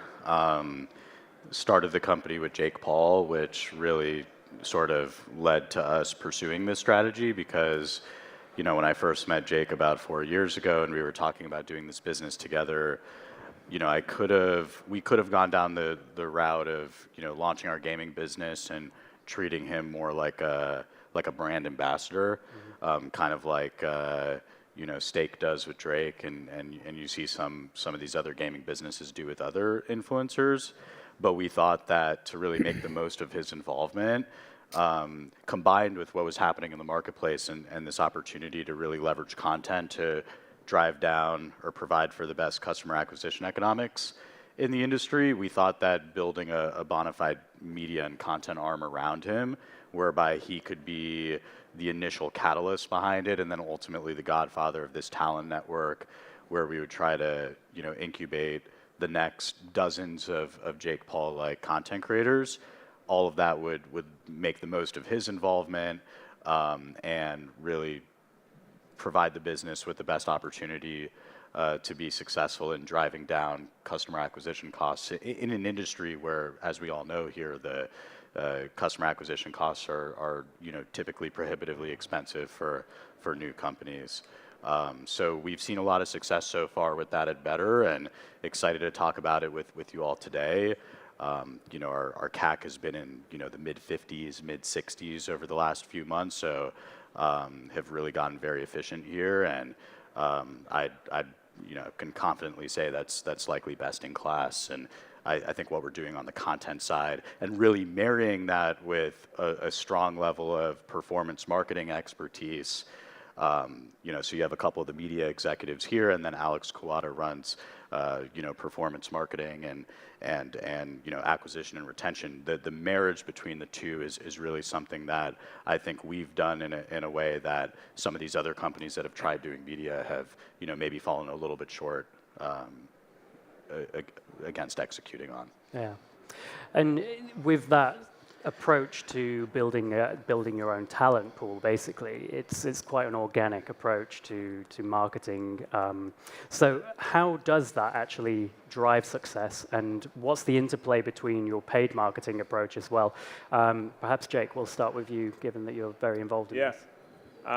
So I think first, just for some context, we had a nice head start on the media side ahead of the product actually launching. I think it was, Joey, a little over a year where we really just got to focus on building the brand, building our voice, and capturing that audience. In that time, we became the #1 followed brand in gaming on social media, so that was great for us. I think since then, now that product has come in, we're finding our footing and making tweaks along the way to make sure we are promoting the product while still staying true to our voice.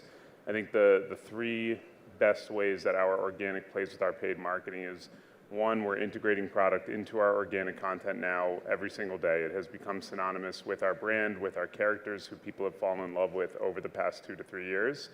Two, because we have that relationship with the audience that we fostered over that time, when you are served a dedicated paid ad for Better, it's not this faceless brand that's serving you an ad or asking you to download a product. It's, oh, those guys from Better who I've been watching for 3 years. It's Jake Paul, it's Derek, it's JoJo. They know us, and they're more inclined to A, watch the ad, and B, actually take an action and click in.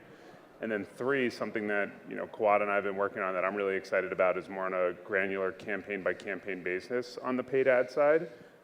Especially with some of our bigger shoots, with the bigger talents we're working with, we are surrounding those paid ad campaigns with organic campaigns that tend to go viral ahead of launching the paid ads.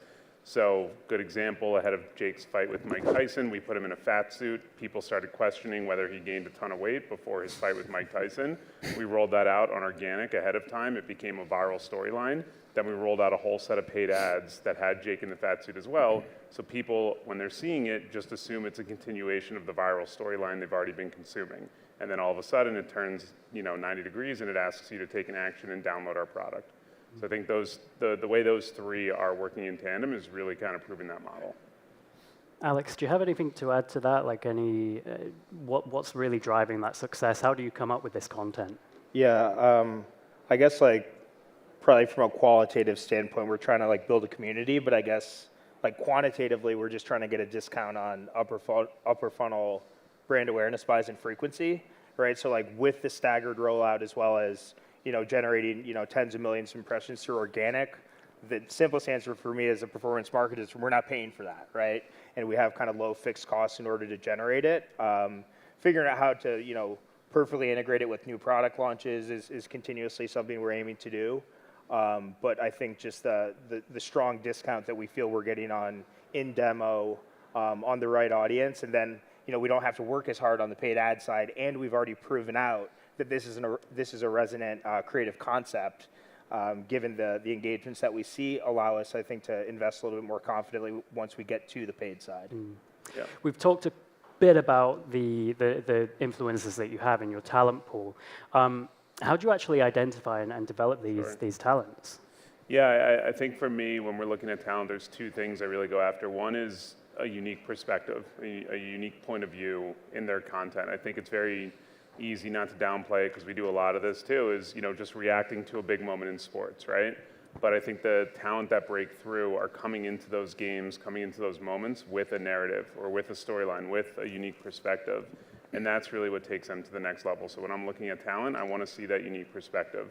I think the other thing is, and this is more just like a mindset thing, like I want to see talent that are hunting for their own stories. I want to see talent that are creating storylines either around the biggest moments in sports or on July 2nd when it's a dark day in sports and there's 3 MLB games on. They should still have a narrative that they're chasing and putting on camera. And then finally, really understanding the platforms in which they're putting their content. Because TikTok and Instagram and Facebook and Twitter are all very different how you tell a story. So I like working with talent that knows how to package it per platform. You've mentioned a few of your influencers and sort of the activities that you do with them, including some podcasts like BS with Jake Paul. Yep. Why? Yeah. Why have you launched these, Dan? So it's a great question. I mean, just taking a step back, we haven't really had a chance today to talk about another priority of Better Media, which is to monetize our content and brand and talent, right? We do that primarily through ad sales and sponsorships, and it was sort of born out of a thesis that our audience of almost 10 million social followers, largely between 21 and 34, we have talent that our fans love. We have a really passionate, engaged community that not only can they promote our gaming products, but the third-party brands and sponsors would be interested in tapping into that. And that thesis has bared a lot of fruit, I would say, over the last 12 months. We've done over 30 brand deals across categories like energy drinks and ticketing apps and alcohol. Think about brands that would be sort of endemic to this space. And this particular division is seeing sort of triple-digit year-over-year growth, which is incredibly exciting. Now, coming back to the question, we've launched some very successful podcasts over the last 12 months.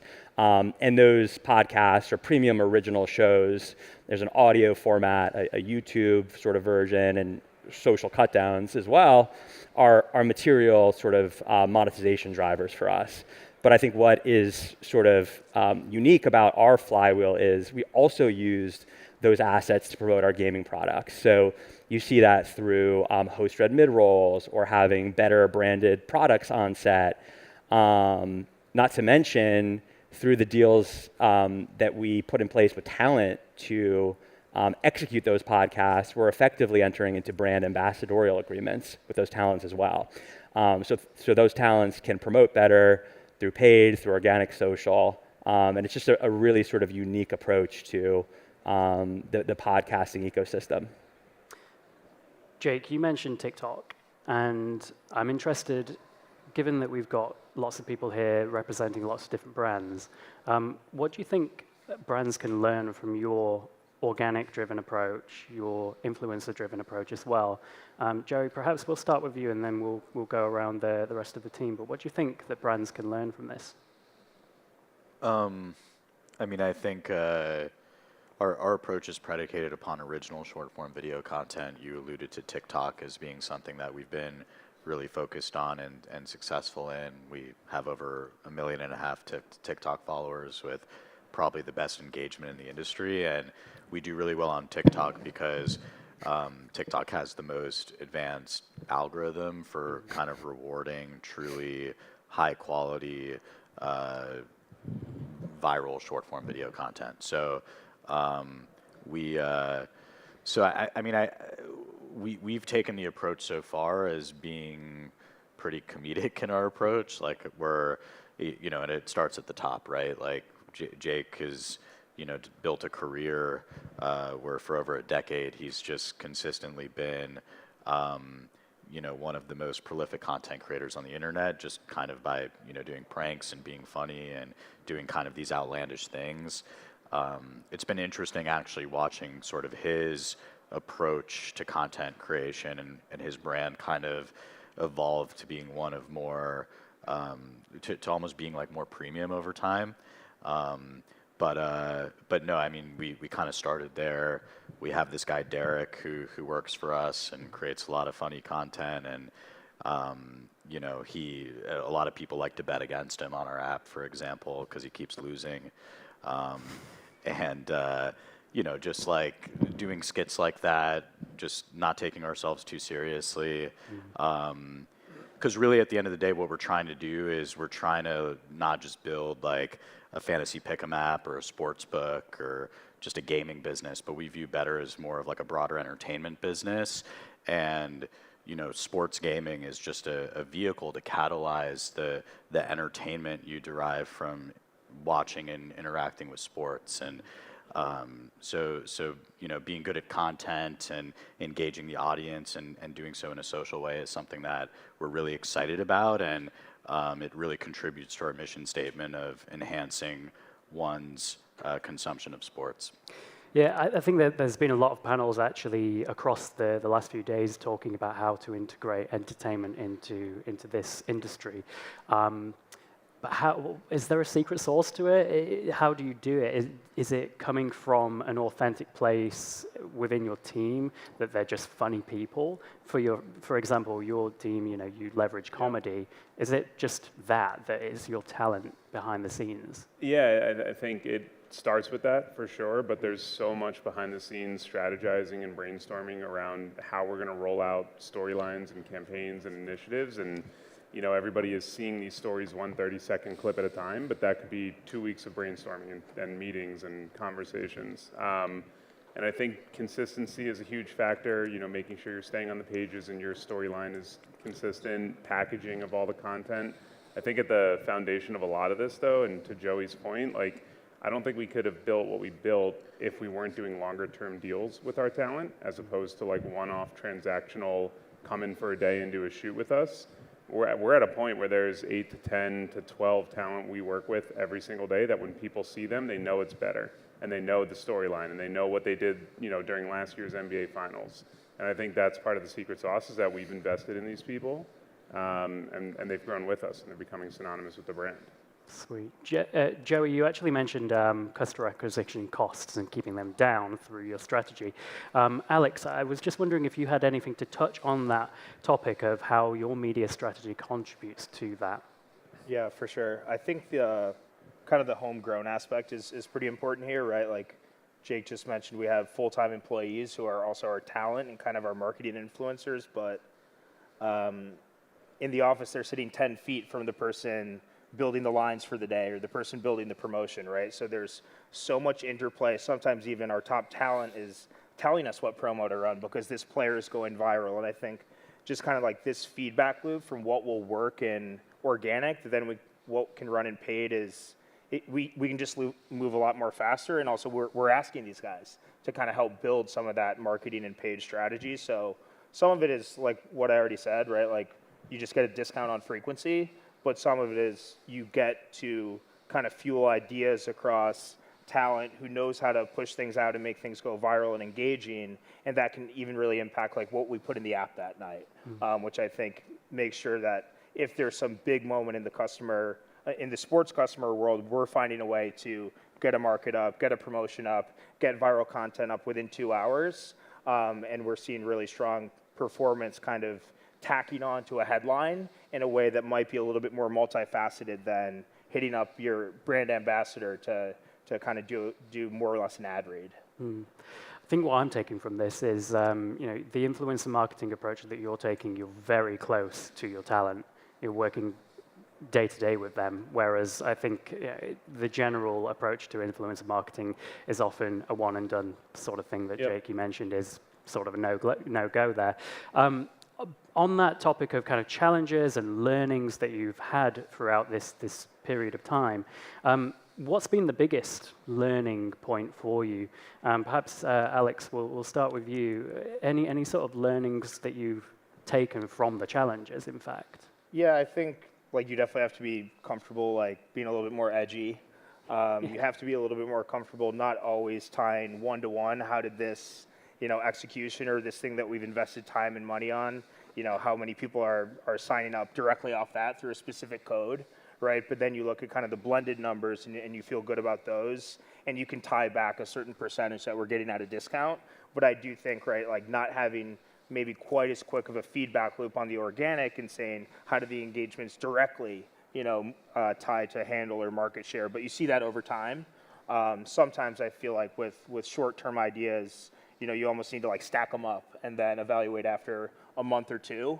And definitely in the performance marketing world, you want to make like snap decisions. But here, I think because we know we're getting this again, like at a discount and there's efficiencies there, you kind of just like put your hands up and let other people run creatively and then review the results maybe at like slightly more infrequent periods than looking at performance of a paid Google campaign after 3 hours, for example. Yeah. How about you, Dan? What sort of challenges have you faced, and what have you learned from those challenges as well?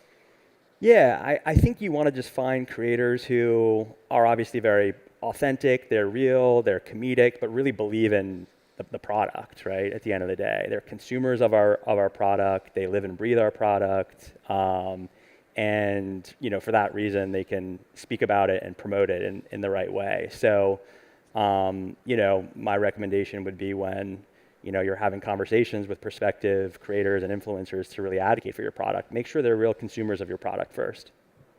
Jake, any advice that you would give to our audience today?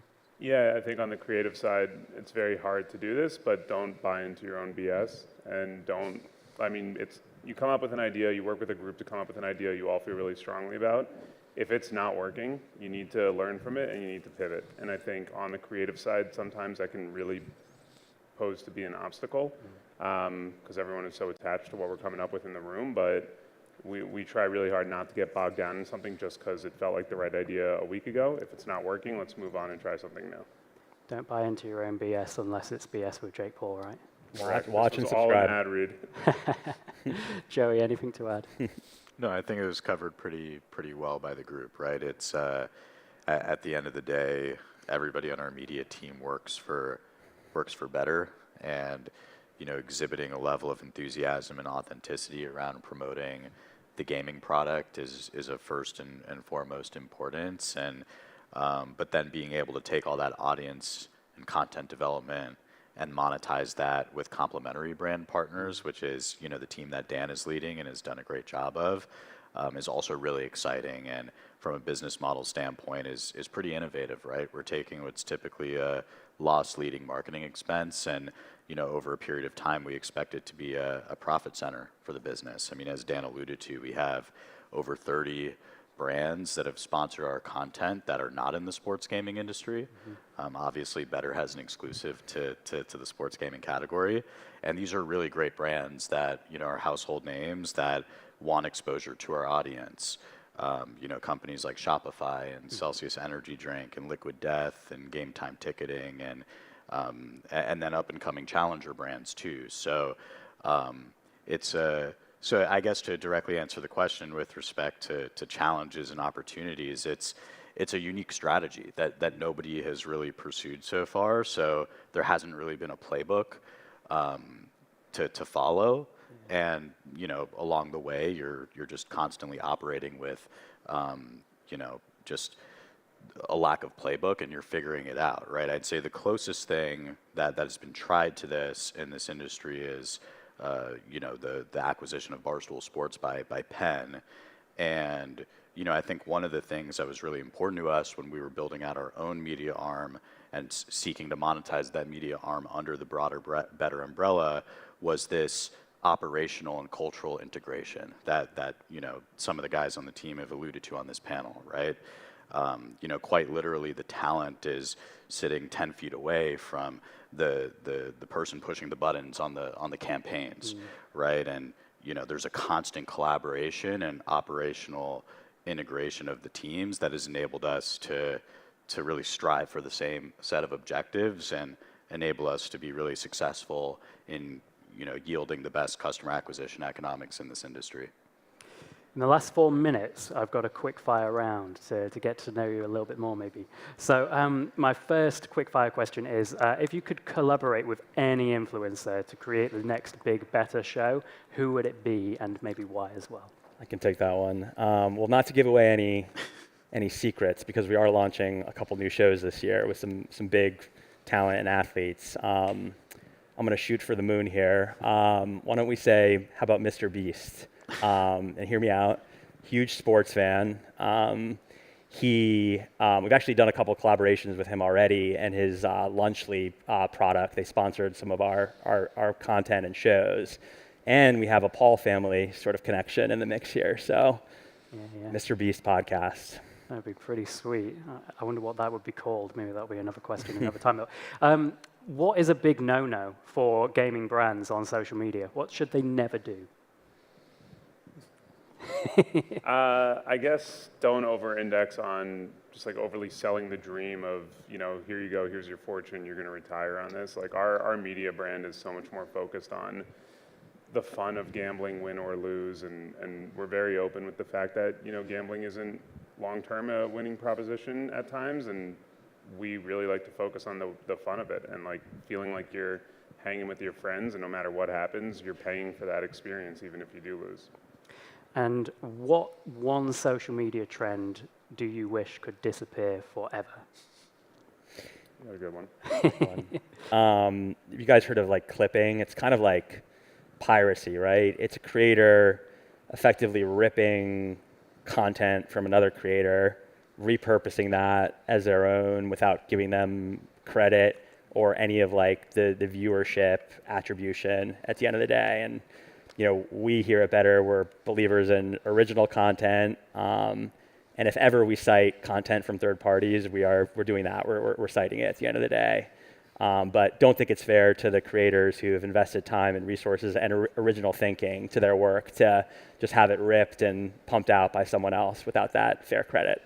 Is it fair to say that reaction videos are similar to that in kind? I've seen reaction videos where they're barely reacting at all. But yeah, I think so. That sort of example. Yeah, it's a good example. And what would you say is the most underrated skill in content creation that nobody really talks about that often? What's like the secret sauce to that?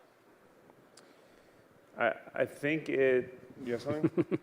Come back to it. No. We've got time. I think something we've seen is like there's a fine line between creators who are really willing to make their entire life their character and their personality that they're trying to put out there for the purpose of the company. And we work with some really great talent who are willing to just let it take over their brand image across the board. And then there's some really good creators who will have a one-off moment, a really fun moment, but then their overall online persona isn't necessarily that, and people read through that. Yeah. So I think the talent of being able to just say, this is now who I am and this is what I'm going to put out socially moving forward has been huge.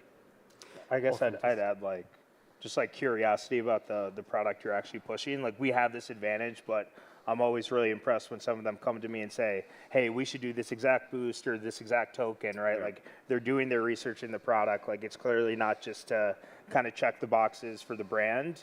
And I think that goes a long way. We've kind of built an infrastructure that automatically allows for that, but then when we look for one-offs with external talent, we definitely give them those same challenges, right? Like we want to build a promo around you. What should it be? And making sure that they're genuinely interested in it, and we'll do the homework to dig into the product. I think is underrated. Authenticity is key, it seems. Well, we're out of time, so big round of applause for the Better team. Thank you so much. Thank you. Yeah, timing.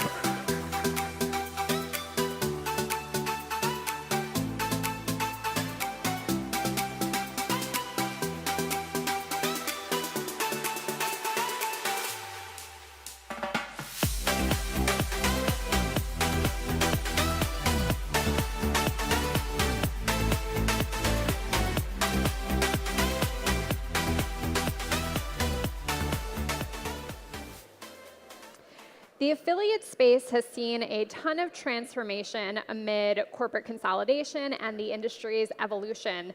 It's faced its fair share of challenges too, and our next panel is going to explore how affiliates are adapting.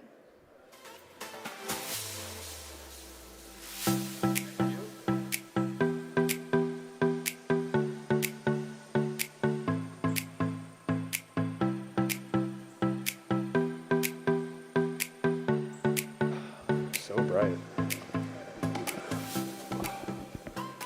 Okay. Hi, everybody. I'm Adam Small. Just going to introduce the panel real quick. We won't do long introductions since it's a fairly short panel. But what we're going to be talking about today is where affiliation is going. I think a lot of you have probably heard what's been going on the last few months. There have been some pretty major stock market hits for some of the publicly traded affiliates. Some pretty shocking Google changes that have hurt people that focus on SEO.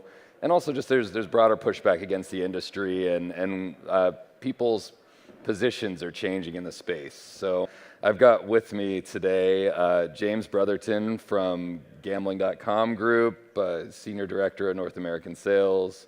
I've got Diana Radunovic, General Manager of Ask Gamblers, longtime affiliate, now part of Gen2 Media. And I've got Caleb Dykema from Vault, CEO of Vault. And Joseph Sancio from Caesars Entertainment, I think we've all heard of them, Director of Affiliate Partnerships, Assistant Director of Affiliate Partnerships. So without further ado, let's talk first about what's been going on the last 7 years since PASPA went down and there's been this big influx of affiliate investment in North America. Obviously, a lot of states have legalized, a lot of markets have opened during that time. Affiliates have focused on these market launches over the last few years and on monetizing as best possible when Michigan or Kansas or Virginia opens. But that's really slowed down now. There's been a lot of consolidation in the space and a lot fewer market launches. So, James, let's start with you. Why don't you just briefly talk about what Gambling.com Group has done in the U.S. to date, what your approach has been, and kind of where that's put you as of 2025. Yeah, definitely. We've been, we're despite the headwinds that we're seeing, broadly as an industry, as far as slower market expansion, with the exception of Missouri, of course, that's going to be launching later this year, which we're all, very much looking forward to. We still see continued solid growth for the business in the U.S.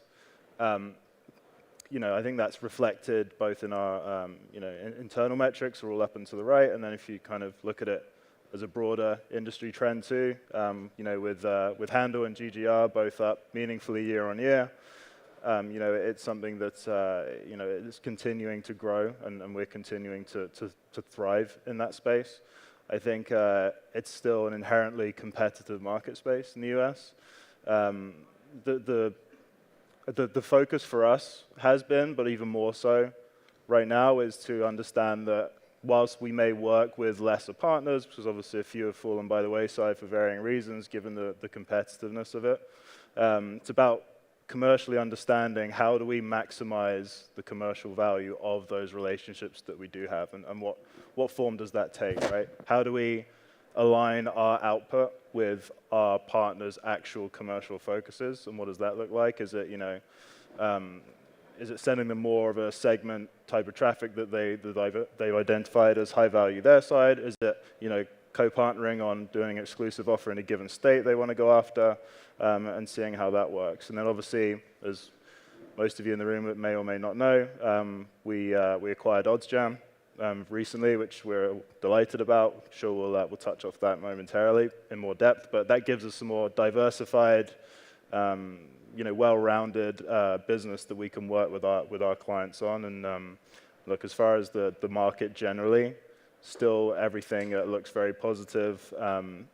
Beyond the Google algorithm updates, and I guess more recently the proliferation of AI consumer research is a very interesting space, but it moves very quickly, and we always move very quickly with it. Awesome. Thanks for that. And Diana, having worked on really in European markets for most of your career, I'm curious, has the U.S. just been a shock? What does it look like to you from the perspective of having been over there? Yes. Well, with the risk of getting the nickname Miss Obvious, I'll say totally different markets. In general, Us Gamblers is present in worldwide. Just recently, we got back in USA again, both with sweepstakes and legal sports betting and casino sites. where's the difference? I mean, in general, the market of Europe is different in a sense that we have a much bigger offer of casinos there. Here in USA, you have like several options, let's call them that way. In Europe, you have like thousands of different casinos, including let's not talk about black markets, but like gray ones that needs to be included, etc.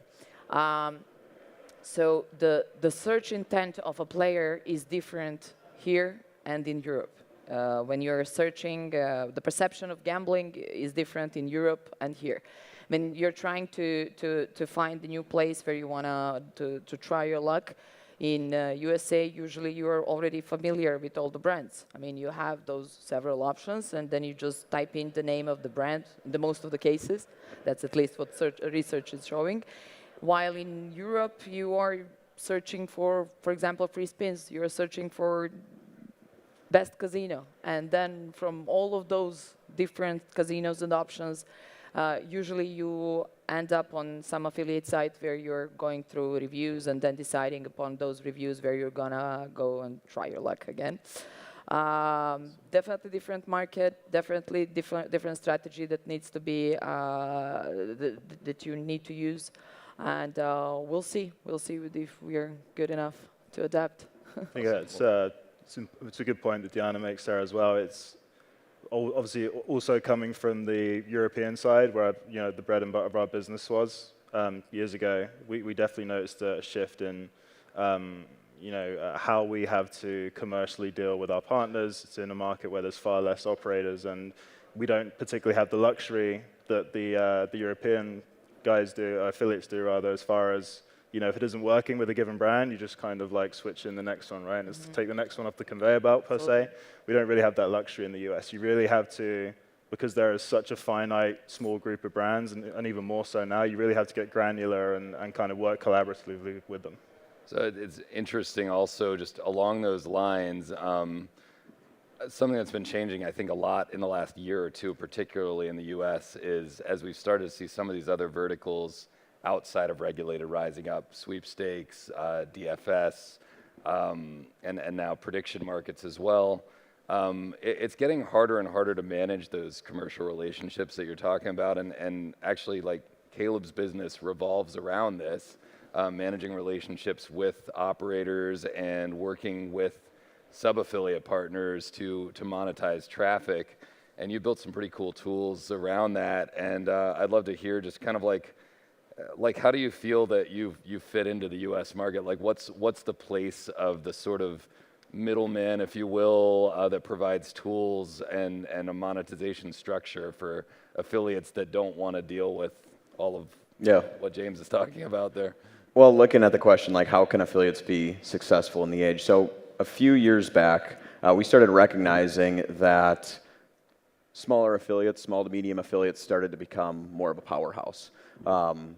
Done through a few different reasons. One is they have niche audiences. They can really reach an audience and build a really loyal following, even if it's a smaller one. They're also really good at creating just authentic content that's not, ad reads, things like that. Again, just building like a very authentic audience that loves them, right? The challenge that small to medium affiliates have is the fact that they don't have the resources that some of these larger affiliates have, right? They don't have the ability to go to operators and get larger deals. They don't have the ability to get all the licenses across the US. They don't have optimization teams. They don't have the tracking. They don't have all these tools that are required to really be successful as an affiliate. And so that's really where we've stepped in and brought all these tools to these smaller to medium affiliates, right? So tracking, gathering all the data across all the operators that they're working with, putting it into one central dashboard, providing them the licenses, providing them strong deals that they wouldn't be able to get on their own. So that's really the area that we've taken, is looking at smaller to medium affiliates. This is like, to me, this is the age of the small to medium affiliate, and it's just like you just need the tools and the resources to be able to be successful. Yeah, that's awesome. I mean, I can speak even as an experienced affiliate, but running a newer and smaller operation.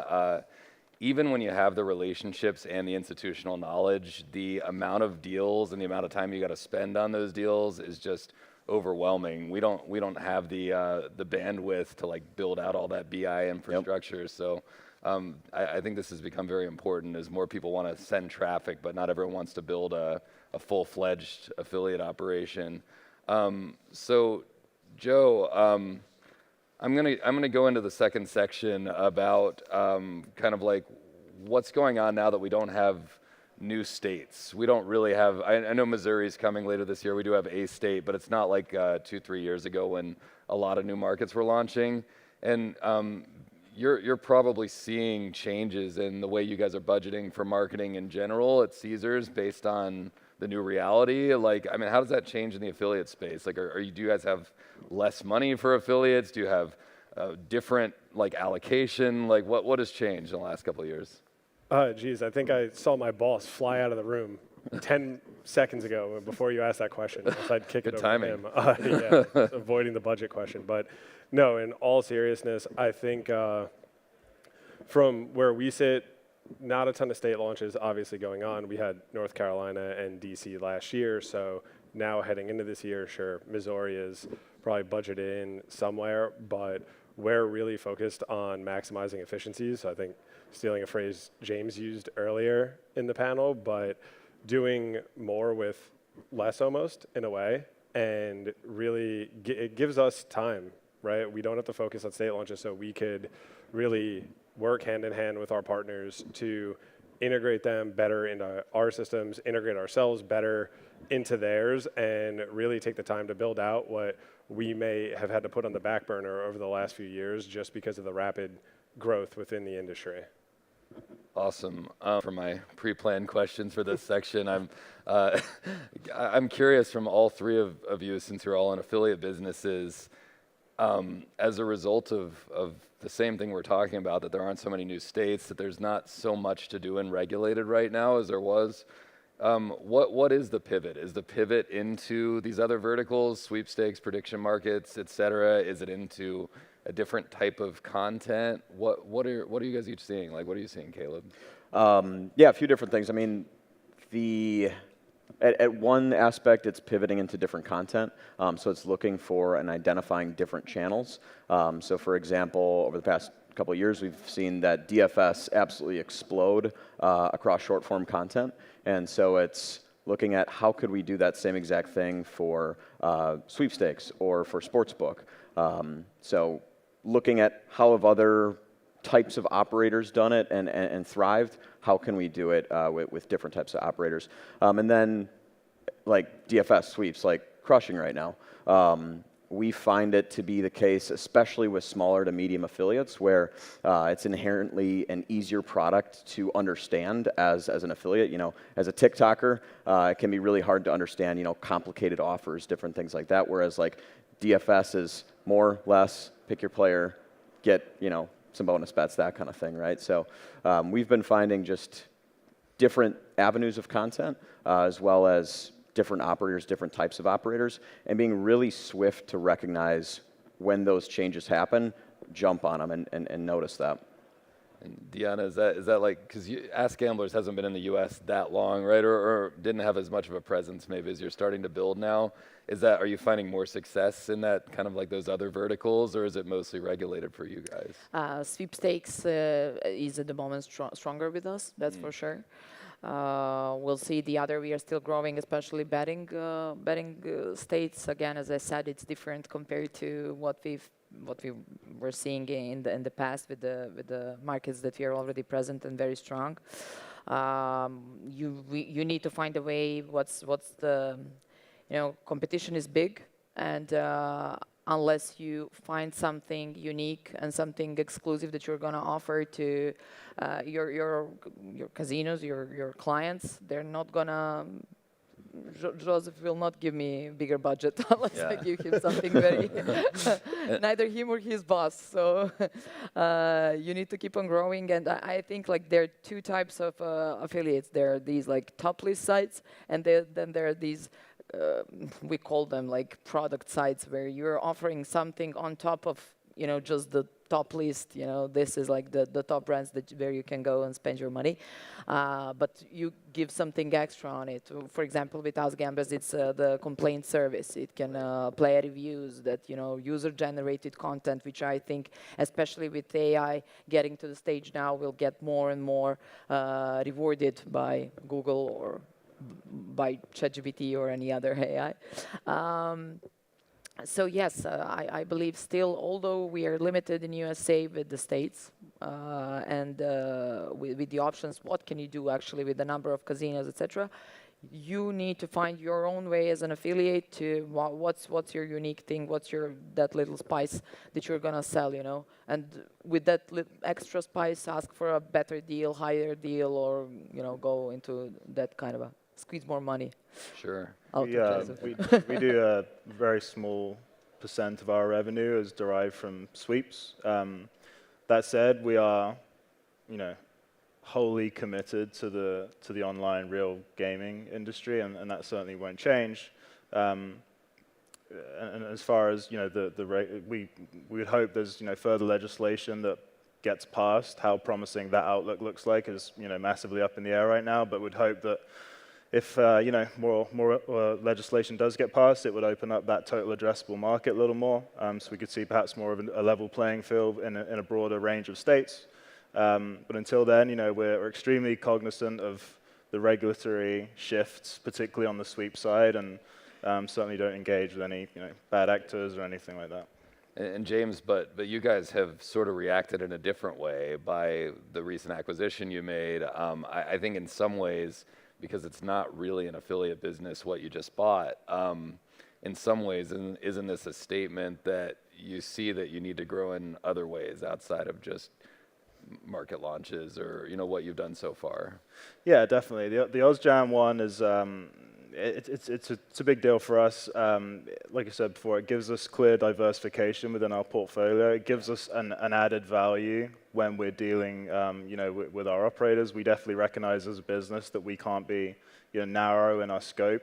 It's you have to be, wide-ranging to the point that Diana was making there. We have this whole subset now of affiliates that are more media-led versus like specific on-site stuff. So certainly trying to lean into that a little, and it's accretive to the business as well. It's revenue that is a little more, predictable, I guess, than traditional SEO revenue, in that it's not susceptible to external influences like unfavorable sporting results or anything like that. Yeah. And obviously from a tech and data capability perspective, it really allows us to lean into that because we are a data-first company at heart. And given our international scope, we can leverage that tech in our rest of world sites too. So moving into sort of just the last part of this panel, I wanted to talk some about the challenges that are facing everybody in this environment. And Joe, I'll start with you. Just given the environment in the media right now around sports betting, I think everybody's seen there have been a few negative stories, maybe more than a few out there. There's some concerns that there's been a bit of oversaturation on mainstream media and that there might be a pullback. And I've heard statements from big affiliates at times that affiliates actually do better in this type of media environment, that sometimes when there's less advertising, more of the marketing budget gets put on affiliates. This hasn't really been my experience, by the way. I tend to think that when there's a lot of ads running, that's good for all of us, that we tend to be able to send more traffic through when more people are thinking about it. But I'm curious what it's like inside a place like Caesars. Like, do your budgets, they don't go up for affiliates in times like that, do they? Our budgets stay pretty even throughout the year, I'll say. Obviously, we talked about state launches before, but within that, given the ups and downs where we're really not changing, we're different than paid search, paid social that could ratchet up and ratchet down at the blink of an eye. So working with all of our partners is very much more of an art than a science, I'll say. And we do rely on them as much as they rely on us. So the traffic is fairly consistent throughout the time of year. And again, having really great, I'll say, casino partners. So like James, and rely on them. So the summer months is always a relief to us at that point. And in terms of regulation, and just media stories in general, like obviously we don't want any more Ontarios, to say the least, but we'll do what we can and what we have to and work with our partners any way possible. Awesome. And Caleb, I'm curious what this is like for you. I really am. When you've got a lot of, and I've worked with sub-affiliates before, and I know issues come up when you're working with someone that's not part of your firm, and you've got compliance and contractual concerns that you need to keep up with. What is that like when you got a whole bunch of sub-affiliates? How do you avoid a situation like one of your subs being on YouTube, telling everyone to bet every dollar they have on some 13-leg parlay or something? Yeah. I mean, how do you keep that? I'm sure you can give people guidelines, but people are going to say what they're going to say, right? Like, Yep. how do you manage all that? So we take a multi-step approach when it comes to compliance and making sure that stuff like that isn't said or done. First step before we bring on an affiliate is a vetting process. So looking through all their past content and making sure that it aligns both on the RG side as well as with the brands that they might be promoting, right? Certain brands aren't going to like certain types of affiliates in general. Other ones will. And so it's a vetting process first before you even think about working with them. Second step is onboarding. So each of our affiliates, before we set them live, is an onboarding process. So put the fear of God of them in a little bit when it comes to RG, when it comes to making sure that they're compliant, that kind of thing, saying, we're going to drop you if anything goes over the line, whatever. We've never really had an issue after that point, but one of the big things and probably the most helpful thing that we do is our monitoring and our account management. So we have a small team of monitors that are monitoring the content that's going out, watching both for compliance reasons as well as optimization reasons. So recognizing, somebody put out a video, looks like they have the RG language there. They didn't, guarantee money, whatever that happens to be. But then also letting our account management team know, hey, there's this post out, looks good. How can we improve this, right? Whether that's, hey, next time, say this versus that when you're talking about sweepstakes, or say this versus that when talking about a sports book, as well as optimization of that affiliate, right? So as we scale, I think this is going to be one of the biggest challenges that we have, both optimizing our affiliates as well as like staying in compliance. I haven't used the word yet, I think everybody has, but AI is going to be a huge opportunity for that, right? Taking in a lot of data, a lot of information, being able to recognize when there's flags going off, whether that's for RG or possible opportunities for optimization. Awesome. Well, I'm going to throw a jump ball up, and anyone feel free to chime in, or everyone feel free to chime in as you think. Everybody's heard of sweepstakes. Everyone's heard of DFS Plus or 2.0 or whatever you would call it. And I think everyone's heard about prediction markets now. Starting to run markets on sporting events. There's starting to be a ton of capital poured into crypto gambling. I've heard about sites apps raising money at $50 million valuations. It seems like it's casually thrown around these days. I'd like to hear your opinion on how this is affecting kind of where the status quo is going for affiliates. Because 10, 11 years ago, New Jersey made it clear you can't promote offshore and promote regulated.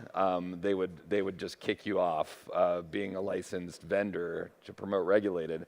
But now we've got a lot more uncertainty around some of these markets that I think, mostly are technically legal, but some of which are more or less unregulated and at odds with the regulated industry. And I'm curious if you guys think that you're going to be able to continue to promote all of these things at the same time, or if there are going to start to be some lines drawn.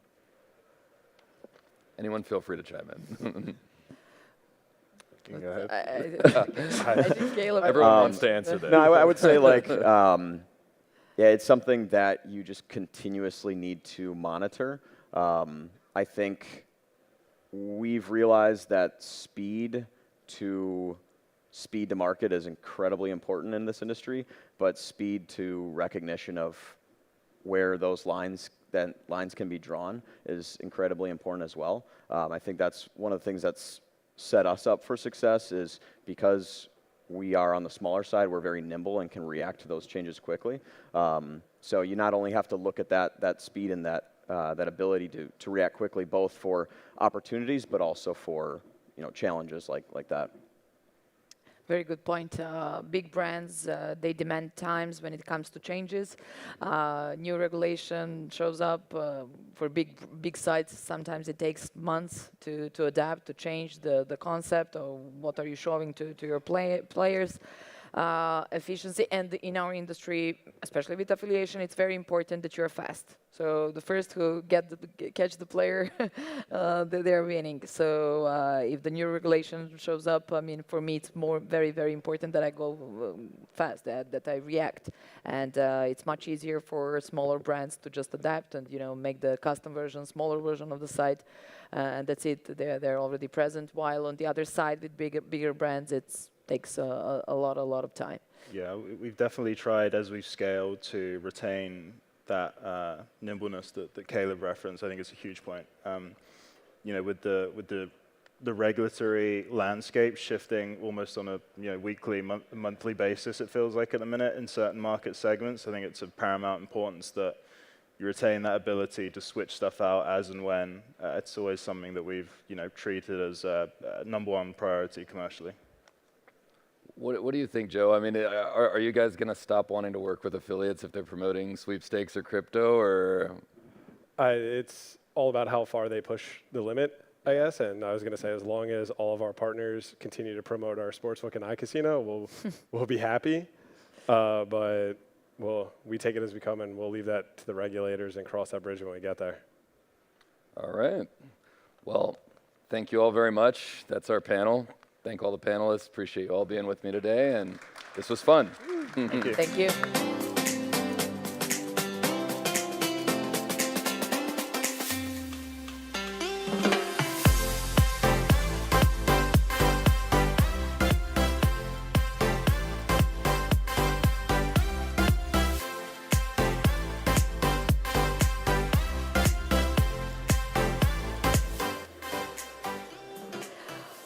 Before we get into this next panel, I want to give a big shout out to our headline sponsor, Soft2Bet, and to our platinum sponsors, Alia, Altenar, Fast Track, and Play and Go. We wouldn't all be here today without our sponsors, so big shout out to them.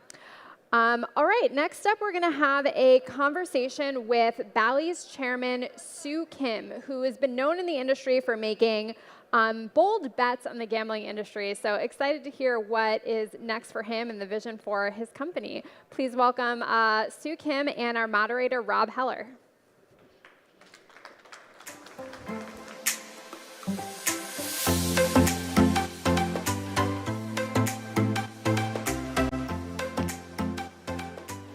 Okay. Hello, folks. Want to welcome Soo Kim Young from Bally's, the chairman of Bally's and Standard General. Soo is a true American success story. And I'd like to actually start because you've got in the audience, you've got many people who have built startups or in early stages. So, this is an opportunity to inspire as well. So tell us a little bit about your background and how you went from basically an immigrant as a young boy to becoming an institutional investor quite early in life. Yeah, I mean it's an interesting story. I grew up in Queens, which is a really good training for just figuring out how to get by. And it's got a lot of things going on, a lot of peoples, a lot of languages, and so you got to figure things out. And I guess I was good at figuring things out along the way. Actually, went to high school not far from here.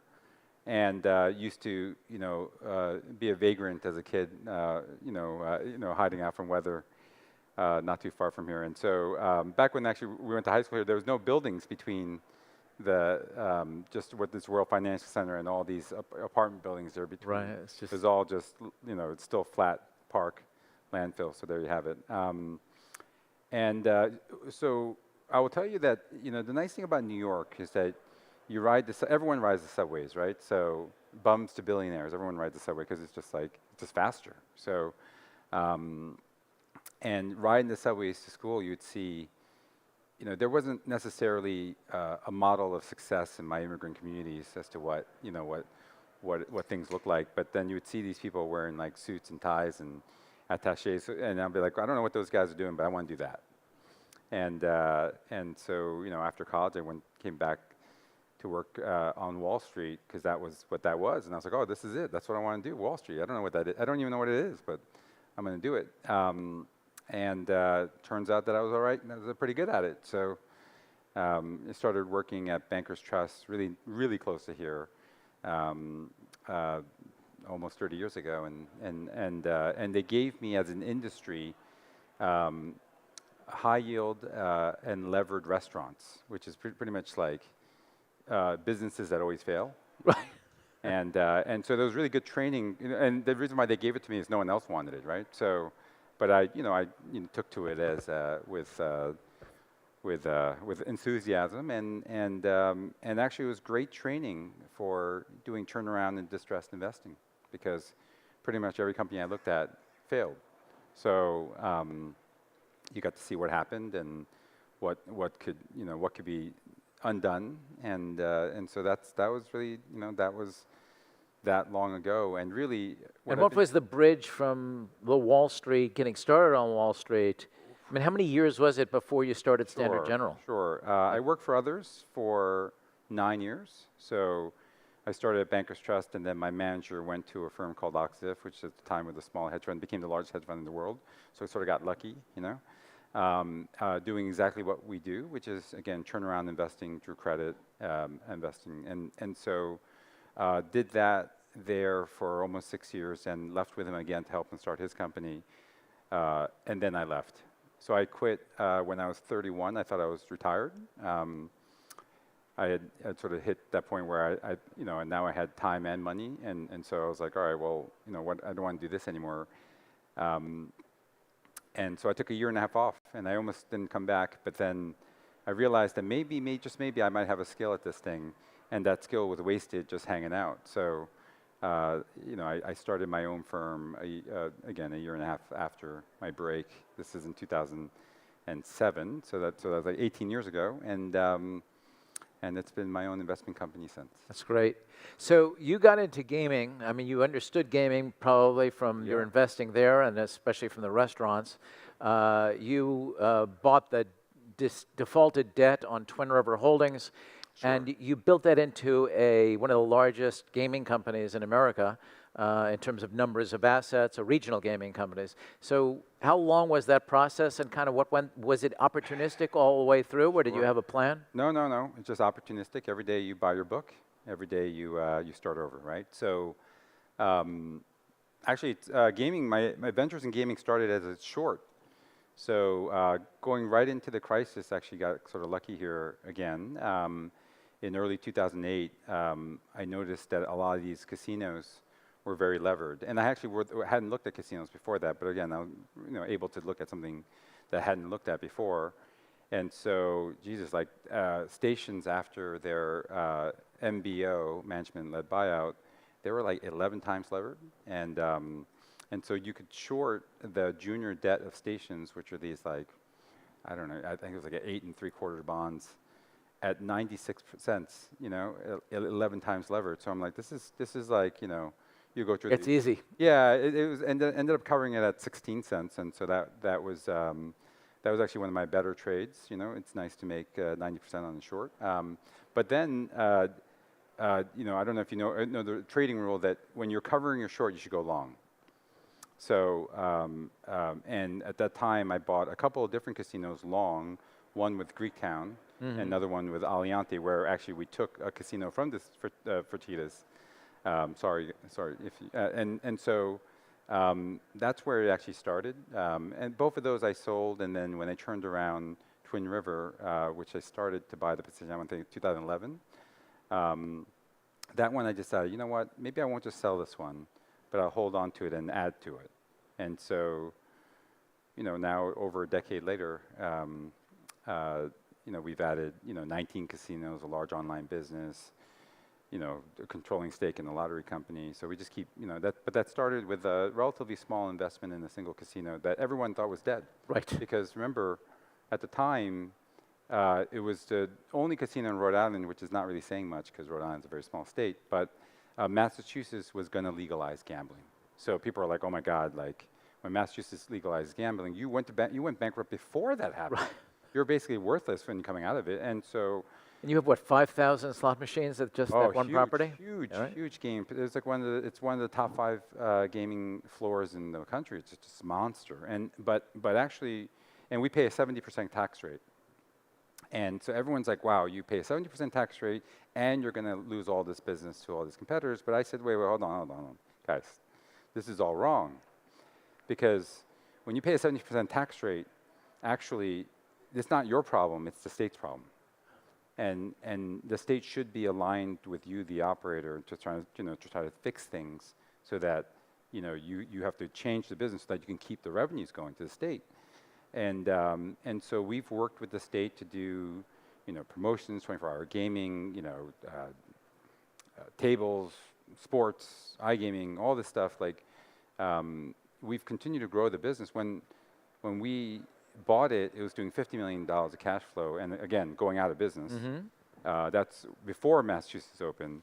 And now, long after, Encore spent $2.5 billion in Boston, and then there's casinos in Plain Ridge and Springfield. Forget about Mohegan and Foxwoods, also huge casinos. We're making, 140 in the state. So I think, we just had a census perspective. It's good to be able to deal with crisis, So this audience, this is an iGaming conference. And I thought it would be particularly interesting for everybody to hear about how you got into the iGaming business. You spent $3 billion to buy GameSys. I did. A huge move.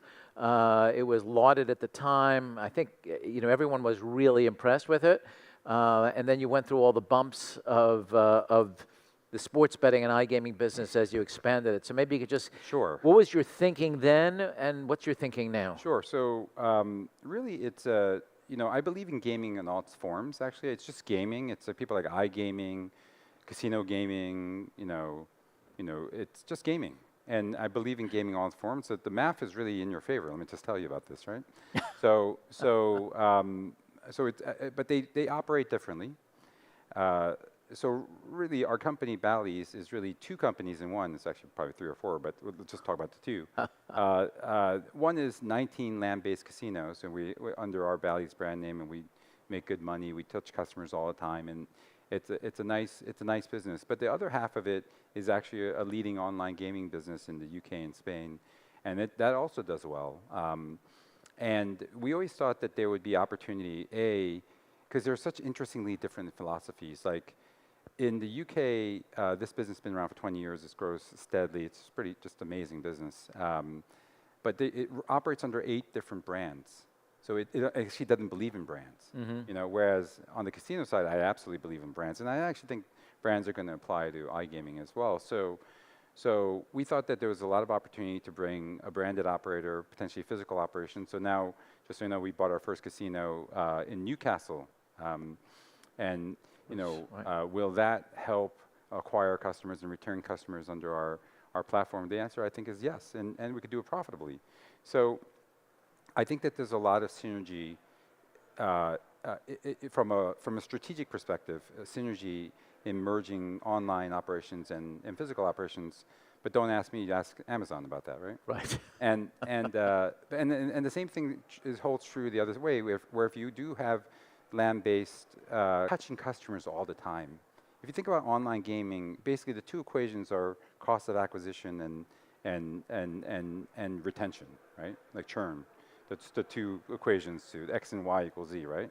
Online, your customers are coming whether you acquired them or not. So that's nice, mm-hmm. And could you convert them to something at some other use? Well, hopefully. You draw off actually a lot of cash flow, which is nice because obviously a lot of these growth businesses don't draw off any cash flow. So you see this as a big customer acquisition wheel, if not in a certain way, right? Just gaming, just customers. And you want to meet the customer where they are, and if they want to go, once a month to the casino and have drinks with their friends and yak it up, then that makes sense. If they want a convenience play in the evening and tap on their phone for 30 minutes, and that makes sense too. Why would I say that, hey, I only do this? How about I do both? Right. And look, we have the flexibility. You know, we're not a public company. We are technically, but we don't really have much float. So the nice thing is I don't have to listen to my shareholders. And because the shareholders make you do dumb things, you know, including, oh, you have to just do one thing. You can't do two things. I'm like, well, these two things are exactly the same. Yeah, but we don't like that. Right. So we're in the process of raising some money for a company where the founders were the founders of Vera and John. And Vera and John was part of the GameSys acquisition. Sure. And they had a big Japanese component. Yes. And you didn't mention the Japanese component just now because we've changed that over. Yeah, tell us a little bit about that. Yeah, I mean, look, again, I think, you know, when we bought the GameSys business, that business was part of it. And look, you know, it was a B2B, you know, gray market business, and we felt like there was just so many more places to go. We want to be committed to being in regulated markets, and so there was an opportunity. Somebody actually approached us to buy it. Ultimately, we crafted the deal, and then at the last moment they flaked out. And so, but then our management team says, "Hey, we will do the same deal." Yeah. And actually, you know, I think it's a win-win because actually it allows the management team to compete in, frankly, an unrestricted way. Because even B2B, there was certain services, we don't know if we want to provide that, you know, now that we're so regulated everywhere. And so I think it works out for them, it works out for us, and we wish them the best with that. So as sports betting has evolved in the U.S., and first it was soaring, and then it was down, now it's back up again. You went through a couple of iterations of that also. What's great about you is you just go I make a lot of these mistakes. things, and you learn from them, right? Good judgment comes from experience. Experience comes from bad judgment. Yeah, I mean, I think a simple rule about being right all the time is really simple. You just got to change your mind half the time when you're wrong. And sports betting, it's been a journey for us because, look, obviously we need to be there because the U.S. is sports betting led when it comes to online, and so that's a lot of customers that want that product. Even though it doesn't really make a lot of money, they still want the product. So look, we have, you know, we thought sports would be a really interesting place to grow between Bally's and GameSys because Bally's has a good physical presence, but we don't have much online. So hey, we could do sports in the U.S. And then also GameSys has great iGaming, but no sports. So actually, you know, we're doing amazing in our markets, but we're giving up essentially half the addressable market by not being sports led. So you know, if we have 8 brands, why not take a couple of those brands and add sports to it too? So that was the operating thesis. Now, operating that thesis is much harder than talking about it. And it's been like $250 million later. I haven't quite succeeded there. So, look, we continue to build. Like in our North American interactive business now, we're doing probably about 15 million plus of revenues per month. So, it's working slowly but surely, and most of that is actually iGaming, not sports. But we're going to get there on sports. You know, we signed a wonderful deal with Canby. We love the product, and we will figure out a way to get that product to our customers. You know, one of the takeaways that we took from yesterday's discussions was that because of gamification and the better products at sports, even sports is trending towards a 15% hold. That was the prediction. What's your outlook, which is a good thing, of course, for everybody, as you see the landscape? Seems unlikely, by the way. That's like a higher hold than table games. Right. Yeah? Well, what is as you look out at the U.S. market, you know, whether or not there's going to be more states or when more states are going to legalize iGaming. What's your crystal ball saying with all the sweepstakes and there's all the noise with on the prediction markets? Well, I think on iGaming specifically, I think the answer is yes. You know, the question is when, right? So we need to be in the market, and if it opens up to iGaming, I know we'll be competitive. You know, so the answer is yes. That's you know, like we don't have to choose as to when. It's nice that we make money every day, so we don't have to worry about like, you know, just launching a business, try to get the timing exactly right, because I think the timing is the thing that you can't predict. You mentioned a couple things, sweeps and stuff. I'm not sure about that business. Again, I think it runs too far into this huge regulated, job and tax producing mass that, I think that that's a lot of people that won't like it. Do you see Bally's expanding at all international? I mean, you bought Intralot. You have a controlling interest in Intralot. Do you see Bally's continuing to expand internationally, especially on the digital side? Absolutely. The nice thing about the word Bally's, it translates to Bally's in every language, So it's amazing, right? So we're just good with that. We want to go everywhere. Again, we got to go where the customers are. And last I checked, there's a lot of customers outside the U.S. and the U.K. So we got to get on that. And one of the biggest challenges for me is to sort of tastefully do that. But again, we have a little landside presence in the UK, and it's been fun to get that going. Might you buy more casinos, you think, like that? Yeah, I think so.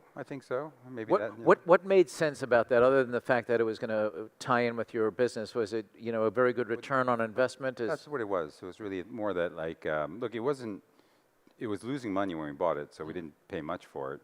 But now it's making money, because that's what we're really good at doing. So, I don't know if people know that. Over and over again. One of the 19 casinos we bought because somebody else didn't want it. That's right. Literally every single casino we own because somebody else did not want it. You also bought one, and so many of them, when the markets turned really ugly and everyone was we running. Were lucky on that, yeah. So, during the year of COVID, we bought every casino that was for sale. So 9 casinos, 9 for 9, didn't miss one. So I don't know, I guess I had a belief that the whole thing was a hoax. So maybe I was right, I don't know. But just, even though we're out of time here, we actually have a couple of minutes. Do we have any questions from the audience? I'm joking about the hoax thing. Apologies. Okay, well, let me ask one more question.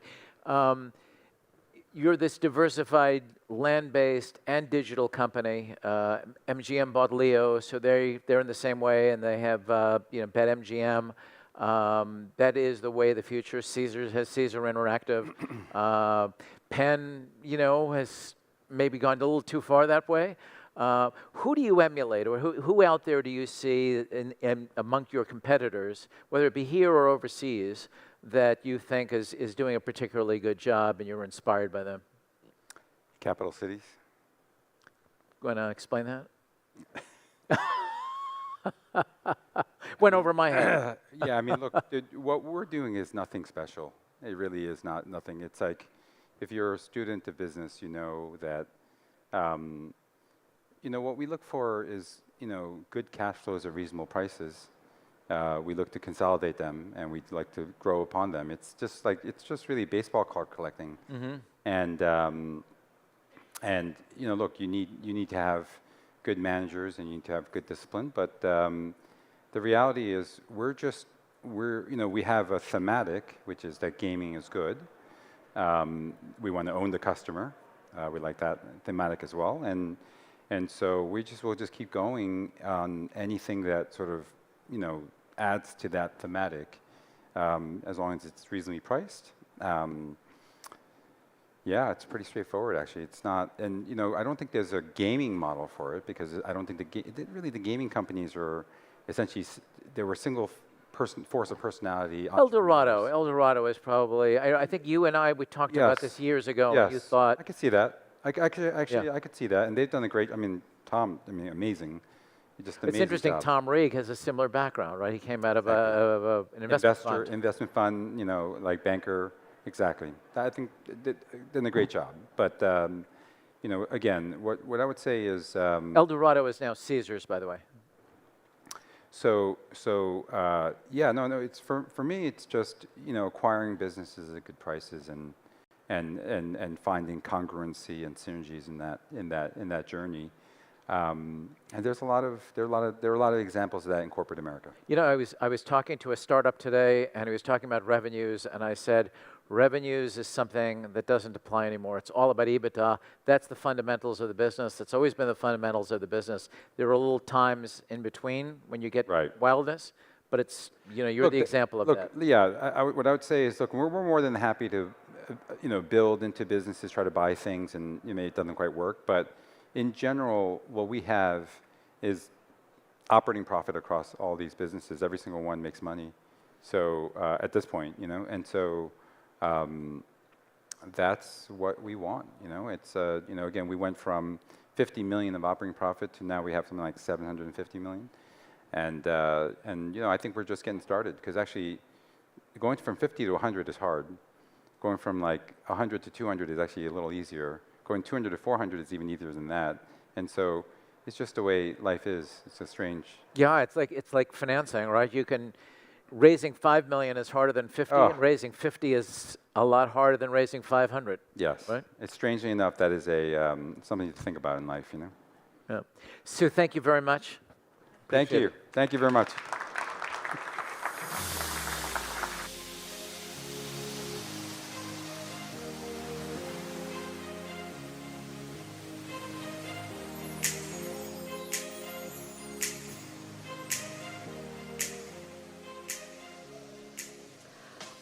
Our next two panels are going to look at the intersection of sports, media, and betting. This is an area that is very close to my interest, coming from the media world. So we've seen over the past couple of years, we've seen media companies try to be gambling companies. We've seen gambling companies try to get into media, creating their own content and even distributing it themselves. And we've seen lots of different variations of that along the way: media tie-ups, brand tie-ups, rights deals, and so on. So we're going to take a look at this topic from two different perspectives. The first panel is going to focus on the media perspective, and the second part of this topic is going to look at how you turn that engagement into revenue. So I'd like to welcome our first group of speakers to the stage.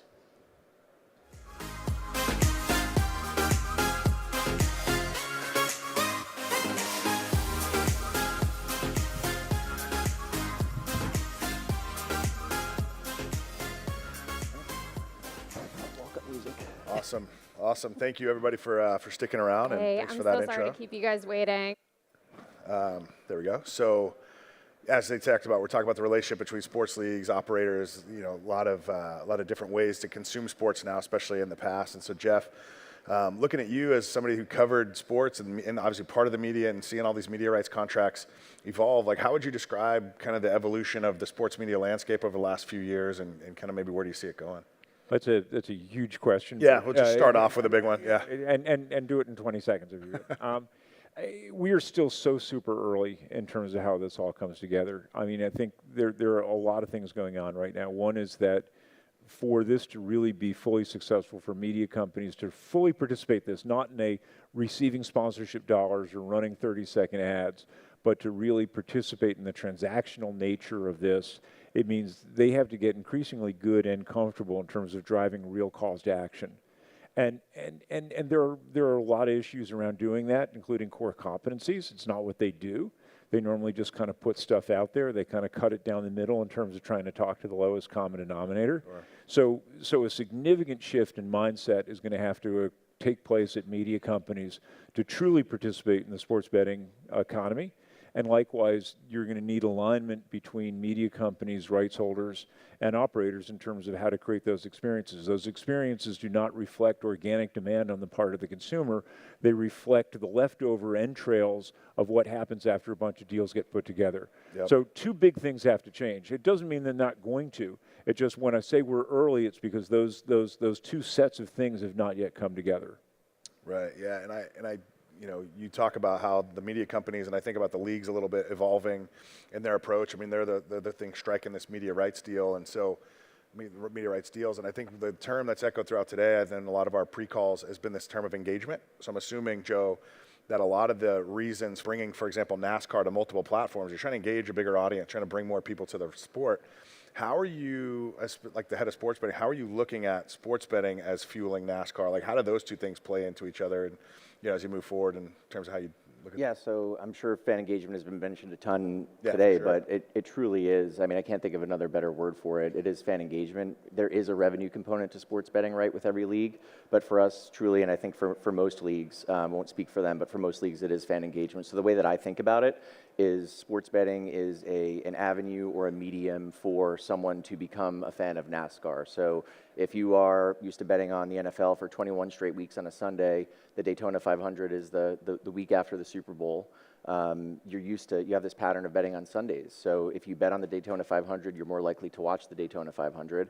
If you watch it, you're like, wow, this is pretty cool. I want to go to a race. And if you go to a race, and it's said across the industry, and I'm actually a testament to this, you go to a NASCAR race, you become a fan. That's really the way that we view it, is kind of it's a top of the funnel mechanism to grow NASCAR's bottom line of broadcast size and also merchandise sales, ticket sales, and true fan, true growing the fan base and fan size of our sport. Yeah, it's interesting. So you're using sports betting as another acquisition channel, basically saying, hey, you may not like race cars, but you miss football, so here we are as that example. But correct, yeah, and it's a symbiotic relationship with our partners as well on the sports betting side. So our 5 sports books are, they have that reach to the people who want to bet on sports, right? And there are NASCAR bettors out there, new NASCAR bettors who will want to bet on the NFL, MLB, so it helps grow their brand as well.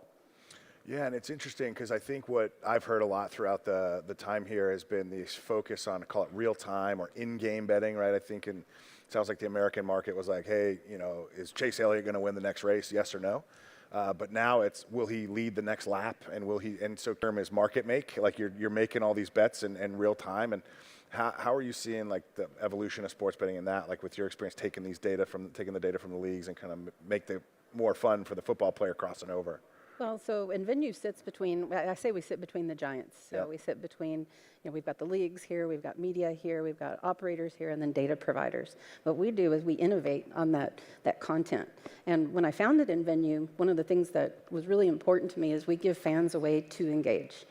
The gap that I saw is that there wasn't a way. There was this beautiful data that was starting to come from the race and from the game, but there was no way to take action on that, whether it's a bet or some form of engagement. And that's what we did. And even just in the last 6-7 years since I founded Venue, the data has just exploded. What we're getting from NASCAR is insane. We're getting position of each driver all the way through the course, all the way through each lap. And we're creating something like 130,000 ways to be able to bet in real time on the driver of your choice. And that's what, it's micro markets, it's micro bets, in-game betting, whatever you want to call it. And that's what we do, is we take this beautiful data, and it's growing exponentially, by the way, year over year. So it's a lot of fun, and betting is engagement, and we're giving fans a way to do that, whether it's a betting angle, which we certainly offer, but we also offer it over for the media side, because it's all just a way to be a part of the race or the game that you love. Yeah, taking that data, 130,000 ways in a race to bet seems like a huge number. I don't know if I could comprehend that, but it begs the question for me, and I guess Joe, Kelly, maybe in tandem, did the leagues have all this data before? So it seems like sports betting's kind of new in the mind of the leagues. Like I would venture to guess your role as the head of sports betting didn't even exist maybe 5 years ago, or I don't know the exact time horizon, but now it's obviously a part of the ecosystem, part of the conversation.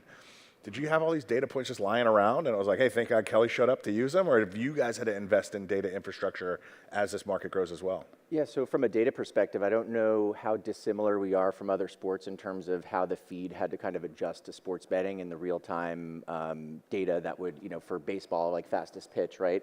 But for NASCAR, we were in a really unique sense, and I think it made my job a little bit easier when I started 4 years ago, is the NASCAR timing and scoring feed is built for was always built for our competition, and when our race is finished, like last week in Phoenix, is a .049 second finish, and you're resulting in real time that Christopher Bell beat Denny Hamlin by that time frame, and you can confidently say he won the race on the broadcast right after it happens.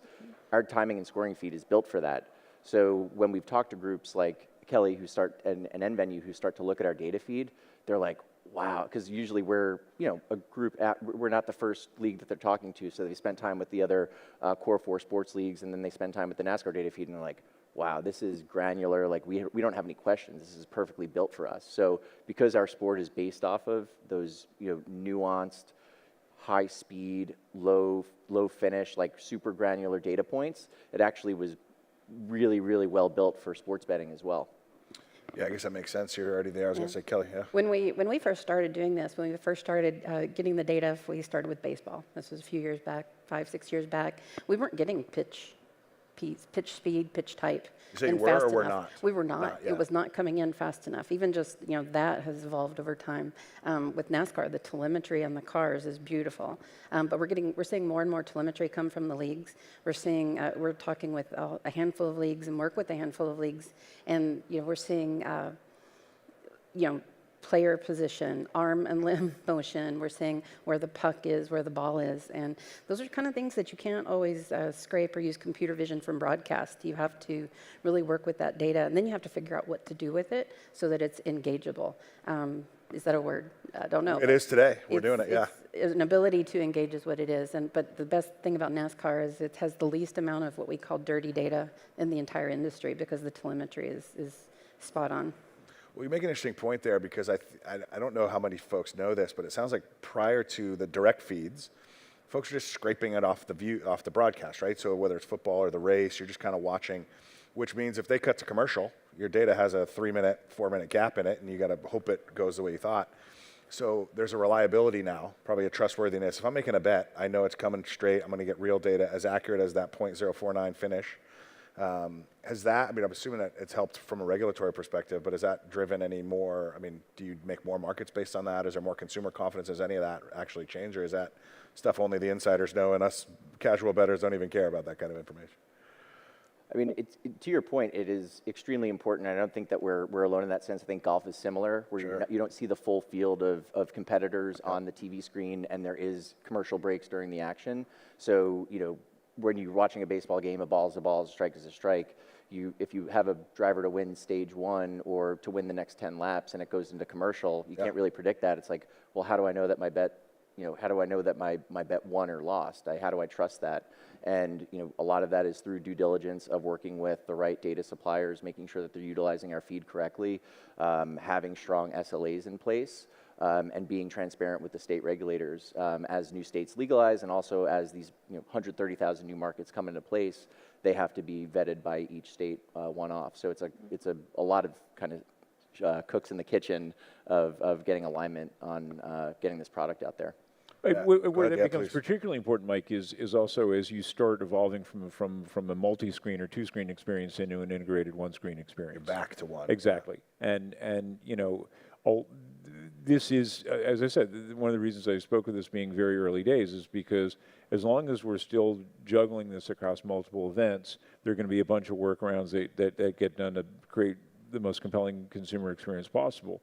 But what it is leading to is absolutely an integrated experience, at which point there aren't going to be alternative for data, because it won't make any sense to try to create an integrated experience with what you're watching and an ability to have a bet bar running in tandem. Yeah, I was going to ask you that because you mentioned earlier, like, we know where we're going, and it sounds like that integrated single screen experience is the future. So it's, because right now, just to use NASCAR, I would potentially have 4 services I'm watching on, either Fox, NBC, Amazon, or TNT, Warner Brothers, right? And so that's, as a viewer, I'm one of there. I may be betting on any number of sites. You mentioned 4 or 5 that you're already partnered with.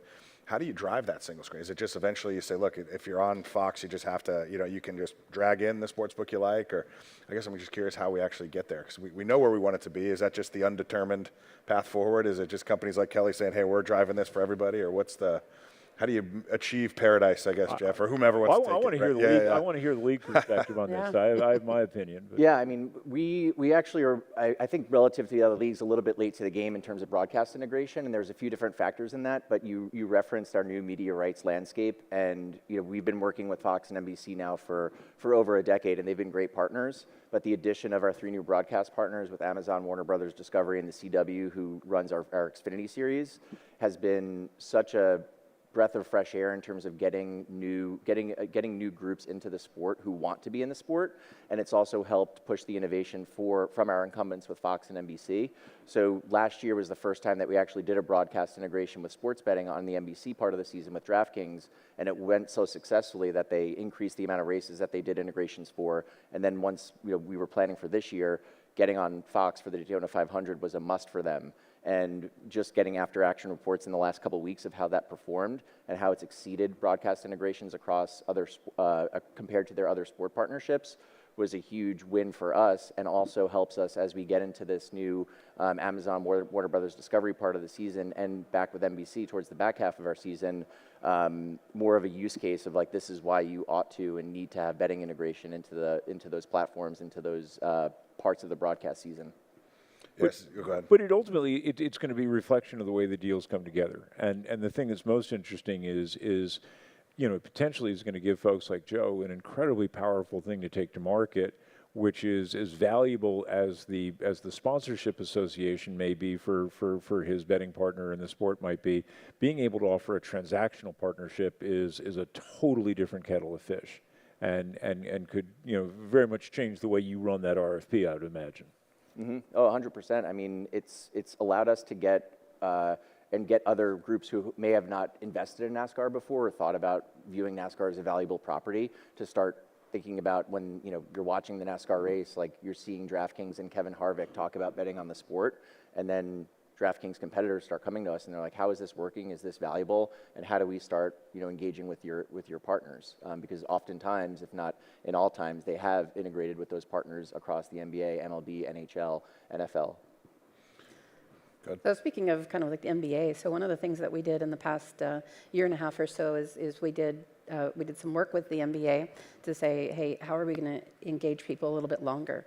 And so we created microbets specifically for how the fans watch the sport. We trialed it out on their with their app with live players, and we saw some pretty incredible metrics come back. And even though this was a microbet but used in a free-to-play environment, the numbers were really impressive. It was coming back with almost 65% of the time people were staying longer than they were if they didn't engage at all. And there's a little bit of a causal inference there, but if you're interacting, you're staying longer, and that flywheel of value just keeps on going. You can, as Joe was saying earlier, if they stay longer, they're watching longer, there's more sponsorships, there's more viewing, they maybe attend a game. So when you give that fan the way to interact, paired with broadcast, paired with the thing that they're watching, it just creates a flywheel of value, and that's what we do, and that's what we want to do, and I think that's beneficial to everybody in the ecosystem, betting or not betting.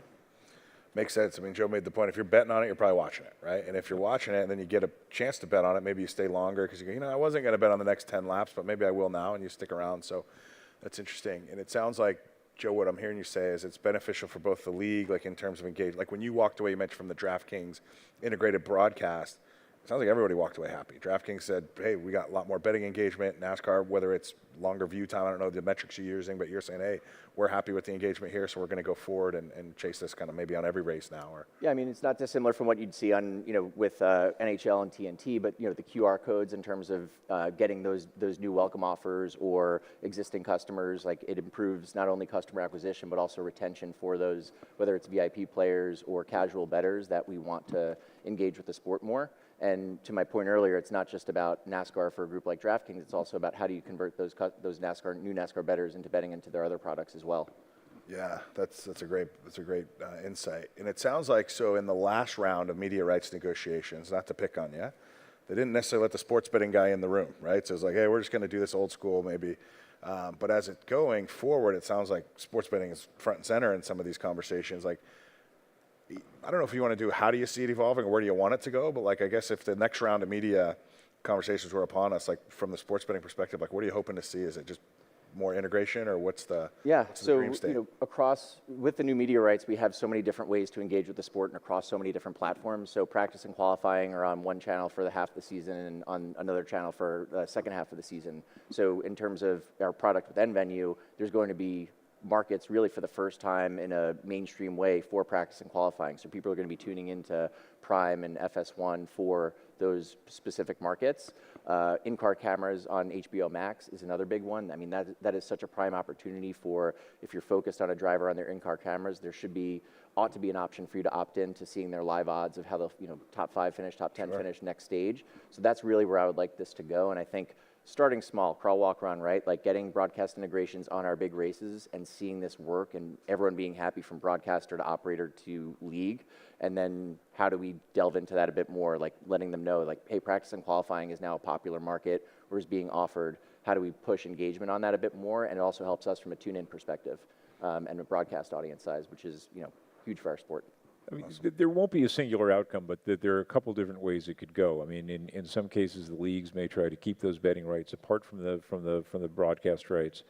In other cases, the betting rights will ride along to the broadcaster for them to be able to try to optimize coming out of that deal. And I don't think there's going to be a one way. That isn't going to work one way.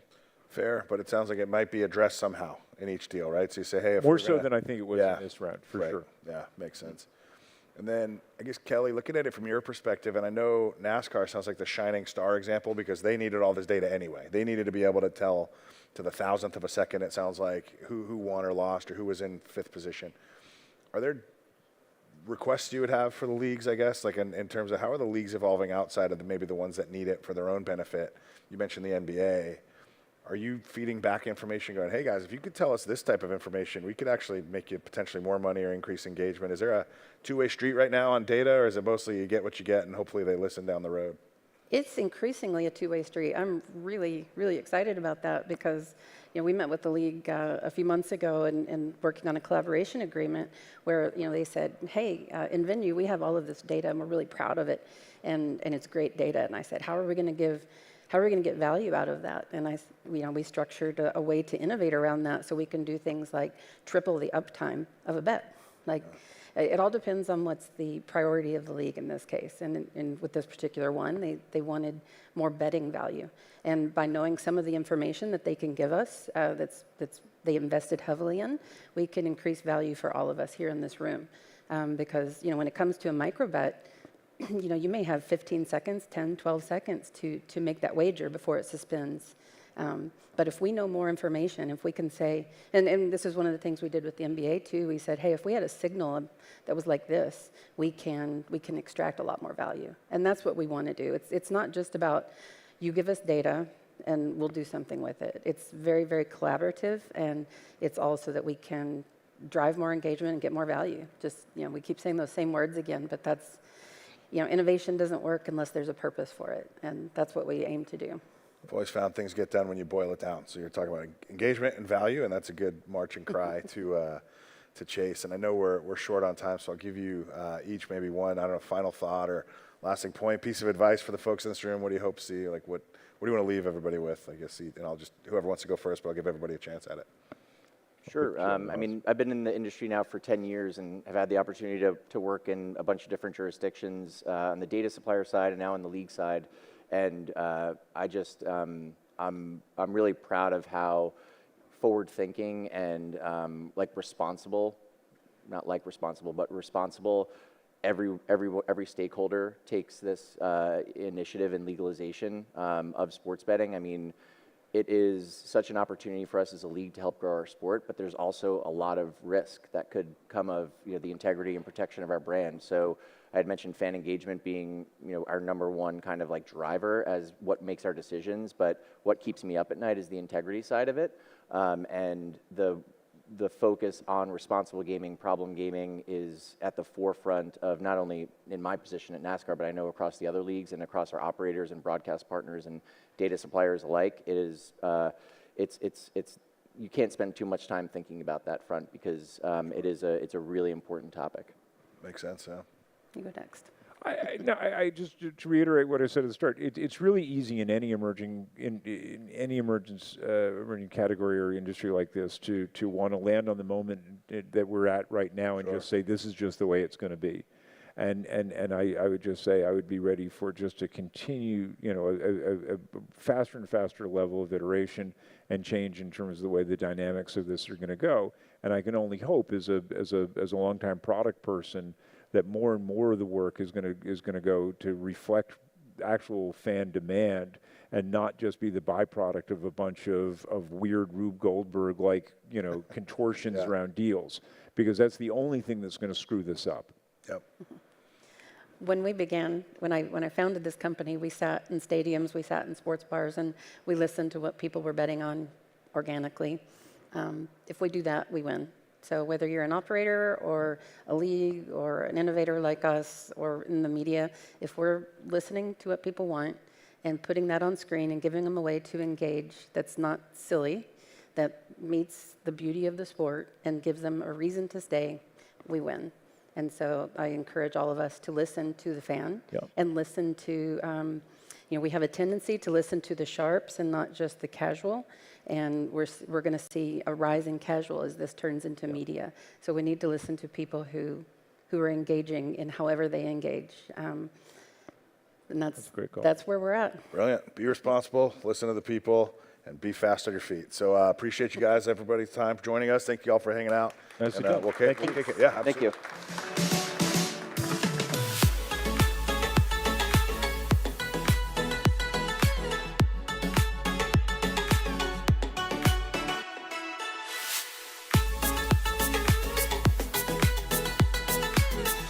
With Hillary McAfee.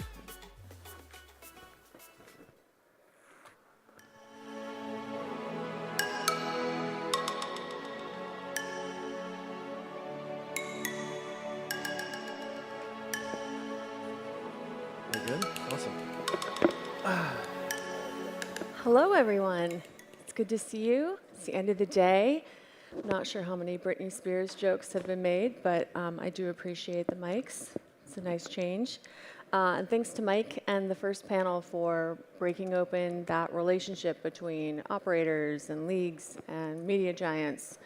And now we're going to take that conversation a step farther and talk about how you actually monetize that and what it means once you have that attention, how you transition that into actionable attention and revenue for your audience and for your brands. And we have two ringers here. I'm very excited for this talk. It's going to be great.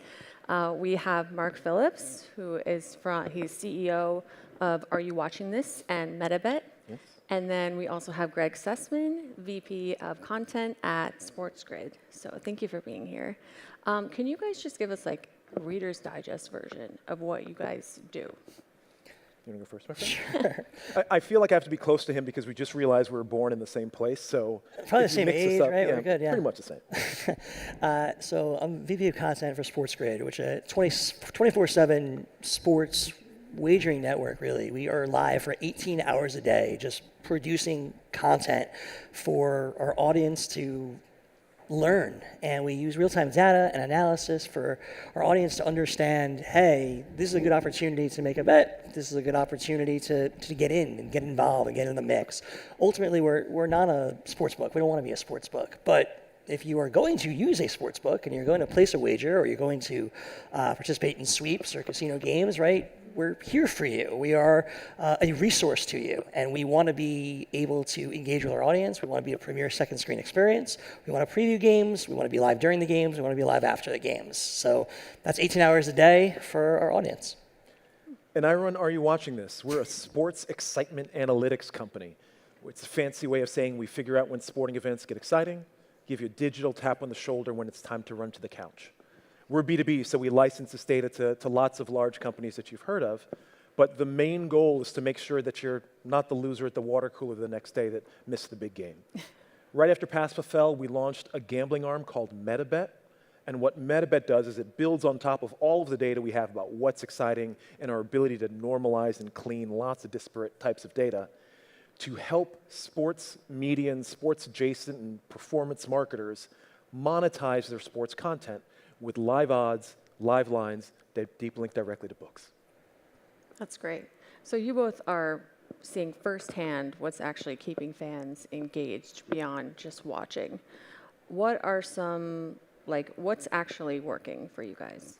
So I've seen it a lot today in the panels that I've seen, but it's just about being authentic, right? You've heard that word, it's a buzzword, and I get that. But for us, if you are a gambling expert, but you don't actually bet on the game, people can see right through that. They understand when you are not telling the truth, that you're not understanding the product, you're not using the right terminology. If you are talking about sweeps, but you don't actually play the sweeps, the real audience will totally understand that. And that's why you're seeing the Gen Z go to Reddit and go to Twitch and go to Kick and was talking about on our panels because it's real people, it's authentic. You can totally identify with them. And I think that's what we do so well at SportsGrid is that we are not just making things up on the fly. It's just like, hey, you're going to watch us bet this live on air, and then you are going to sweat with us. And it's going to be real, and it's going to be authentic, and it's going to be fun.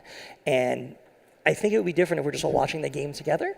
But if you are betting with us, and then you are watching us sweat, and then you are also learning along the way, and you are finding out these angles that maybe you didn't know exist, there's an education there. And I think that what we do really, really well is educate the audience, help the audience, and then entertain the audience. And if we hit all three, then we're doing something right.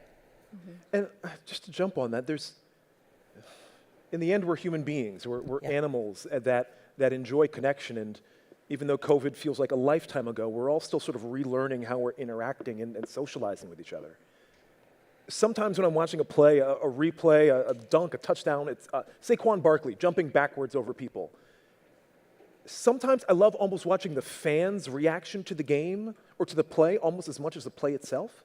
We're wired to want to connect to people, and that's what I love about SportsGrid. It's, yes, I can sit on my couch and watch a game, but if I have that second screen experience, it's helping me get excited. It's infectious. Anyone that's been to MSG just up the street or any stadium, when it's rocking, there's something just really special and addictive about that. And that's what we try to tap into as well. When you can find those great games, not only are they more fun to watch, but they're more fun to bet on. But I think you just mentioned it, right, with Saquon Barkley. Saquon Barkley does that. You want to watch the rest of the Eagles game, and it's just, okay, how do I do that? Where do I do that? When do I do that? And it's easy if you're not in the market. Like, what are you going to do? How are you going to find it? And it's one thing that that's on Fox, it's on CBS, but like, the NFC isn't always on Fox, and the AFC isn't always on CBS. So it's not as easy as it once was. At SportsGrid, it's great because we're a second screen experience. We're on all the time. But if you want to find the first screen and you want to find that, it's not so easy. And that's what's awesome about what you guys are doing, because you're making it way easier for people to find it. I was sitting in a sports bar the night of the crazy Netflix meltdown of Jake Paul and Mike Tyson. And I was sitting next to a Chiefs fan who had no idea the Christmas game was going to be on Netflix. This is a diehard fan, and he had no clue, because fragmentation is getting just ridiculous. And we're all tearing our hair out about it. Everyone's had that experience where you're sitting in a sports bar, you're trying to watch a game, and there's, let's say, a no-hitter on, and it's not on any TV, and there's ESPN News playing in a 24-hour loop, not to take shots at ESPN News, but the idea of there's always great content that, whether it's our algorithms that are finding it automatically and objectively, or SportsGrid that is, by definition and by choice, subjective, for me, it's curation. I mean, that's what all of this comes down to. We're overwhelming people with choice, whether it's games, making it hard to find where they are, and giving them 10,000 things to bet on, when sometimes you just want a little bit of nudge for that right bet for you, or to have that sort of sports concierge that's going to guide you through what makes the most sense. And really, this week's a really good example. And we were just talking about it, but this afternoon, there's every conference tournament on. And we went to a bar to go watch St. John's. And Fox has a game. The Big East is always on Fox. Okay, cool. Well, it's not on Fox. Oh, all right. So then you try ESPN. Oh, it's not there. You go to Big 12. I have no idea where to watch the St. John's game. It's in New York, down the street, like you said, at Madison Square Garden. And as an avid college basketball fan, I have no idea where to watch this game. And you try everything. But as a resource to defragmentize all this fragmentization, be very, very helpful. And that's where it's really, really helpful. Yeah, Mark, I liked what you said about fragmentation, because we touched on this a little bit in the panel prep call. And you were talking about how it actually is helpful to have notifications in a centralized space, which is what you do. Can you go into that a little bit more? Because there are so many platforms everywhere, like you were saying. Like, where do you find these? So what are your thoughts on that? Sure. I mean, Messi's playing in the CONCACAF Champions League tonight, and I would probably need 3 guesses before I knew exactly how to watch.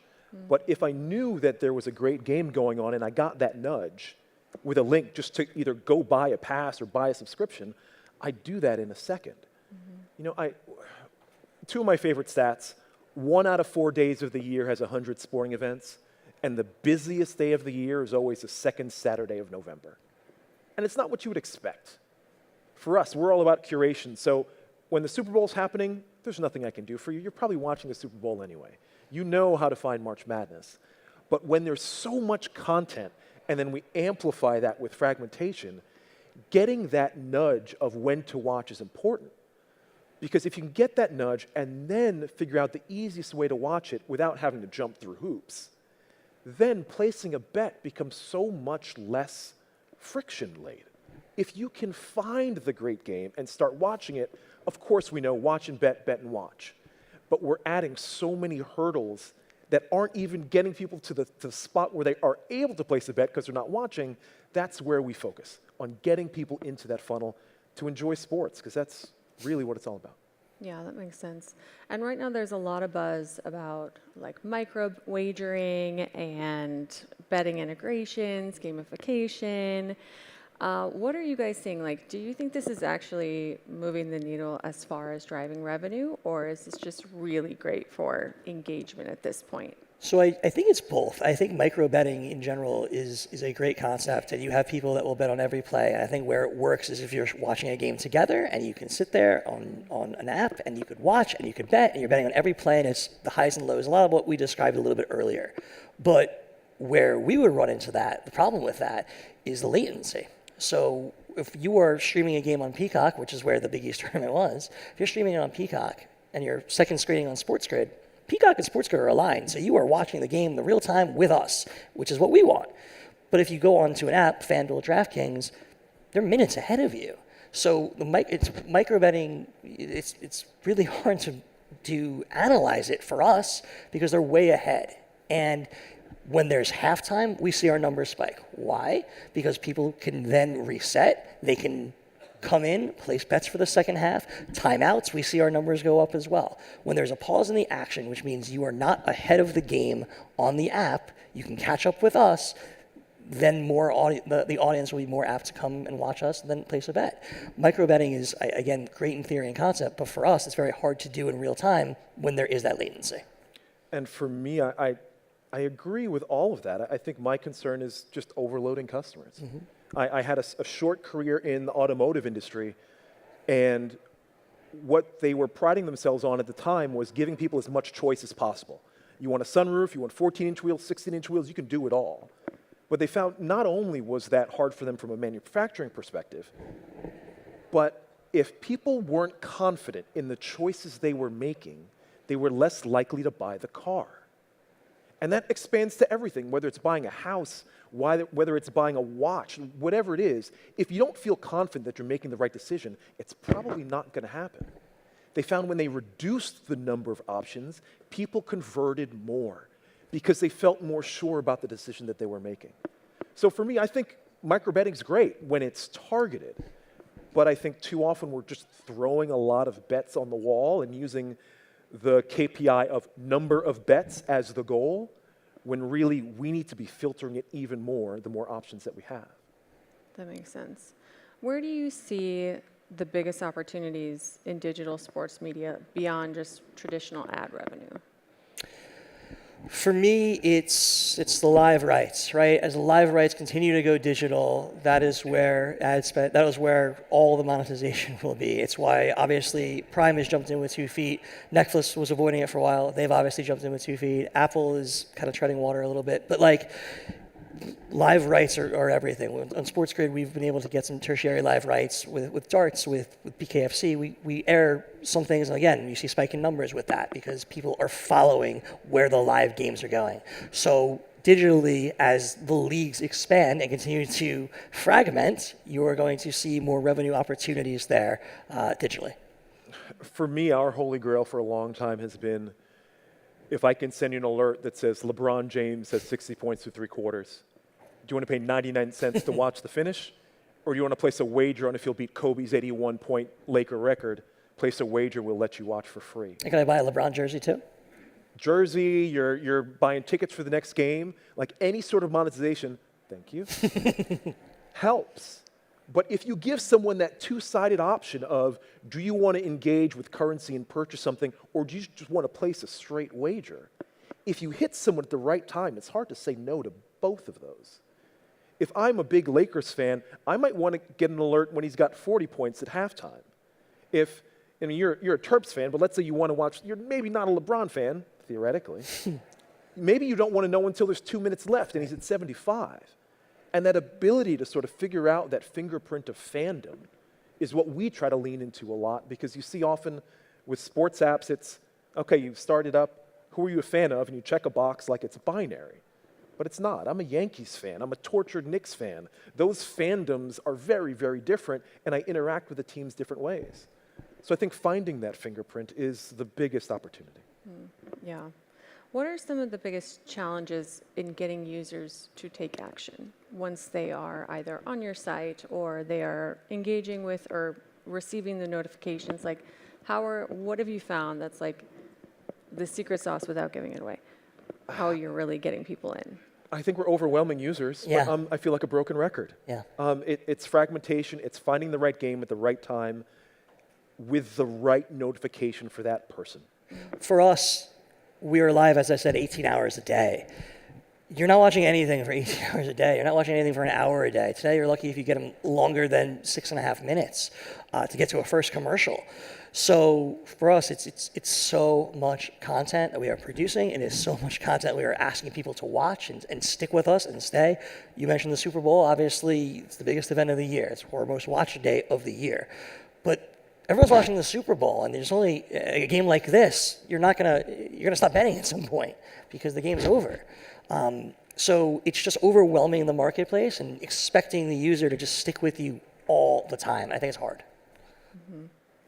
How do you think the rise of sports betting as more and more states start to legalize, how is that going to change your strategy because we're talking about like overwhelming people and we're talking about adding more states, and that's going to be more personalized when you're talking about, specific teams in spaces like that and in college sports. So how do you navigate that and adjust your strategy based on that expansion? Yeah, I mean, I think it's, again, more opportunity. You don't want to overwhelm, but it's certainly more opportunity in different states. Obviously, the bigger states that open, the more new users there are, and that's when the operators will come back in with all these deals, and you'll get plenty more users. But it's been a while since we've had real states kind of pop up, and it's seemingly going to be a while before the bigger states pop up again. So you're almost in this state where things are paused a bit, and it's just like they've kind of milked this for all it's worth for now. So as it grows, I think we'll jump back in with 2 feet. But until then, it's treading water a little bit. I get frustrated a lot with the current UX when it comes to the sportsbook experience. I mean, I'll die on the hill that -110 needs to burn in a fire. We make the first-time betting experience too hard. It's too hard. Yes, it feels like things are on pause, but FanDuel has, 5 million actives? And they're the leader? I mean, I think it's an indictment on our UX when it comes to sports betting in the States. We need to make it easier. There's a weird UX line of demarcation between the regulated big folks and then the prize picks and the underdogs of the world. And I don't get that. I don't understand why they're not tapping into the athlete first, the headshots, the colors, and a user experience that doesn't feel like a Google spreadsheet. There's so much more that can be done, and the feeling that we're on pause, because we definitely feel that from an economic standpoint as well, but we're not doing enough, and we're not talking to the users the way we can and should be. And that goes back to just being authentic, right? And meeting them where they are and educating them. And I think this is why FanDuel and DraftKings and Underdog and Prize Picks, right? Everybody loves educational content because you're ultimately going to find the user somewhere. And if you can meet them with educational content and you can bring them in and then you can retain them, that is how you obviously keep your customers. And educational content is just so important to what we do, to the sports books as well. And we need to do a better job. There are a whole generation of bettors that age appropriately every day into joining the marketplace. You have half a gender that is available to be to be brought in here, and we have tried to spread to different demographics. And I think there are so many opportunities there if you make it easier for them to understand and you make it clearer and you show why you're the leader in the marketplace. You will have so many more opportunities, whether states come on or not. That makes sense. So as we wrap up here, what are your bold predictions for the next 1 to 5 years when it comes to You want to go first? Yeah. sports betting, content, revenue? So obviously ESPN is launching their new flagship product, DTC. And this is, we talked about a little while ago about live rights just continuing to be fragmented, and this is the key to everything. Well, I think in the next 5 years, we're going to want to rebundle again. It's all about getting out of cable and going off and having all these different services.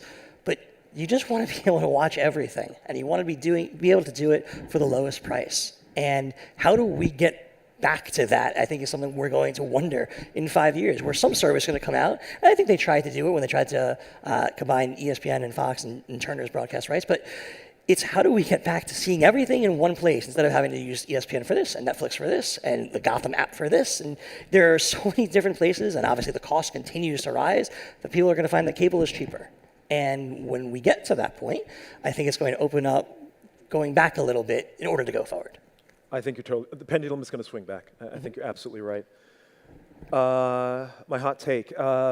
Other than we won't be talking about sweeps in 12 months, because I don't want to get kicked out of the conference, I think curation and discovery are going to be table stakes for sports books at the end of 2025.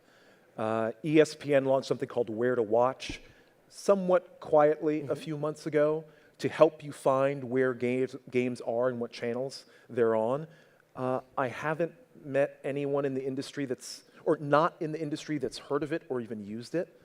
It's small, but I love where they're going.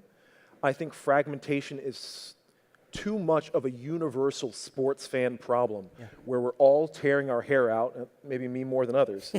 But it's so frustrating to not get to engage with a game just because you can't figure out where it is. So for me, it is curation. Which games should I be watching right now of the hundreds going on, and how do I get to it? I think any operator that doesn't have that by the end of the year will feel behind. Yeah. So fragmentation, authenticity. Hopefully we get a bundle deal soon, please. That'd be great. Great thoughts. So thank you so much, Greg and Mark, for being here and sharing your expertise with us. And thank you all for being here as well. And we'll Thank you wrap so up much. there. Thank you.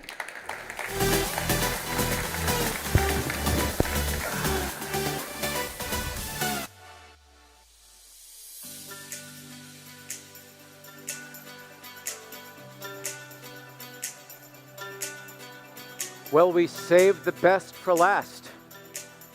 If you follow sports, you know who Mike Greenberg is, ESPN, ABC, Mike and Mike. And if you don't know who Christiana Yebra is, you should, because she's a serial entrepreneur, a master marketer, and an expert in sports analytics. And she's going to be doing the interview today, and well, welcome aboard, if we can find them. Maybe I'm a little too soon. There we go.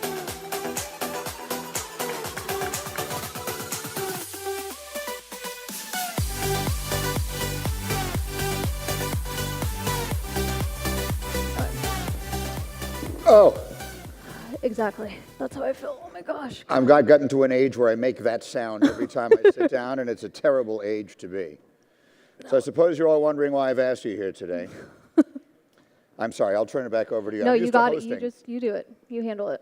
Well, I'm used to being the host and asking the question, so this is a very unfamiliar position for me. Let's see how we do. I think you're going to do just fine. We were joking when you walked in. Is this your 4th or 5th set of the day? How many stages have you been on since this morning? A few. This is the only thing standing between me and dinner at this point, so let's roll. That's us. That's a lot of people they're hungry. They're ready to get out of here. Well, thank you so much for joining in on this conversation with the man who's practically been the soundtrack for fans for years and years now. So, Greenie, thank you for joining. Greenie, Mr. Mike, Greenie Mr. Greenberg. Greenie is good. Okay. Mr. Greenberg was my dad. Oh, okay, good. So Greenie is good.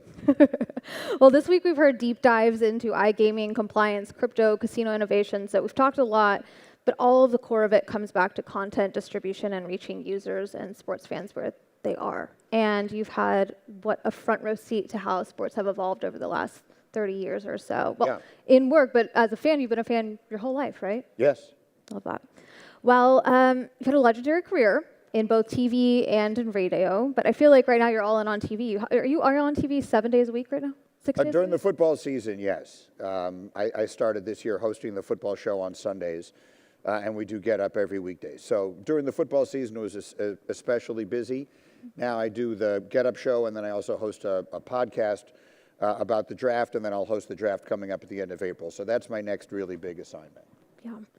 What is it about TV as a medium that just continues to be a dominant place for fans who've been there a long time, but radio as well? But what about TV? You're all in right now. What I would say about both television and radio, I hosted a radio show up until earlier this year, and I have been in radio one way or another since 1992. And people love to forecast doom for the medium, and I continue to believe strongly that there will never be a replacement for the immediacy that radio and television can provide. Obviously, people get their content in so many different ways now. So I host a television show in the morning. There are people who will watch it later in the day. There are people who will listen to it because it gets turned into a podcast. And all of that is great. But at the end of the day, there is nothing out there that will ever replace, or certainly nothing I'm aware of that can replace, the immediacy of what we do. When there is news, generally speaking, yes, people will go online, but people, I think, will also still, certainly my inclination is to turn on the television and go to, if it is sports news, you go to ESPN. If it's business news, whatever the case may be, you go to whatever the appropriate channel is. I think that is as true today as it was in the 80s when all this was being formed. Yeah. Well, you've been through quite a few seasons in your career at ESPN. There was ESPN News, Mike and Mike, Get Up. With all those transitions, has your wing order at J. Timothy's stayed the same or evolved over the years? So that is where we have. So I'm back at J. Tim's now. I don't know how this is. This is just an inside joke. Just trying to get them at this hungry. Point. J. Timothy's is a restaurant in Plainville, Connecticut, and is probably the most popular destination for ESPN people working in Bristol. I worked in Bristol for 21 years. We've moved the show to New York now, but I still do the Sunday show. So our production meeting every Saturday night of the entire football season, so whatever that was, 22 Saturday nights, including the playoffs, is at J. Tim's. We have a little room that they reserve for us, and it's Randy Moss, Rex Ryan, Teddy Bruschi, Alex Smith, all of our production team, and myself. And what I can tell you is hilarious is that Rex Ryan, and I say this with love and respect, he's like my crazy uncle. He orders a Dr. Pepper every single week, and he is the only person I know who drinks Dr. Pepper anymore, and it's great, and I like Dr. Pepper. This is not meant to be a value judgment on Dr. Pepper, but Rex sits there and he orders wings and Dr. Pepper every Saturday night for 23 weeks. It's nice to know there are still some things you can count on.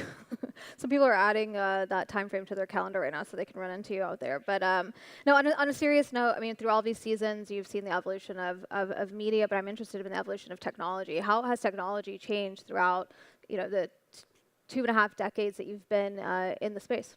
I mean, how much time do you have? Here's the best example I can give you of that. I started hosting talk shows in Chicago in 1992. At that time, I would give out on the radio 2 phone numbers.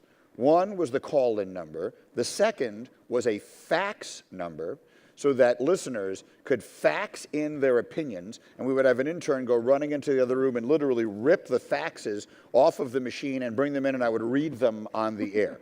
This was in one person's career. That's how quickly. We've had like the Industrial Revolution 5 times in my industry in the years that I've been doing this, and that is probably true of a lot of other industries as well. But technology has completely changed everything we do. I'll give you another great example of a way in which social media has become an invaluable tool.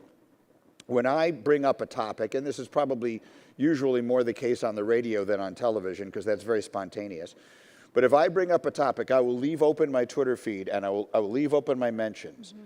And I will just watch, as I bring up a topic, how many responses I get. I don't care what they say. I just want to see how much engagement it is getting. So if I bring up a topic and I get a trickle of 12 tweets in response, I move on because I can feel this is not connecting with people.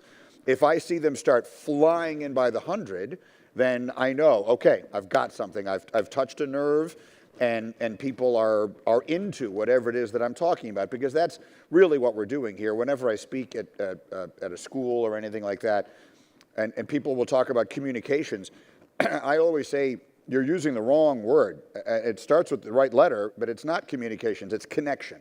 The key is you need to make a connection with your audience. And so social media is an invaluable tool for me to see if I'm connecting. So there's just a couple of examples of the ways that technology has changed everything, but I could give you 100 more. We'll have to talk about that another time, but give us an example of a time where your mentions were just through the roof and you saw all the buzz and chatter around. Give it maybe something in the last year. What's been? Oh, well, I mean, I guess you and I were just talking about it over there because you are living in Dallas. The Luka Doncic trade. There's almost no element of that story that you can raise that people don't lose their minds, because there are so many tentacles to it. There's the Luka element, the Mavericks element, the Lakers element, the LeBron element. There are the balance of power in the NBA element. There are so many different angles. Tentacles is a term that I sometimes use with these that one can use. So that right now has been the hottest topic. I used to jokingly say, and this is a dated one, but I wrote this in one of the books once. The oldest talk show host trick in the book was, if nothing is working, the phones aren't ringing, and it's a slow day in sports, just say the words, "So, do you think Pete Rose should be in the Hall of Fame? Here's my phone number," and just give the number, and boom, the lines would go crazy. And in this, even now, faxes flying. In those days, they would be faxes. That I'm not making that up. But in this day and age, it would be tweets just flying in. Yeah. Well, speaking of technology, you've written, and your books, you've written multiple books. My favorite titles, I mean, you've got two that just came out recently, but Why My Wife Thinks I'm an Idiot, 2007, and Most Valuable Puppy are some two leading ones. But you just wrote two additional in 2024. Can we talk a little bit about that? So I'm doing a series of sports books now. So I did a book called Got Your Number. I did a book that came out last year called Got Your Answers, and then the book that will be out this fall with my longtime producer and researcher extraordinaire is called Got Your Legends. And they're just different takes on various sports topics. Why My Wife Thinks I'm an Idiot was the first book that I ever wrote, and it was sort of a study of what I feel is a truism for every married man, at least in America. I can't speak beyond that. But every man in America is married to a woman who thinks he's an idiot. And there are two kinds of married women in America. There are those who think their husband is an idiot, and there are those who are lying to you about it. There's no third option. So that's what that book was about. And then MVP, Most Valuable Puppy, was a book that my wife and I did that starred our beloved Australian Labradoodle, Phoebe. And it's one of two books that I've done that we donate 100% of our proceeds to the V Foundation for Cancer Research. So that one was and remains very important to me. It's really important. You've spent your career delivering, we talked about insights in real time on radio and TV, where immediacy really is everything, but writing a book, especially like Got Your Numbers and Got Your Answers, requires a lot more research and involvement. How do you approach that differently than what you do on a day-to-day basis? So the good news for me on the sports books is that my researcher does the research. So that Hembo made my job a lot easier. Hembo is the best. There is no one who does their job better than Hembo does his job. His name is Paul Hembekidis, and he's been my researcher going back to my days on Mike and Mike. The writing novels, which I have written two, is a totally different experience. I find that by far the hardest thing I've had to do. It can be a very lonely, sort of almost somewhat solemn experience, but there's nothing more satisfying. There is to this day nothing that I get more excitement out of, or more satisfaction out of, or more pride out of than coming across a copy of one of my books in a bookstore or in any other place. That remains the highlight for me by far. I'll tell you a quick story about that, by the way, because if you're looking for acclaim and feedback and someone to make your ego feel good, writing a book is a terrible way to do it. So the first book I ever wrote, which was Why My Wife Thinks I'm an Idiot, the day that it came out, April of 2007, I went to a bookstore. I was living in Westport, Connecticut at the time, and there was a bookstore there, a Barnes & Noble, and I went, and I was doing a book signing there like 2 weeks later, and there was a big sign in the window that said, "Come meet Mike Greenberg on whatever it was, April 18th." And I'm thinking, this is fantastic, and a big picture. And I go inside, and there's this beautiful pyramid of the books, and I think this is like the highlight of my life. And if you've ever seen the book, Why My Wife Thinks I'm an Idiot, it is perhaps the least vain, the least humble cover. It is just a big picture of me. It is just me smiling on the cover. So I grab a copy of the book, and I walk up to the woman who's at the cash register, and I say, "I'd like to buy this, please." And I hand her my credit card, and she looks at the book, and she looks at me, and she says, "You know, he's going to be here in 2 weeks if you'd like to come meet him." And that is a true story, and it was one of those really, it was one of those real reality checks. I figured out, okay, so I guess I'm not going to be Stephen King, because I have a feeling that probably doesn't happen to him. You know what? It was a test and she passed. She was promoting this. She was, good for her. Hopefully, yeah. We had a good crowd 2 weeks later, so she helped. I want to talk about some of my favorite chapters from the book. You have the weirdest things thrown on ice at a hockey game. That was a fun one. Biggest sports rivalries. I was telling you I grew up at West Point, so Army, Navy. I did not expect that to be your number one. So that's from the book Got Your Answers, where we took the 100 biggest debates, what we perceive to be the 100 best debates in sports, and answered them once and for all, leaving no room whatsoever for any further discussion. And yes, I think that the greatest rivalry in American sports is the Army-Navy game. It is something that is completely different from anything else. It's not the same as Cubs-Cardinals or Bears-Packers, which are the longest-standing rivalries in their respective sports, or even something like Duke, North Carolina, Michigan, Ohio State, Auburn, Alabama, which obviously are hugely meaningful and important rivalries. But there is something about Army-Navy that transcends sports. And there are actually fascinating little tidbits about that, including the fact that the first ever use of instant replay in televised sports was during the Army-Navy game. Which I think is fascinating. The first game that was ever played with face masks on the helmet was the Army-Navy game. The research that Hembo did on that book, on all of our books, has been spectacular. So for all the obvious reasons, and I think some that aren't so obvious, that is the best rivalry in sports. Yeah, but we're coming up on one of your favorite days on the annual sports calendar. You listed, I think, 10, and March Madness, the kickoff, is your favorite day? I don't know that there's anything quite like what will be a week from today, right? That first Thursday of the NCAA tournament. There's just something magical about it, and I think that has a lot to do with the calendar as well. For those of us who have lived all of our lives, as I have, in cold weather cities, March Madness arrives at a wonderful time of the year also. Anyway, if you've been in New York this week, then you know that today was a little chillier, but yesterday was 60-something degrees. The clocks have just turned, so it's not getting dark outside at 4:15 p.m. So there's just something wonderful about this time of year on the calendar.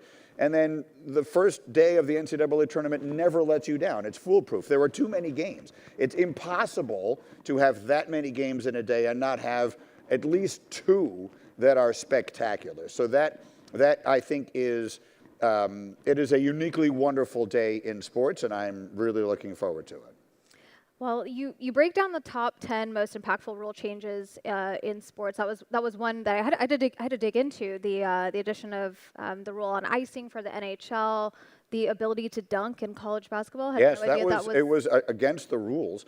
As recently as when Lou Alcindor, now Kareem Abdul-Jabbar, was playing at UCLA, dunking was prohibited. It was. Think about how insane that sounds now. We have slam dunk contests, and the slam dunk went through a period of time where it was overwhelmingly the biggest draw that the sport had. It was against the rules in college basketball. Same thing with the NBA three-point line. That was your number one, I think, on that list. Well, it's changed the sport, and I don't know how many of you watched the game last night. We had on ESPN, we had Celtics Thunder, which could easily be a preview of the NBA Finals, and OKC went into Boston and beat the Celtics. But the big story to me is the Celtics took 63 threes in that game last night. In the first quarter, they made 9 threes and 0 twos. They made 0 two-point baskets. They scored 30 points, 9 of them on three-pointers and 3 foul shots. So 0 twos. Think about the way analytics has impacted all sports in varying and enormous ways. The reliance, in some people's view, over-reliance on the three-point shot in the NBA today, I think is a significant factor for the sport. And yes, certainly, when you take I think that addition in the NBA, which was the late 70s, I believe, that's got to be about as significant a change as you can possibly make in a sport.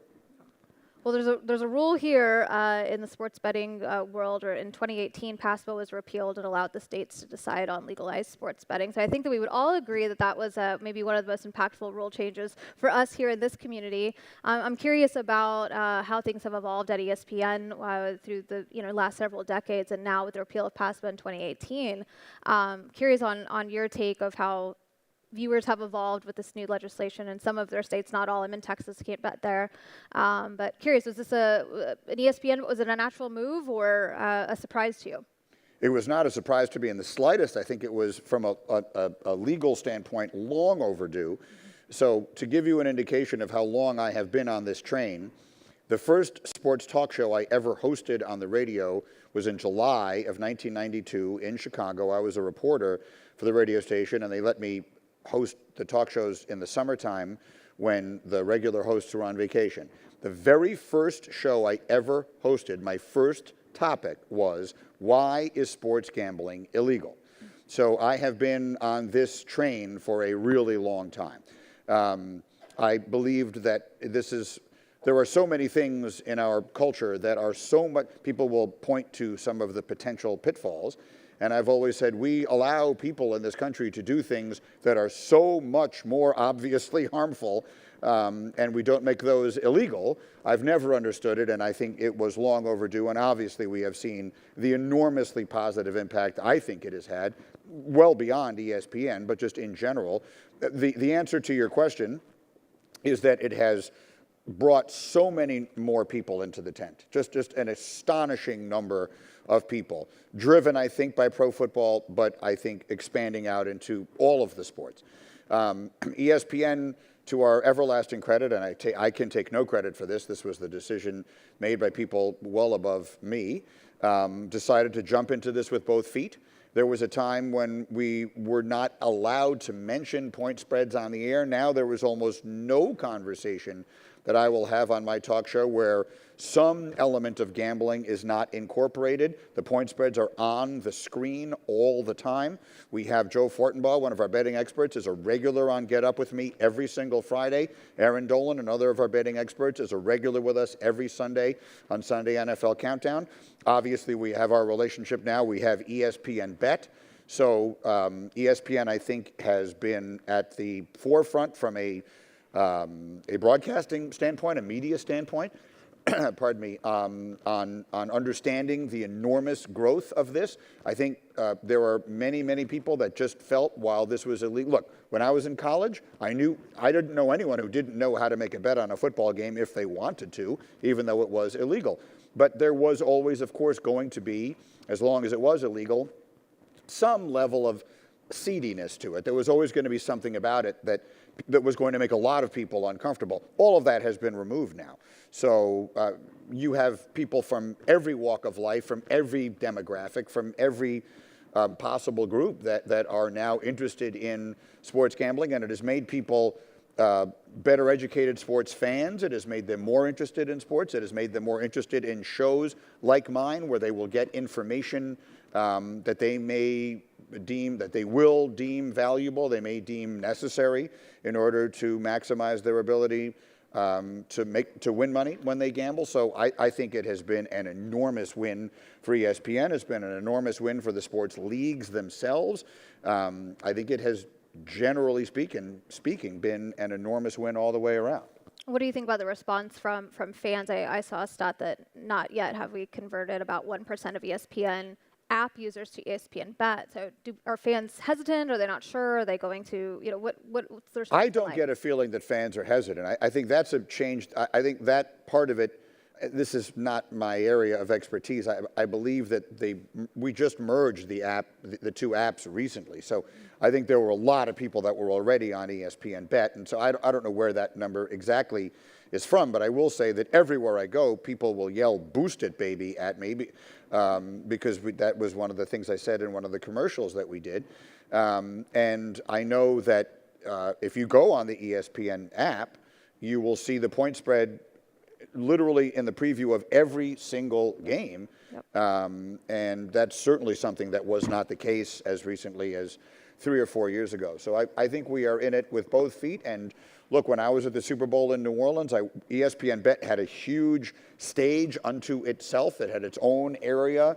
I went over there and met with a bunch of the people we had flown in. Several of our, I don't know how exactly people won the opportunity to come, but we brought a bunch of fans with us, and I had a chance to sit and talk with them about what it is that they like about the service, what it is that they would perhaps be interested in making them want to play more with ESPN Bet. So I think it has been terrific for us, and I don't feel a hesitancy particularly from the fans that I encounter at all. Well, this room is full of people who are building products across sports betting, things like AI content generation, personalization, curated betting experiences, broadcast enhancements. I mean, you've had a really unique perspective as both a fan and then someone who engages with fans in real time at the Super Bowl. What gaps do you see that exist, or what opportunities do you see? I don't know. Give me an example of a problem you need to solve. That's a great point. I always tell my kids, those of us who can make good TV can make a lot of money. People who figure out where TV is going are going to be the billionaires. If I could tell you what the missing pieces were here, I would be living on an island somewhere of my own making with a golf course that I built for myself. It's very hard for me to say. I know what seems to be very popular amongst the people who follow me on social media and the people that I interact with are the boosts that we do. So I will do an odds boost. It's called Seeing Green. We have one today or tonight about the Laker game tonight. And from the conversations that I had with them, they seem most interested in that. And the sense I get is that they're looking for, and you all would know this better than I would because I'm not an expert in the betting area at all, but they're all looking for any tiny little edge they can find anywhere. So I would think that the answer to your question, I don't know the answer, but that was the first thing I thought of when you asked me the question was, I think people will always be looking for ways they can find what they perceive to be edges, and I'm not exactly sure how one does that beyond what's being done. There's some really talented folks in here who are working on just that and working on the personalization aspect. I think is really key. The immediacy factor that you talked about are really important. Well, we know sports is largely about legacy. We've got legacy teams, players, we've got legacy brands in the space. I saw an interview you did with Pat McAfee a couple years ago where you referenced Howard Cosell's legacy and how his voice became part of sports history. And then you very quickly said, I don't think that's my legacy. I think I'm going to be known for my research, cancer research support and being an author. I thought it was really interesting because so many people recognize your voice and your impact. So I'm going to ask you, what's your legacy that you hope to build over the next 25 years or so? Well, I think look, I remember the conversation that you're talking about, and McAfee accused me of being falsely modest, but candidly, yelled at you. Nothing could be further from the truth. Howard Cosell was overwhelmingly the most significant announcer in the history of sports. A quick aside, I am a lifelong fan of the New York Jets, and for those of you who remember, Howard would do the Monday night halftime highlights. And he wouldn't do every game. He would just do the better teams. So you would always see Pittsburgh, and you would always see the Cowboys, and you would always see the Raiders. And I remember in 1981, the year the Jets finally got good, the Sack Exchange team, all of a sudden Howard was doing a highlight of a Jet game at halftime. And I went running from my room yelling to my father, Dad, you're not going to believe this. Howard Cosell knows who the Jets are. Like, I was stunned by that. To me, Howard Cosell was so much bigger than the Jets. And of course, it was more than Monday Night Football, although he was there in the beginning of it. And obviously, that was one of the most important things that's ever happened in sports broadcasting. But between his connections to and relationships with Jackie Robinson and Muhammad Ali and all the other things he did, there was never and will never be a more significant sports announcer than Howard Cosell. My children don't know who he is. So the idea that 30 years after my career, anyone is going to remember what I did or pay any attention to what I did strikes me as ridiculous. Hopefully, through the books that I've written and the money that we've raised for cancer and that sort of thing, hopefully that will make a difference. We have 2 books that we've done, my wife and I, where we donate 100% of our proceeds to cancer research, and that's important to us. I hope to continue doing that. And you know, if I get people to work with a smile on their face one way or another, then I suppose I've made some contribution. But if Howard Cosell is not remembered by today's generation, I have a feeling that 50 years from now, people won't be walking around yelling, "Boost it, baby." But I guess we can hope. Well, on that note, you are a legend in my household, and my family cannot stop saying, "Boost it, baby." So we're sending you and Stacy home with custom Jets inspired. Please don't sue me, Jets, ESPN, or you. Oh, that is awesome. We're going to be Boost It, baby. Oh, I love that. That's your legacy. Thank you very much. Look, a big round of applause for Greenie, please. Thank you very much. And we are the wrap up of this entire conference. Thank you so much for taking time with us, and I hope you enjoyed next. We hope to see you next year. Thank you, guys. Here, there's one for Stacy in there. Oh my.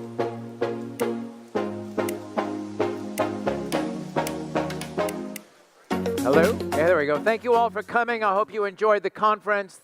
There's a party next door, and we hope to see you all on May 7th in Valletta with 6,000 of your colleagues at the next iGaming Next Summit.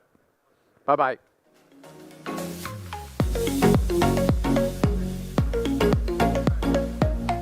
Okay, I've got a D mic.